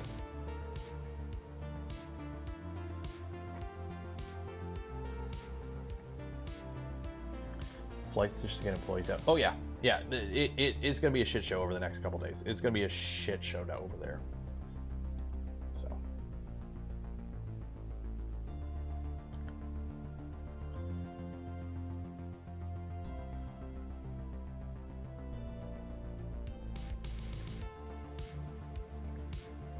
By the way, since I have you all here right now, we're doing off the cuff stuff. For those watching the Twitch streams, what do you guys think? Thoughts, opinions, input? What do you guys think on the Twitch streams? Is it the kind of content you guys like? Do you want me to switch it up to different games? You want, like, right now we're doing the Baldur's Gate playthrough, and I kind of want to keep going with that because obviously it's a nice compartmentalized story. Plus, I'm now invested in it. Well, what are your thoughts and opinions for those watching it? And for those that aren't watching it, is it just you don't care about games, or is that just, you know, not your thing? I'm just kind of trying to get feedback on it. Because the whole point, again, is it not to be it's more just an offshoot. I've seen, but I'm avoiding G3 because spoilers, I played eventually. Here's a good thing with Baldur's Gate 3 Tank. Two different people could play it and have completely different outcomes.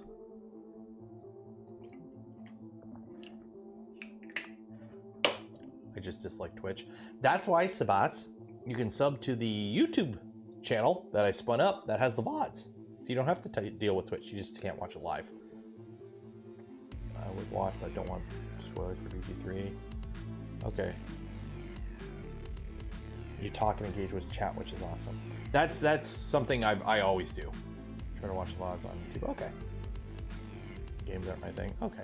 I kind of figured, like, the whole point of the gaming channel is just, you know, me having, I'm playing the game anyways. I figure, you know, it's funny. This is how this started, was literally, I'm building these printers anyways. I might as well stream them and talk to people while doing it.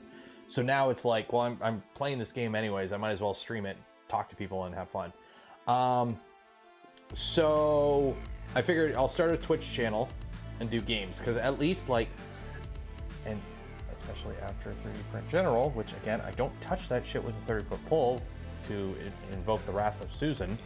It's nice to have an alternative platform already kind of existing in case something happens with your main platform. Because let's be honest, if something happens in YouTube and I go, hey guys, we're just shifting content from the YouTube channel to the Twitch channel, I already at least got an audience there. So it's always nice to just diversify. It's always good to diversify.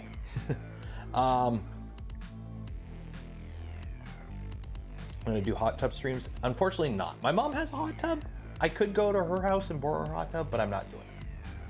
I don't want to get the apron wet. But yeah, it's just something. We might play other games here and there. I'm just playing Baldur's Gate because that's kind of like what I like playing right now. I may switch it up. I do want to do an Unreal Tournament 99 night. Like I need to figure out how to fire up an Unreal Tournament server, or we'll just hijack one of the not used ones. But I want to do, because apparently a bunch of people on my server, on my Discord, are old boomers like me, and like by boomer I mean like video game age boomers. We're in our 30s, so we all played Unreal Tournament back in the day, 99.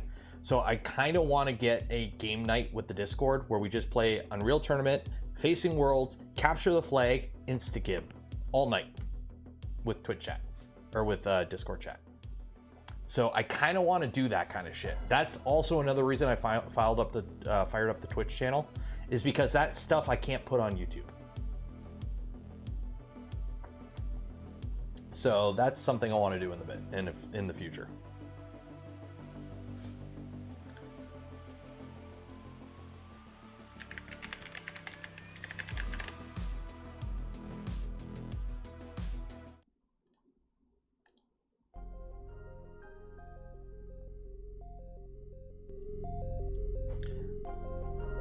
Yeah.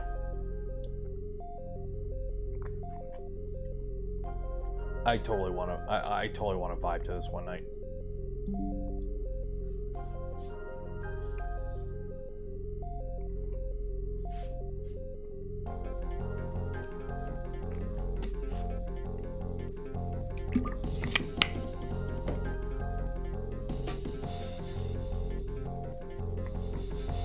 I'm currently thawing a Smucker's Uncrustable in my VZR. Joel, I got you beat. So last year at Murph, I came home from Murph and I got the coof, okay? I got the Rona. So I literally came home on like a Monday or Tuesday or Monday. Or Sunday night. I came home Sunday night. I went to bed, I woke up, I took a COVID test, I tested positive. I went right into the basement. For the next 5 days, I lived in the basement. Now, granted, I printed a whole suit of Mandalorian armor in those 5 days and exposed myself to way too much ABS fumes. But I lived off Mr. Noodle, Chef Boyardee, and Pop-Tarts, plus whatever fast food my wife threw in a bag down to the basement. Because I didn't want my wife to get sick, and I didn't want my little guy to get sick, okay? And luckily, neither of them got sick. So I just camped out in the basement for a week. And I was heating up my Chef Boyardee and my Pop-Tarts and my V2. So I would take my Pop-Tarts and just put them on the bed of a V2. I found a flex plate that was unopened. So it was a clean, fresh flex plate. And I would just heat my bed up to 100 and put my Pop-Tarts on it and heat it up. And I lived like that for a week, like a gremlin in a print room. Remember Tribes? I played the PS2 Tribes of all things. But yeah, PI coated Pop-Tarts. I don't think the PI breaks down at several hundred degrees Celsius. I don't think the PI broke down into the Pop-Tarts. I mean, it's been a year since then, and I'm still here, so. The Uncrustables still back. I think I have some Uncrustables in the freezer, but I dare not open it. What do I have in the freezer? Shit, I'll check the freezer. I'm hungry right now. That's all closed. See, the problem is I'm using my freezer as a wet bar right now.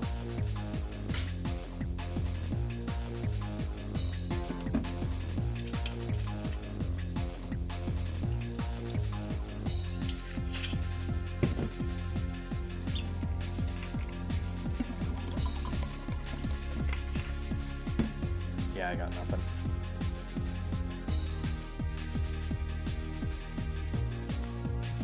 Now I want Pop-Tart. I used to buy the, I know they're ranked low, but the chocolate Pop-Tarts. The ones that were chocolate, then they had the chocolate filling, and they had like the chocolate coating, and then they had like the white flakes of whatever. I would buy those and eat like one of those every day at work. Those are so bad for me. That was back when I was like hit 210. I was like, nope.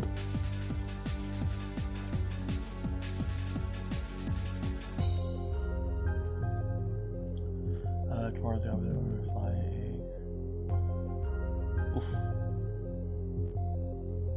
Watching other people play games isn't really my thing. I do how-to videos. That's the thing with games. Like, that's why I'm kind of focusing more. Like, I think, like, here's the thing. I tried streaming, was it Halo Reach on Discord?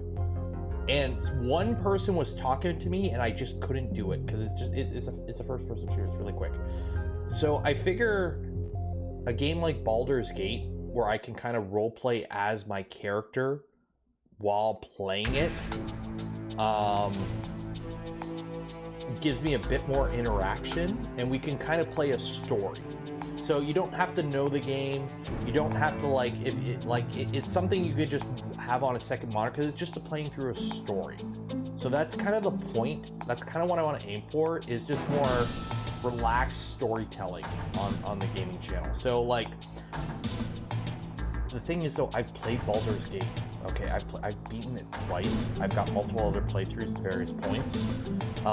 So it's kind of like, I'm not like surprised. So what I would actually like is once I finish this to go to a game that I haven't played and do the same thing. So something like Divinity Original Sin 2, which I've heard good things about. It's the previous game from Larian, but I've never played it.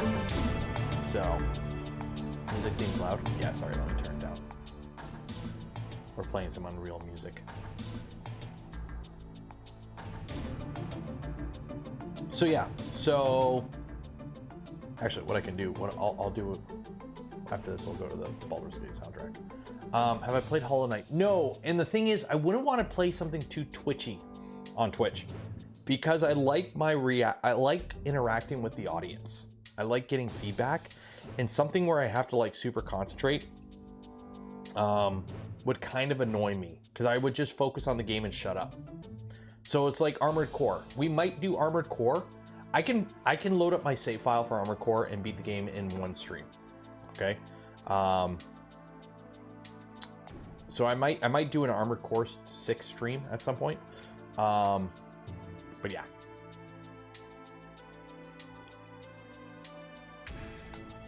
My CPU is 70C, slicing this is water cooling 5950. My main computer is a 3950X, 16 core, with a 3080.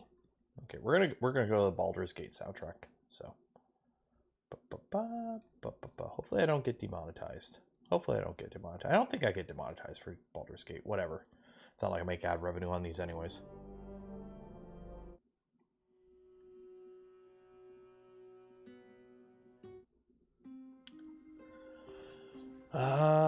Yeah, I don't like water cooling. I don't know what it is. I have like a weird aversion to water cooling. I just don't see the point. Although I will say, now that I am streaming in the computer, so I wear headphones, right? I got my edamames. I love my edamames. So when I play a game, I just have the door open because I'm the only one who hears anything. But now that I'm streaming in the printer room or in the game room upstairs, I keep the door closed because I'm talking. And that room gets toasty. By the end of a 3-hour stream, that room is toasty. I have no idea how like XQC and those gremlins stream for 12 hours a day. So yeah, I have no idea. But you're still dumping the heat somewhere, so the room's still gonna get warm with water cooling. Because the 3080 I have is like a generic one. It's not like a super efficient one, so it dumps a ton of heat. It's like, I can't remember, it's like it's like the cheap 3080. Which I can't complain because somebody gave it to me, so I can't really complain, but... An actual server architecture? For what, Ben?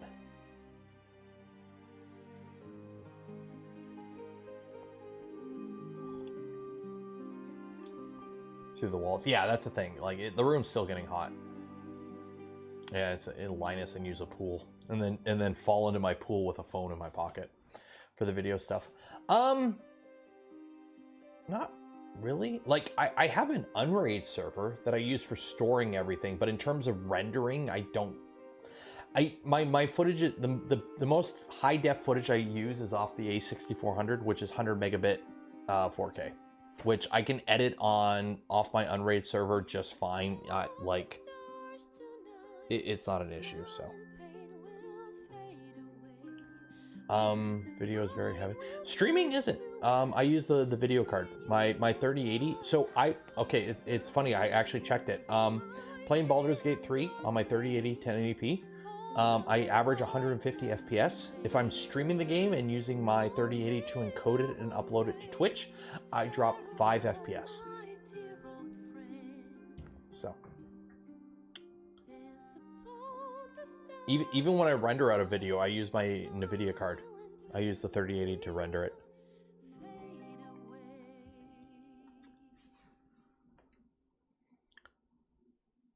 That's it. Yeah. RTX encoding, NVENC. NVIDIA cards have a built-in encoder specifically for encoding video. So they don't really take a hit when you're uploading to Twitch and whatnot. Now, granted, that's at 1080p 60. Like right now. So here, let's do this. Ready? Task manager. So right now, I am streaming to Twitch. I'm streaming to YouTube. 1080p 60 at 12,000 kilobits a second. This computer has a 1070 Ti, and I'm streaming using RTX or using the NVENC encoder. So it's jumping up now because I'm looking at it. It's you know, but it's like what, 24%, 50C. And this is a 1070. All it's doing is encoding this stream. So 24% usage, and it's not even hitting 50C. And this is a 1070 Ti. The computer downstairs does a 1440p stream at 60 FPS, 18,000 kilobits a second. 1070, it's just a regular 1070, not Ti. And again, it barely hits 20-something% usage. And all it's doing is encoding a stream. Like, it's not even playing a game. The 3080 laughs at streaming.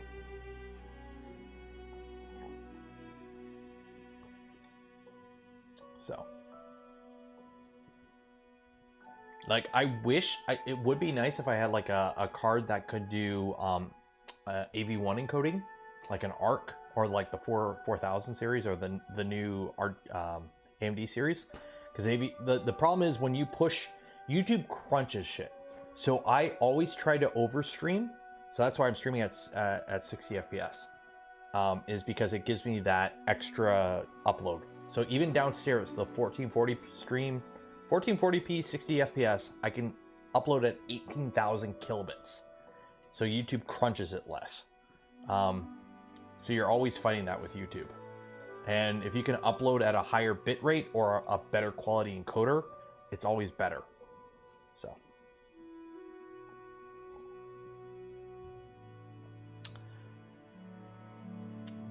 Cheers, Music Cat. A room fan. I have a ceiling fan. The problem is, like, it's that time of the year where, like, the AC barely kicks in because it's getting cold out. Like, right now in the garage, it's 18 Celsius. So it's starting to get chilly out. So the air conditioning doesn't kick on. So if you close your room off to the main room, like the main living space, it'll just cook. So, like, once winter hits, I could just crack the window open a bit.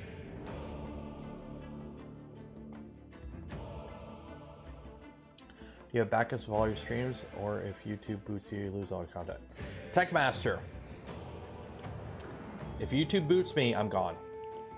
I do not have backups of all my streams. Just to put it in perspective, I have, last I checked, 345 live streams on YouTube. 345. Okay. So that was before I checked it at Earth. So I'm probably at 350 live streams now. So 350 live streams of at least 3 hours each. Some more, some less. Most of them more. Let me pull up this. So I have been saving my Twitch streams.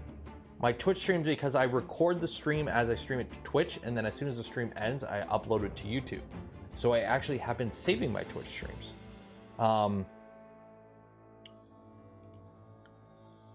So, show more options, properties. 6 Twitch streams of 3 hours is 62 gigs. So let me calculate this.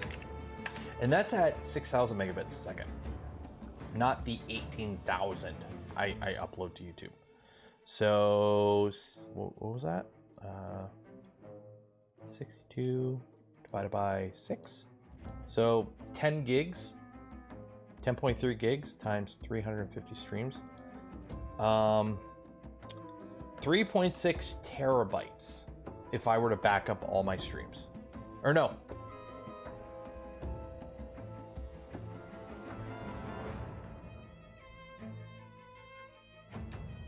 No, it'd be more than that. It's like 36 terabytes. It would be 36 terabytes if I backed up all my YouTube streams.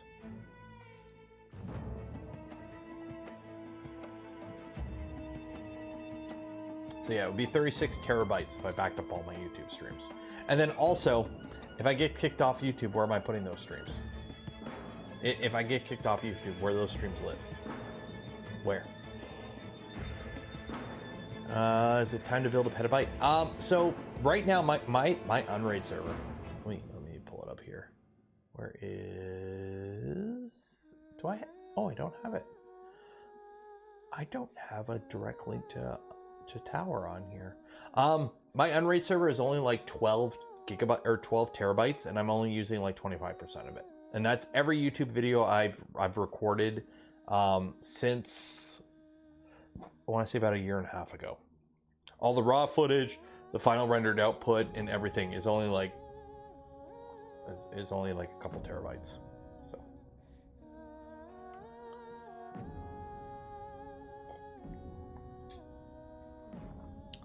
NERO at night. Yeah, NERO after dark. Once the lights turn off, it's just random bullshit. Which is funny because I can't remember the one person who complained on left a comment. This is a 5-hour stream and only like half of it's about 3D printing. It's like, okay, you don't have to watch it all. Like, it's not like you're emotionally invested in the stream. The moment, like, if you're only here for the 3D printing stuff, once it ends, turn it off, go home. You don't have to be here. Like, I'm looking at my chart. My viewer count is nosediving, and I know that, and I don't care. Go touch grass. Exactly. Exactly. I do what I want. It's my channel. So, Rumble is a good place to also stream. No, Rumble is a shit platform. Rumble is a shit platform. Rumble. Top streamer on Rumble is whatever the fuck this is with 38,000 views. Okay, you ready? Let's look, browse. Let's browse Rumble live streams. Okay, so you got all these people. InfoWars. Okay, cool. Let's scroll down a bit. Okay, these are previous live streams. These aren't. Are these live? Okay, so this is Russia Today. So this is Russian pop propaganda. Like, these are just, it's all propaganda. It's all propaganda. Trending. 18,000 views. Okay. Russell Brand. What is this? 19,000 ups? How does this fucking site even work? This is a bullshit site. Like, the only people that make money on Rumble are those that are paid to be on Rumble. Like, again, 3D Print General has been on Rumble for years and has made pennies. It's a shit platform. If your site can't show ads because all you do is cater to people that have been banned off other sites, how do you expect them to pay you? It's like Twitch. It's like Twitch is trying, Twitter. Sorry, X. Musky Boy is trying to make X a streaming platform. How? Who's gonna pay me? Where does your ad revenue come from? Twitch or Twitter? Kick? It's a gambling site. Kick is the only reason Kick is a thing is because they can loss lead by gambling. X get 4K. That is my biggest pet peeve with the fact that SpaceX won't stream on YouTube anymore. They will only stream on Twitter, and the Twitter stream looks like dog shit. It looks like absolute dog shit.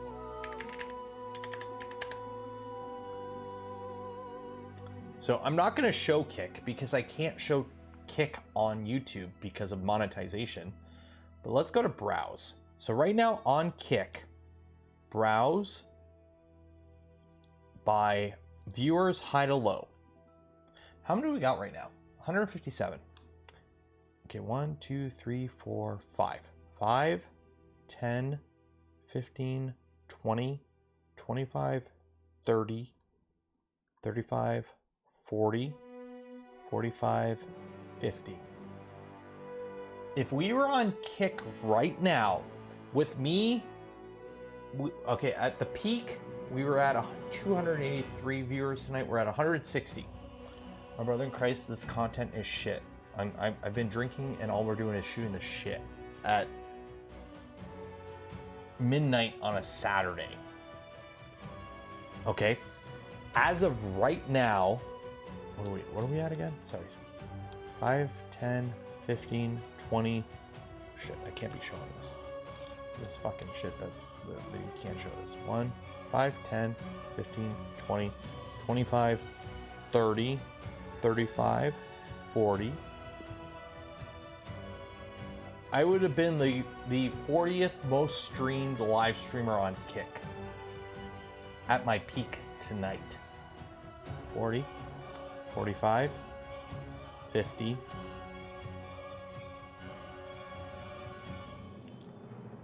55, 56, 57. And currently we are the 57th most streamed platform on Kick, which is currently somebody doing a subathon.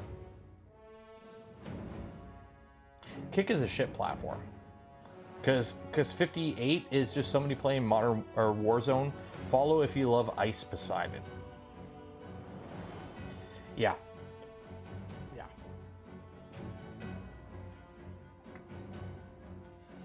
The only advantage of Kick is 95% of donations go to the person you give it to.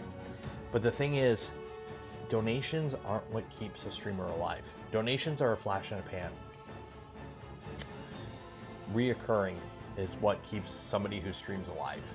So somebody gifting memberships or somebody becoming a member, that's the bread and butter of a streamer. Somebody just donating money is nice, don't get me wrong, but it's not reliable revenue. I'm up late. I'm always up late on the Saturday nights. I mean, what are we at right now? We're at 4 hours of this stream, 3 hours of, or no, two and a half hours of the gaming stream, plus a video today. I produce, you know what? I'm gonna say it now. I'm the most content producing 3D printer YouTuber out there. Because you get 9 hours a week out of me. And Tank Erden gives you 5 community memberships. So cheers.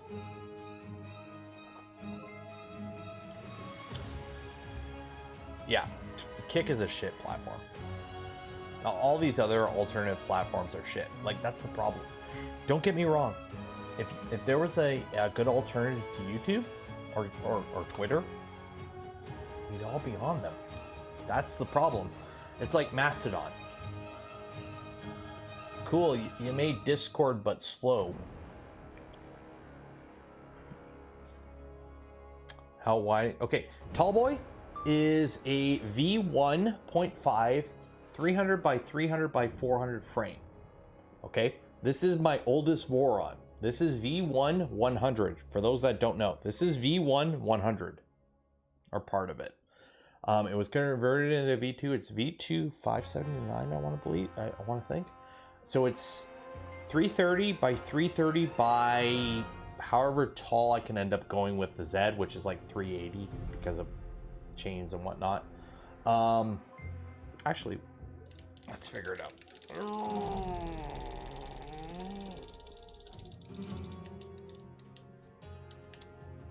Okay, so we can't do that because those chains are gonna, okay, that would really fuck up. But theoretically, if I had no top hat on this machine,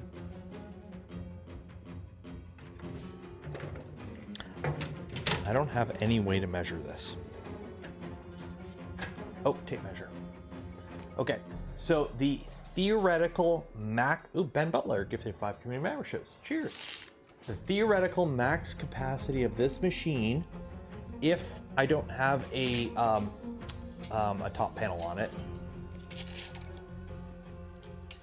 is 410 millimeters. This is where it bottoms out, 410, if I don't have a top plate on, or a top enclosure. However, I'm going to have one, so it'll probably be like 380. So something like that, which is 370.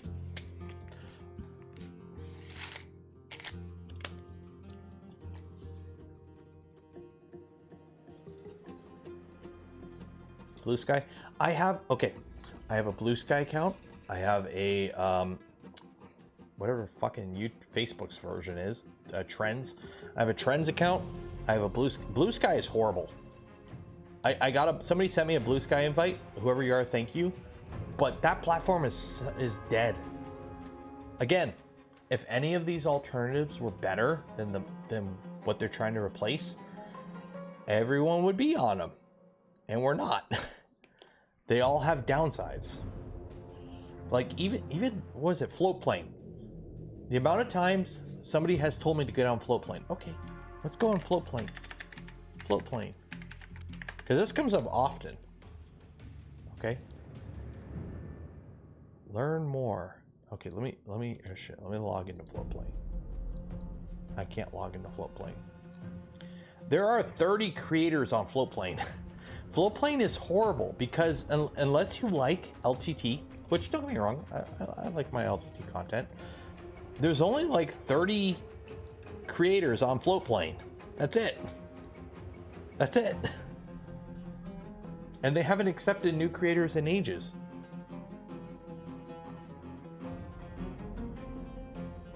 Because of a paid system. I'm okay with the paid system. Like, I have no problem, like, even right now, if you're a Patreon or a YouTube member, you get my videos a day early when I edit them early. LTT content dropped the ball. I've spoken about my stance on LTT a few times. TLDR, they are a company of a bunch of guys running a company in their garage who suddenly have several hundred employees. And it's taken them time to catch up, and it finally bit them in the ass. I don't think they've done anything wrong. I think they've kind of grown beyond their britches without realizing it, and then it bit them in the ass. So now they're sorting their shit out, and it's growing pains. Every company has this. Any company that starts in a garage encounters what LTT encountered, where you kind of want to run it like your guys are still hanging out in the garage having fun, but holy shit, you have several hundred employees at this point, and it doesn't work that way. And then you have to sort your shit out, and that's what happened to them. I've seen this happen firsthand when I was in the trade. Like, it happens.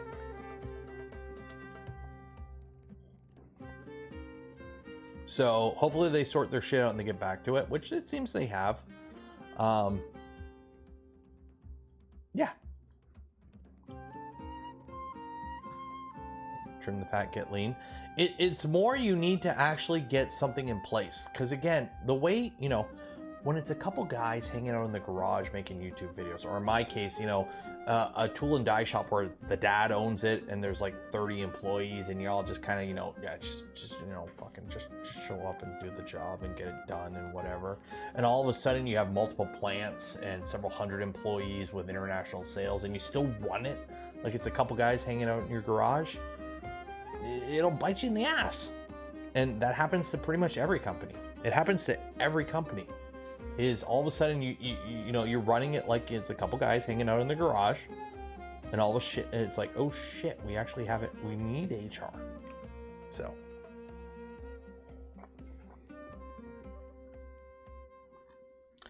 Vimeo. Is Vimeo a thing? I have 3 LGT screwdrivers. They have made more off of LGT screwdrivers than like any other thing they've ever done ever.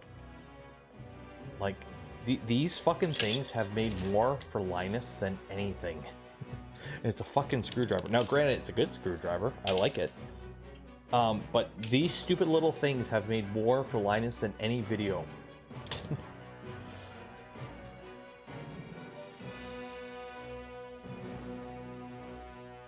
Vimeo. Vimeo is where you go to when somebody sets the password as Bamboo Lab. Enough said. In the garage. A lot of companies start in the garage, but also a lot of companies start in the garage of people who had trust funds.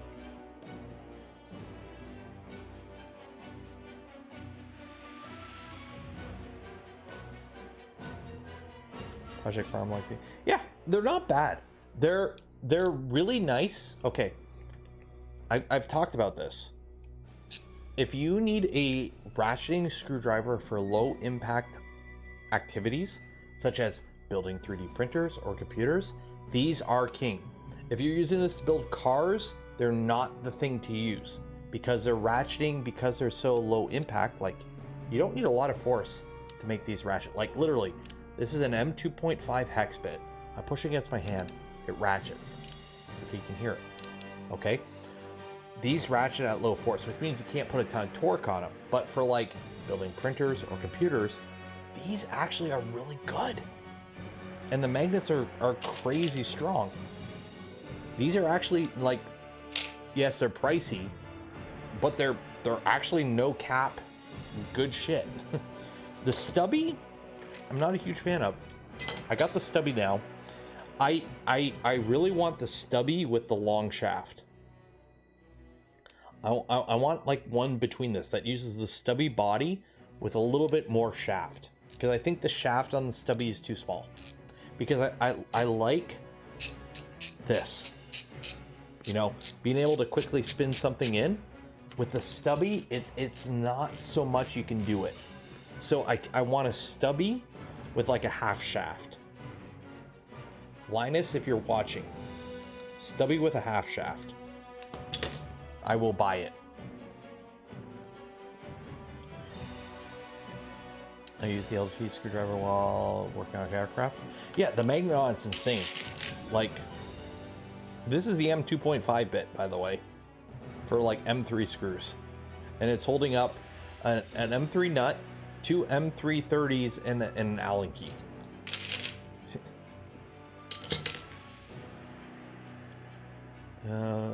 Linus, yeah, I don't mind the stubby. The stubby needs a longer shaft. It's too short. It needs like a half shaft. So like in between. So like maybe only this long. So half as long as this, enough that you can do the thing, but enough that you can get in there. Also, they need long bits. I wish they made longer bits, like more narrower bits.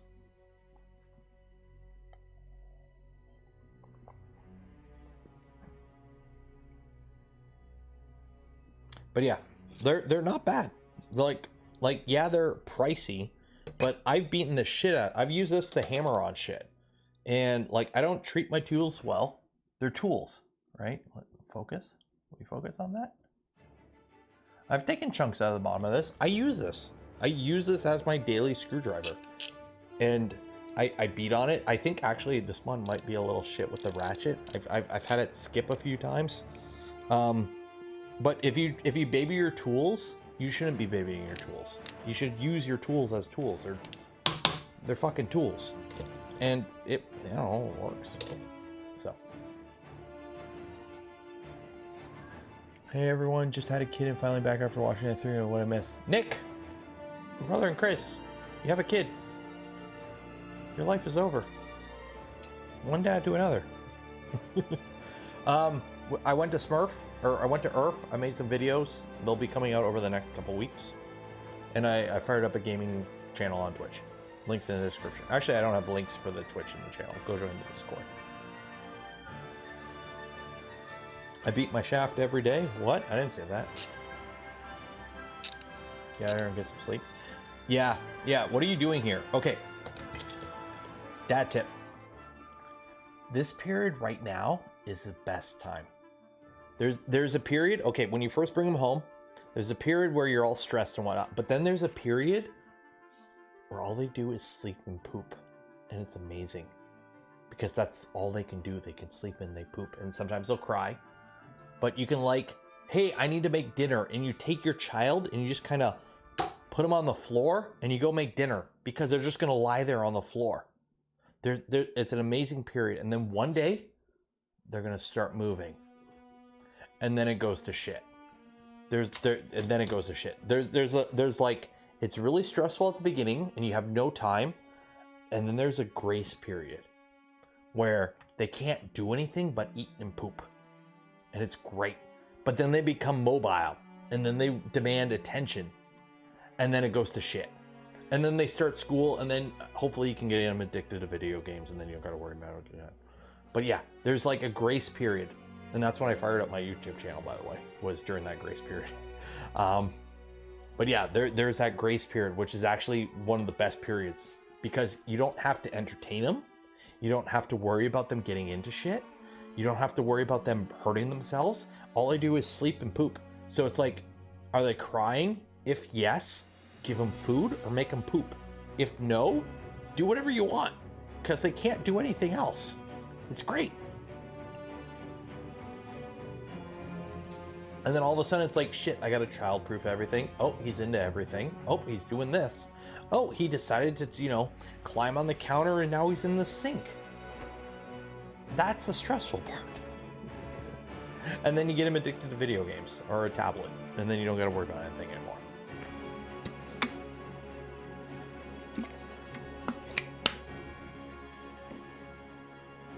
Crawling around and lose them on her table.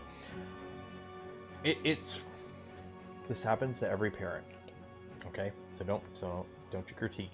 This happens to every parent. One day your kid will figure out how to unlock the front door. And you will not be ready for that. Because you'll just be doing what you normally do, be making dinner, and then you hear a noise and you go, what was that noise? And then you look around and your kid's not there, and you're like, oh shit, he figured out the front door. It happens. It'll happen. It happens to everyone.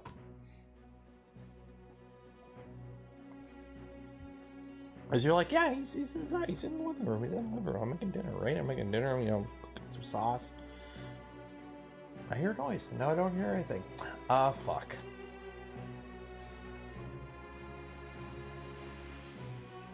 So yeah. There's a grace period after you have the kid, before he starts figuring out shit. Enjoy it. Enjoy it. Do I have a favorite airline? I've flown Delta a bunch. That's about it.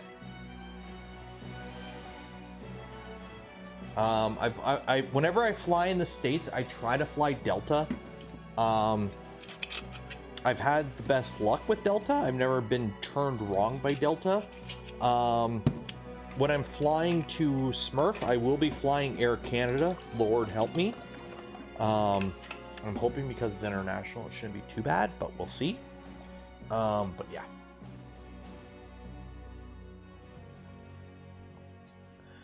When he figures out his credit card number, he ain't getting that. But yeah, whenever I fly in the States, it's Delta. That's kind of been my go-to. So I haven't been turned wrong, but to be fair, so far I've only flown twice with Delta. Now, there and back, so 4 times technically, but it was Rocky Mountain and Rapid were Delta. So if you have an iPad, no, he has one of those little like Android or an Android Amazon tablets, and it doesn't have CC info on it. I work for Delta and can forward your info to corporate and see if they can provide a sponsorship. Ben, I'd appreciate it. Whenever there's an event in the US, so I will need, you know, to fly to Rocky Mountain next year. But here's the funny thing. I'm in Canada, eh? So traveling in the US, I'm lucky because I live next to Detroit. So I drive into Detroit and I fly out. So traveling in the US is easy for me. It's when I have to travel international, which is so far only Smurf. It's horrible to fly Delta. I looked it up. Me flying to Oxford, or correction, flying to Heathrow for Smurf, I'm flying Air Canada. I'm flying 2 flights there, 2 flights back. A literally local puddle jumper connecting flight out of Windsor, Ontario to Toronto, and then to Heathrow. And then the same thing back is half the price than a single one-way flight from Detroit to Heathrow. So within Canada, or correction, within the US, it makes way more sense for me to fly like from Detroit. But the moment I do anything not within Detroit or within the US, it's international. It's horrible. It makes no sense to fly Delta. So, but yeah, I do need to fly to Denver next year in April. So if you can do anything, then I appreciate it. Hit me up on Discord or the work email.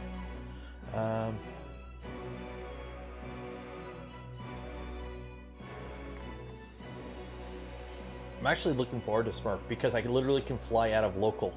My wife can drop me off at the airport. I don't have to pay for like parking my car for literally $100 to park my car at Detroit Airport for like 4 days to go to like Rocky Mountain or anything is like $100. It's stupid. It's stupid. It's like $25 a day just to park my car. Business expense. It sucks. Philly to UK. It depends on hubs. It depends on hubs. Because a lot of the time it doesn't make sense to fly a flight out of Philly, so you have to fly it out of hub.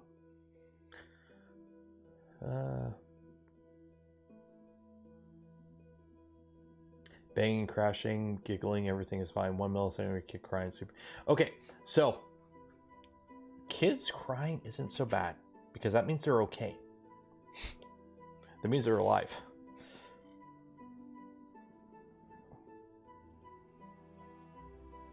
To get from Oxford from LHR, London Heathrow. Okay, you should try the National Express coach. Way cheaper than that's a bus. Yes, I've heard about that. I've heard about that. I'm quite good friends with several folks from the E3D crew who have been advising me of several things and very bad influences and other things. So yeah, I'm not concerned about travel. I'm sure I will figure something out. So.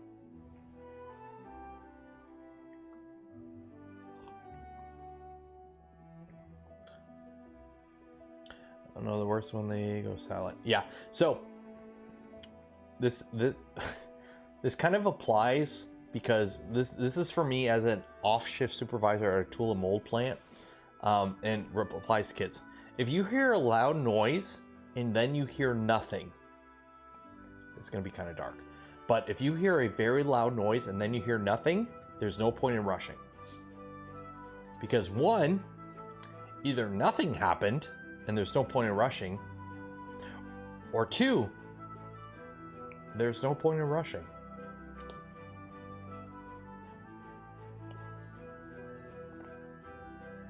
So that was the thing when I was the off-shift supervisor at a tool and mold shop. So if you heard a bang and then screaming, okay, time to hurry up. But if you hear a bang and then nothing, well, nothing happened, or there's no point in rushing now because you ain't gonna change anything. Did anyone make contact with GoPro? I asked a buddy, I haven't heard anything. About what 75 keg? There's somebody who's very commonly in chat here who works for GoPro. So if I need anything from GoPro, I can talk to them. Noise fine, breaking stuff fine, yelling is fine. It's when you record. Yeah, it's when kids are quiet. That's when they figure out how to unlock the front door, or they get into something. Yeah, quiet kids are never a good thing.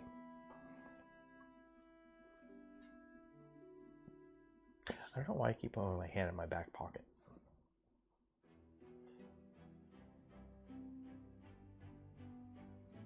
Are we still on? Yeah, we're still on that. Okay. Kisker, that's kind of morbid.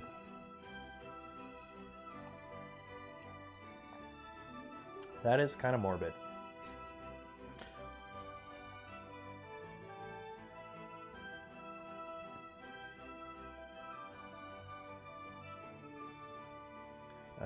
Smurf is gonna, honestly, this will be the first time I've ever been overseas. I've been to the US several times for several things. The furthest I've gone in the US, I've been to Rocky Mountain, which is Denver, and I've been to Florida to go to Disney World. I can never remember whatever one's in Florida. I went to Disney in Florida in the high school jazz band. I can play the tenor sax, by the way. But yeah, so that's like and then I've been to Aruba. Our honeymoon was in Aruba. That's the furthest I've traveled is Aruba. So going to England is something I've never done, and I'm actually looking forward to it. So I'm getting a black 12. If a GoPro 12 shows up, John, I won't say no.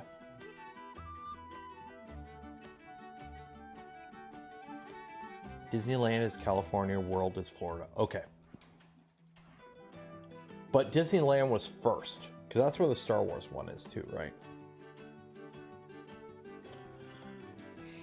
Very cool. My kid started playing. I got into music in grade 7. I was the clarinet.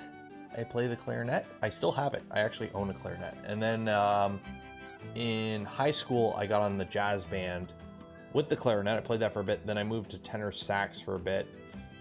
And then I haven't played it since high school, which was 2005 was the last time I played a music instrument.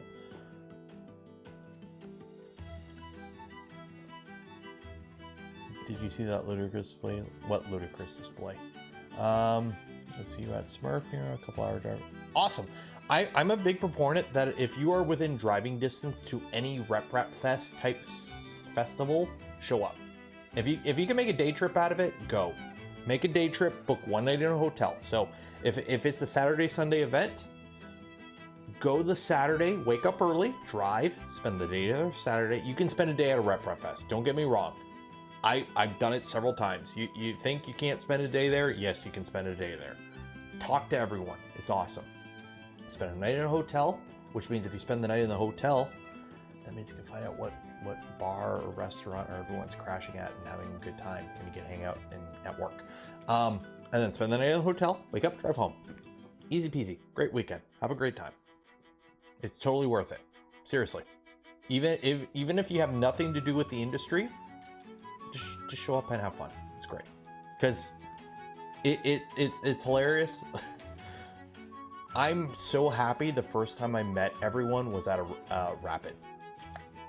Because last year at Rapid, TCT Detroit, was the first time I met anyone in the industry. Because before that, there was COVID.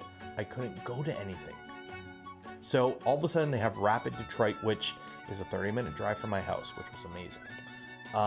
And I show up, and there you have the team from E3D.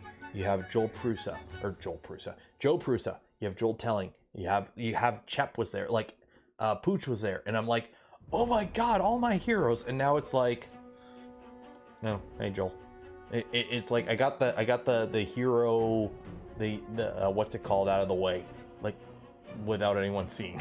So when it like Murph rolled around and Earth and all the other Rep Fests, it's like, okay, whatever, we're on terms now. So I'm glad I got that out of the way. But it's cool because everyone's just down to shoot the shit. Just don't bug them while they're eating. Don't bug anyone while they're eating. It don't. Is there anything closer to Alberta? There is an Edmonton or Calgary. I can't remember. There's something in Edmonton or Calgary. I can't remember which one it is. And then there's Rocky Mountain in Denver. So Don't ask someone for... It's okay to take a quick pose, but don't ask somebody repeatedly multiple times to redo a shot. Because it's annoying as shit. You know who you are. My phone keeps going off. 1, 2 in Texas. If there's something in Texas and I can get a sponsor, I'd love to go out. Part of Brexit is the Voron Discord, so we're good to meet. Yeah, like seriously, like half of the time, like for me, Murph is a social event for me. I go to Murph because it's a 4-hour drive, less than a 4-hour drive for me. And it's just people I know and I can shoot the shit. Like I did one video for, I attempted a stream and did one video from Murph. Even if I don't make any money off Murph, I go to Murph because it's just, I get to hang out with everyone. Like 11 p.m. at night, drunk, watching Ellie and a bunch of nerds try and convert a Cocoa Press chocolate printer into a functional FDM machine so she can get a cereal on it. That's fucking awesome. You can't say no to that kind of shit.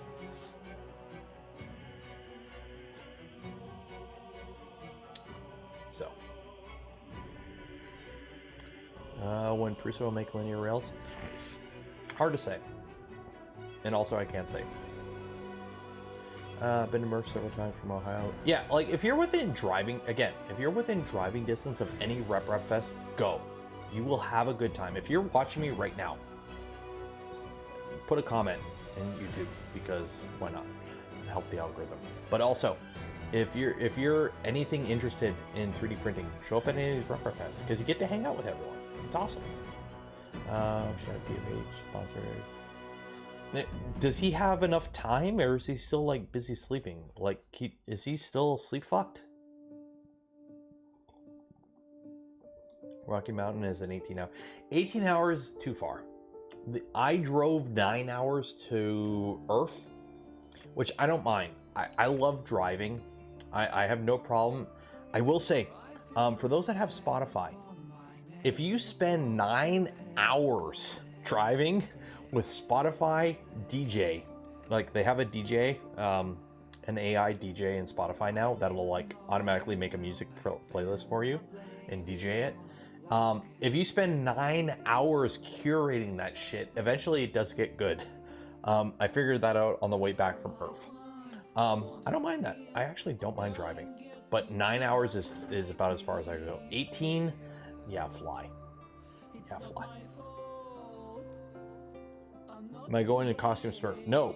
And this is something I need to figure out. If you are a regular traveler, what is the largest backpack and what is the largest carry-on I could buy? Because I'm not checking a bag for Smurf and I need as much room as possible because I want to bring stuff back.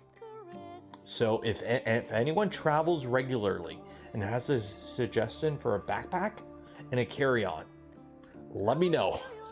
I post them in the Discord. I drove 22 hours straight from New Jersey to meet up for... Ooh, the longest drive I've ever done is from Halifax, Nova Scotia to Kingston, Ontario. I've done that. That was a 16-hour drive. That's the longest I've driven. International flights have smaller overhead restrictions in North America, so be careful. Ooh, you gotta be careful then. They bring the most tattered undergarments through them.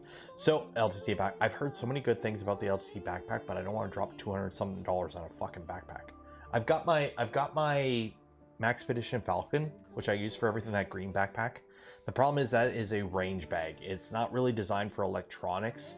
It can work, and I've made it work, but it's not great for flying. It's too heavy for the volume. Like, my plan is literally to show up with like as much underwear, socks, and pants as I need and just buy shirts. Because like, I came back from Smurf, or I came back from Earth with 8 more shirts than I left with, including the Prusa employee shirt, which somehow I got. And I'm so, let me see, has our benevolent friend noticed that yet? No, he hasn't. No, he hasn't. hasn't. I'm so disappointed. Our aluminum foiled friend hasn't noticed the fact that I have a Prusa employee shirt. Oh well. Anyways. Cheap Walmart two-wheeler. I like the four wheels. I like the four wheels because what you do is you take your backpack off and you clip it on the hand up.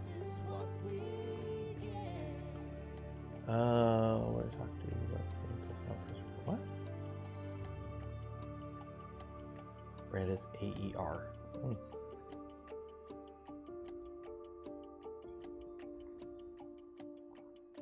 Longest ride I did from Northern Cali to Northwest Florida, 46 hours, and sponsored from Rebel. Oof.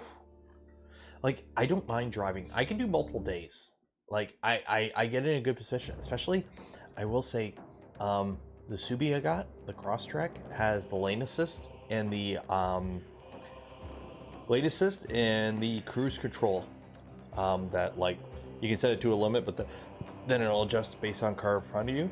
That takes so much headache out of driving. It's so nice.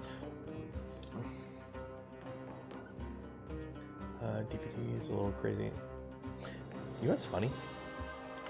When he's not off his rocker, his content ain't bad. I said it. When he's not off his rocker, his content ain't bad. Just got here. Why so dark?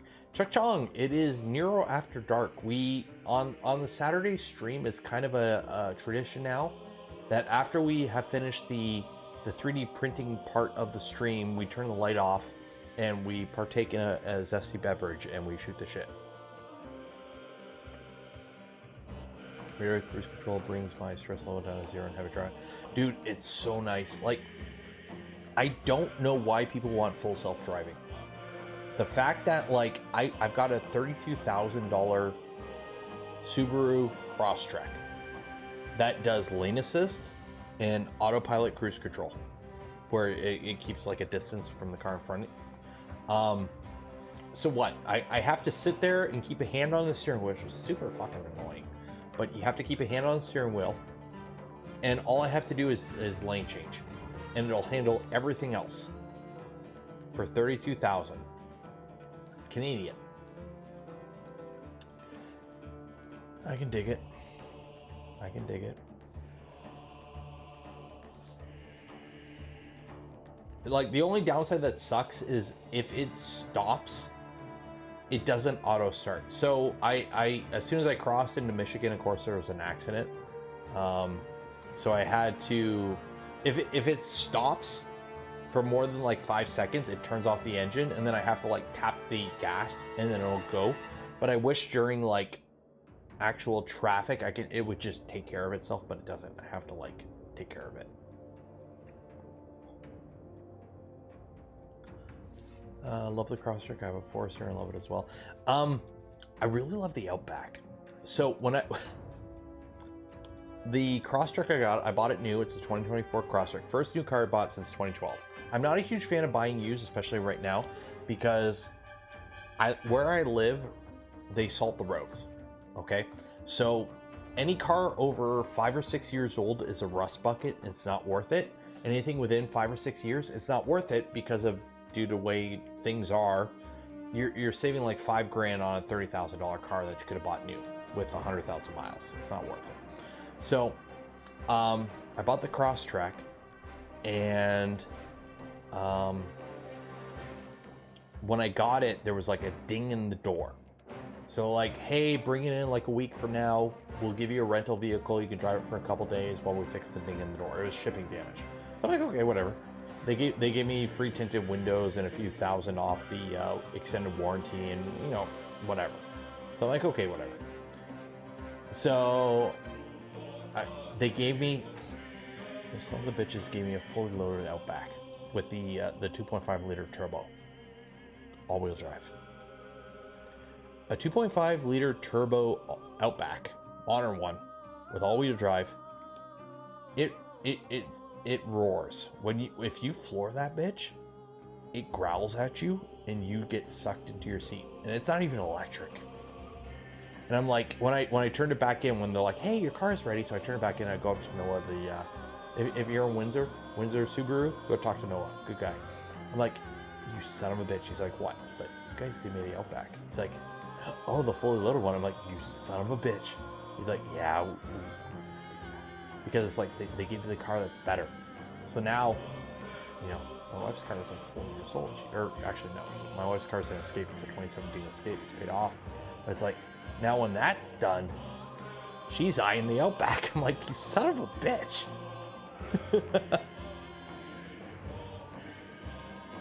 Like, you son of a bitch. She's like, yeah, that's what we do. That's what we do. I'm like, you evil sons of bitches. How do I treat myself? So what I'm going to do is, right now it's October. In a month or in like a couple weeks, I'm going to bring it into a dealership, or not a dealership. I'm going to bring it into a body shop, and they're going to under spray it for rust. They just oil coat everything, and it stinks. The car stinks for a couple days after, but that's what we do. So the thing is, though, if you do it usually every other year. If you don't, your car turns to rust. When I traded in my Focus, a 2012 Focus, to the dealership, and they're like, we'll give you $2,000. And I'm like, give me $2,500. I'm like, give me $2,500 if you want the sale. I'm like, fuck, okay. When I turned my car in, because you know they had the ding, I ran into Noah again. I'm like, hey Noah, so how much do you guys get for my car? He's like, you son of a bitch. I'm like, what do you mean, you son of a bitch? He's like, if we wanted to resell your car, we would have had to put $10,000 into it. I'm like, what do you mean? He's like, your ball joints were gone, your exhaust was gone, your engine was knocking. Basically everything on your car was fucking rotted away, and it would have cost $10,000 to bring it up to spec to sell it. So we sent it to the auction. I'm like, them's the beans. Also, the air when I first talked to him was in April, and they took my car for a test drive, and they agreed on the value at that point. It was April, which means they weren't running the AC. When I finally got my car in late May, I want to say late May, it was hot out, and they ran the AC. Guess what didn't work?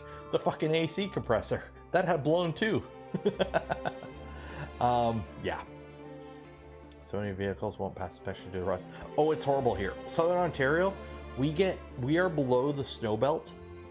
So we get a lot of wet winters. Like we get snow and then it melts. So our winters are just a mix of just above, just below freezing and salt. It also doesn't help. We have a salt mine just up the road. So they salt the fuck out of our roads, and it's just all damp. Our winters are damp, so our cars rust to shit.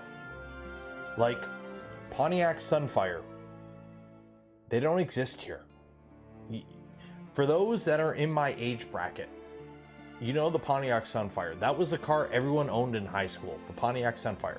Yeah, they don't exist because they all rusted to shit, at least in my area.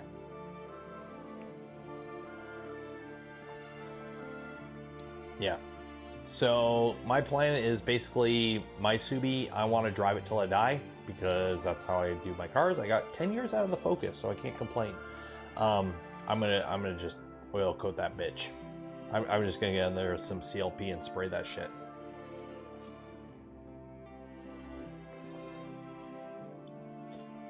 No Chevy Cavaliers? Oh no, they don't exist. The Chevy Cavaliers are gone. They all rusted to shit. It's funny, there's a, we go to a car show every, it's like Labor Day weekend, and there's a guy there that has like an original, was it 95 Chevy Cavalier? And I love seeing it because I'm like, that's my car. Because that's the car everyone in my high school had, was a Chevy Cavalier. CLP. Dave, you know what I'm talking about, CLP. Fieros. My aunt had a Fiero. Original Fiero V6, the one that didn't catch fire. Favorite Halloween candy? I'm Canadian, so Smarties. And Canadian Smarties, which I gotta bring some to the next time I go to a Retro Fest in the US. I gotta bring Smarties, because y'all don't know what Smarties are. Smarties are rockets, but for us, Smarties are just sweeter M&Ms because they're chocolate. Let me pull it up here. So for you Yankee Doodle dandies, that's a Smartie. They're chocolate. But in Canada, these are called rockets. But in Canada, these are called Smarties, which are candy-coated chocolate. Mazda Protege. Protege ain't really any. Oh my god, they're dead up here. Yeah, there's no Mazda Proteges. All dress chips. I gotta do that one of these days. Okay, Rocky Mountain. I gotta try and bring a bunch of Canadian candies to Rocky Mountain. Those are the UK Smarties. These are in Canada too. These are in Canada. Like when you say Smarties in Canada, this is what we think of, which are M&Ms. Okay, are M&Ms like peanut flavored? Because for us, Smarties are hard candy chocolate, milk chocolate. That's it. And then Rockies are what we call Rockets, what Americans call Smarties.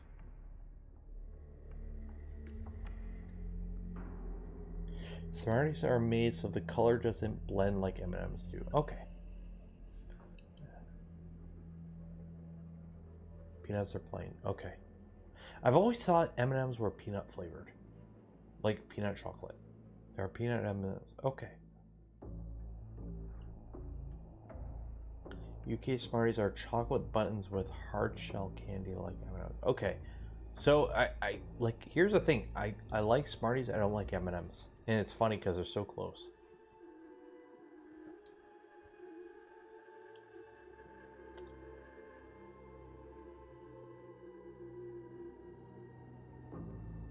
Do it at Murph? Eh, maybe at Murph. Smarties are Nestle. Yes. Smarties or Nestle is British. You don't pronounce the T. Don't spell the T.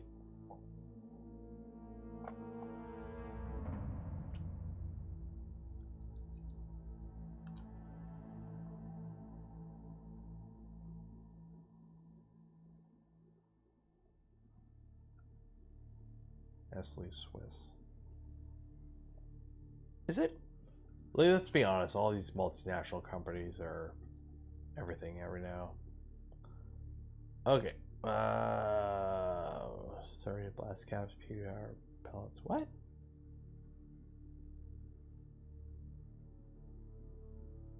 Did you know Reese's Pieces have no chocolate? What? What? Okay, we gotta look this up now. Reese's Pieces. They have to have chocolate. Or is it like one of those things where they don't technically qualify as chocolate?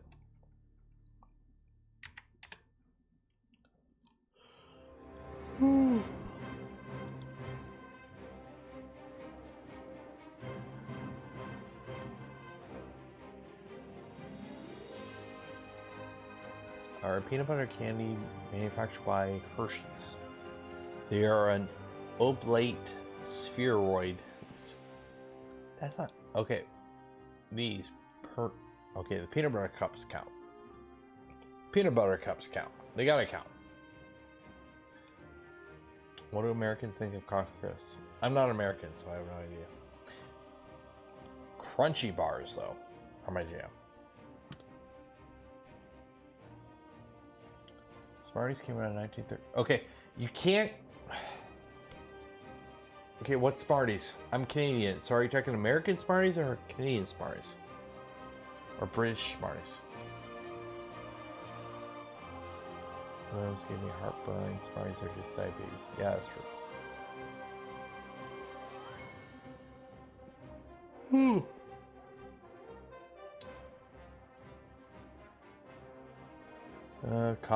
Coffee crisp ain't too bad. Like, as a Canadian, I partake in the coffee crisp, but they're not my jam.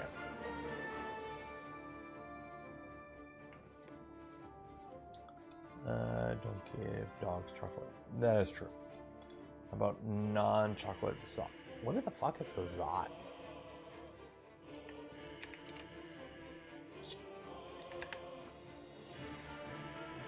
Clear adhesive dots.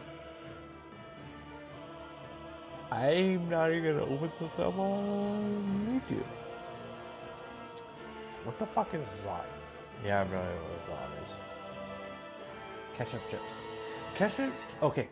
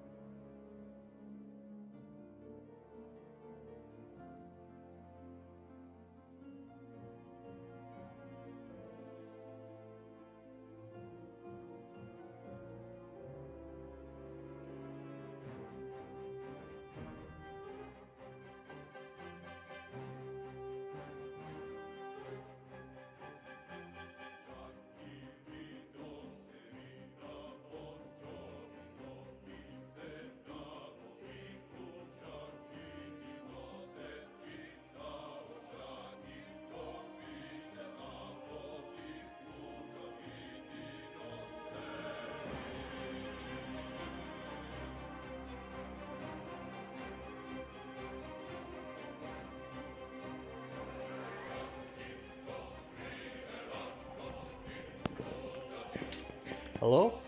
Hello? Okay. That is the one USB-C cable I got out here. We streamed too long. Apparently we used to get 7 hours of stream time. Now we get 5 hours. It is what it is. Them's the breaks. Okay. Oh, wow. Hello. Hello.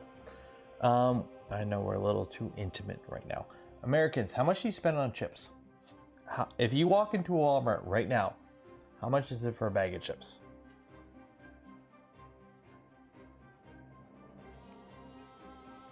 Yes, this is very close. This is. I got you in my hand. Five. It's $5 for a bag of chips. Holy shit. 2 to 5. Okay. Like, I walk into Walmart, it's like $3 or 3 for 10. So 3 bags of chips for $10. And we think that's expensive. Holy shit. 4 to 5 here in Aussie land. Oh, fuck. Okay, chips are expensive anywhere. Okay, we're gonna call it here because obviously my mic has died and this is the only USB-C cable I got to keep it live. So we're gonna call it here. Isn't your money worth more? It's Canadian money. It's fucking monopoly money. It ain't worth shit. Also get an American-sized bed. That's true. Like you get some, you know, your diabetes testing included. So we're gonna call it there. Yeah, NERO After Dark up close. Yeah, I really need to get a better camera. The A5100, as much as I like it, look at that beard.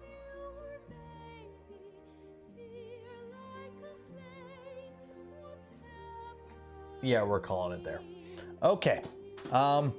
Ooh, everything's falling apart. I'm watching shit fall because I'm pulling the USB cable.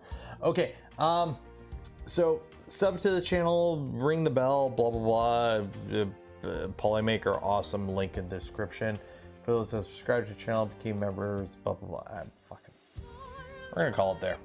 Are we gonna call it there? We're gonna call it there. Cheers. I can't even end it. Where the fuck is my? Okay, there it is. Stop streaming. Okay. Good night. Enjoy your Canadian Thanksgiving if you're Canadian. If not, I don't know.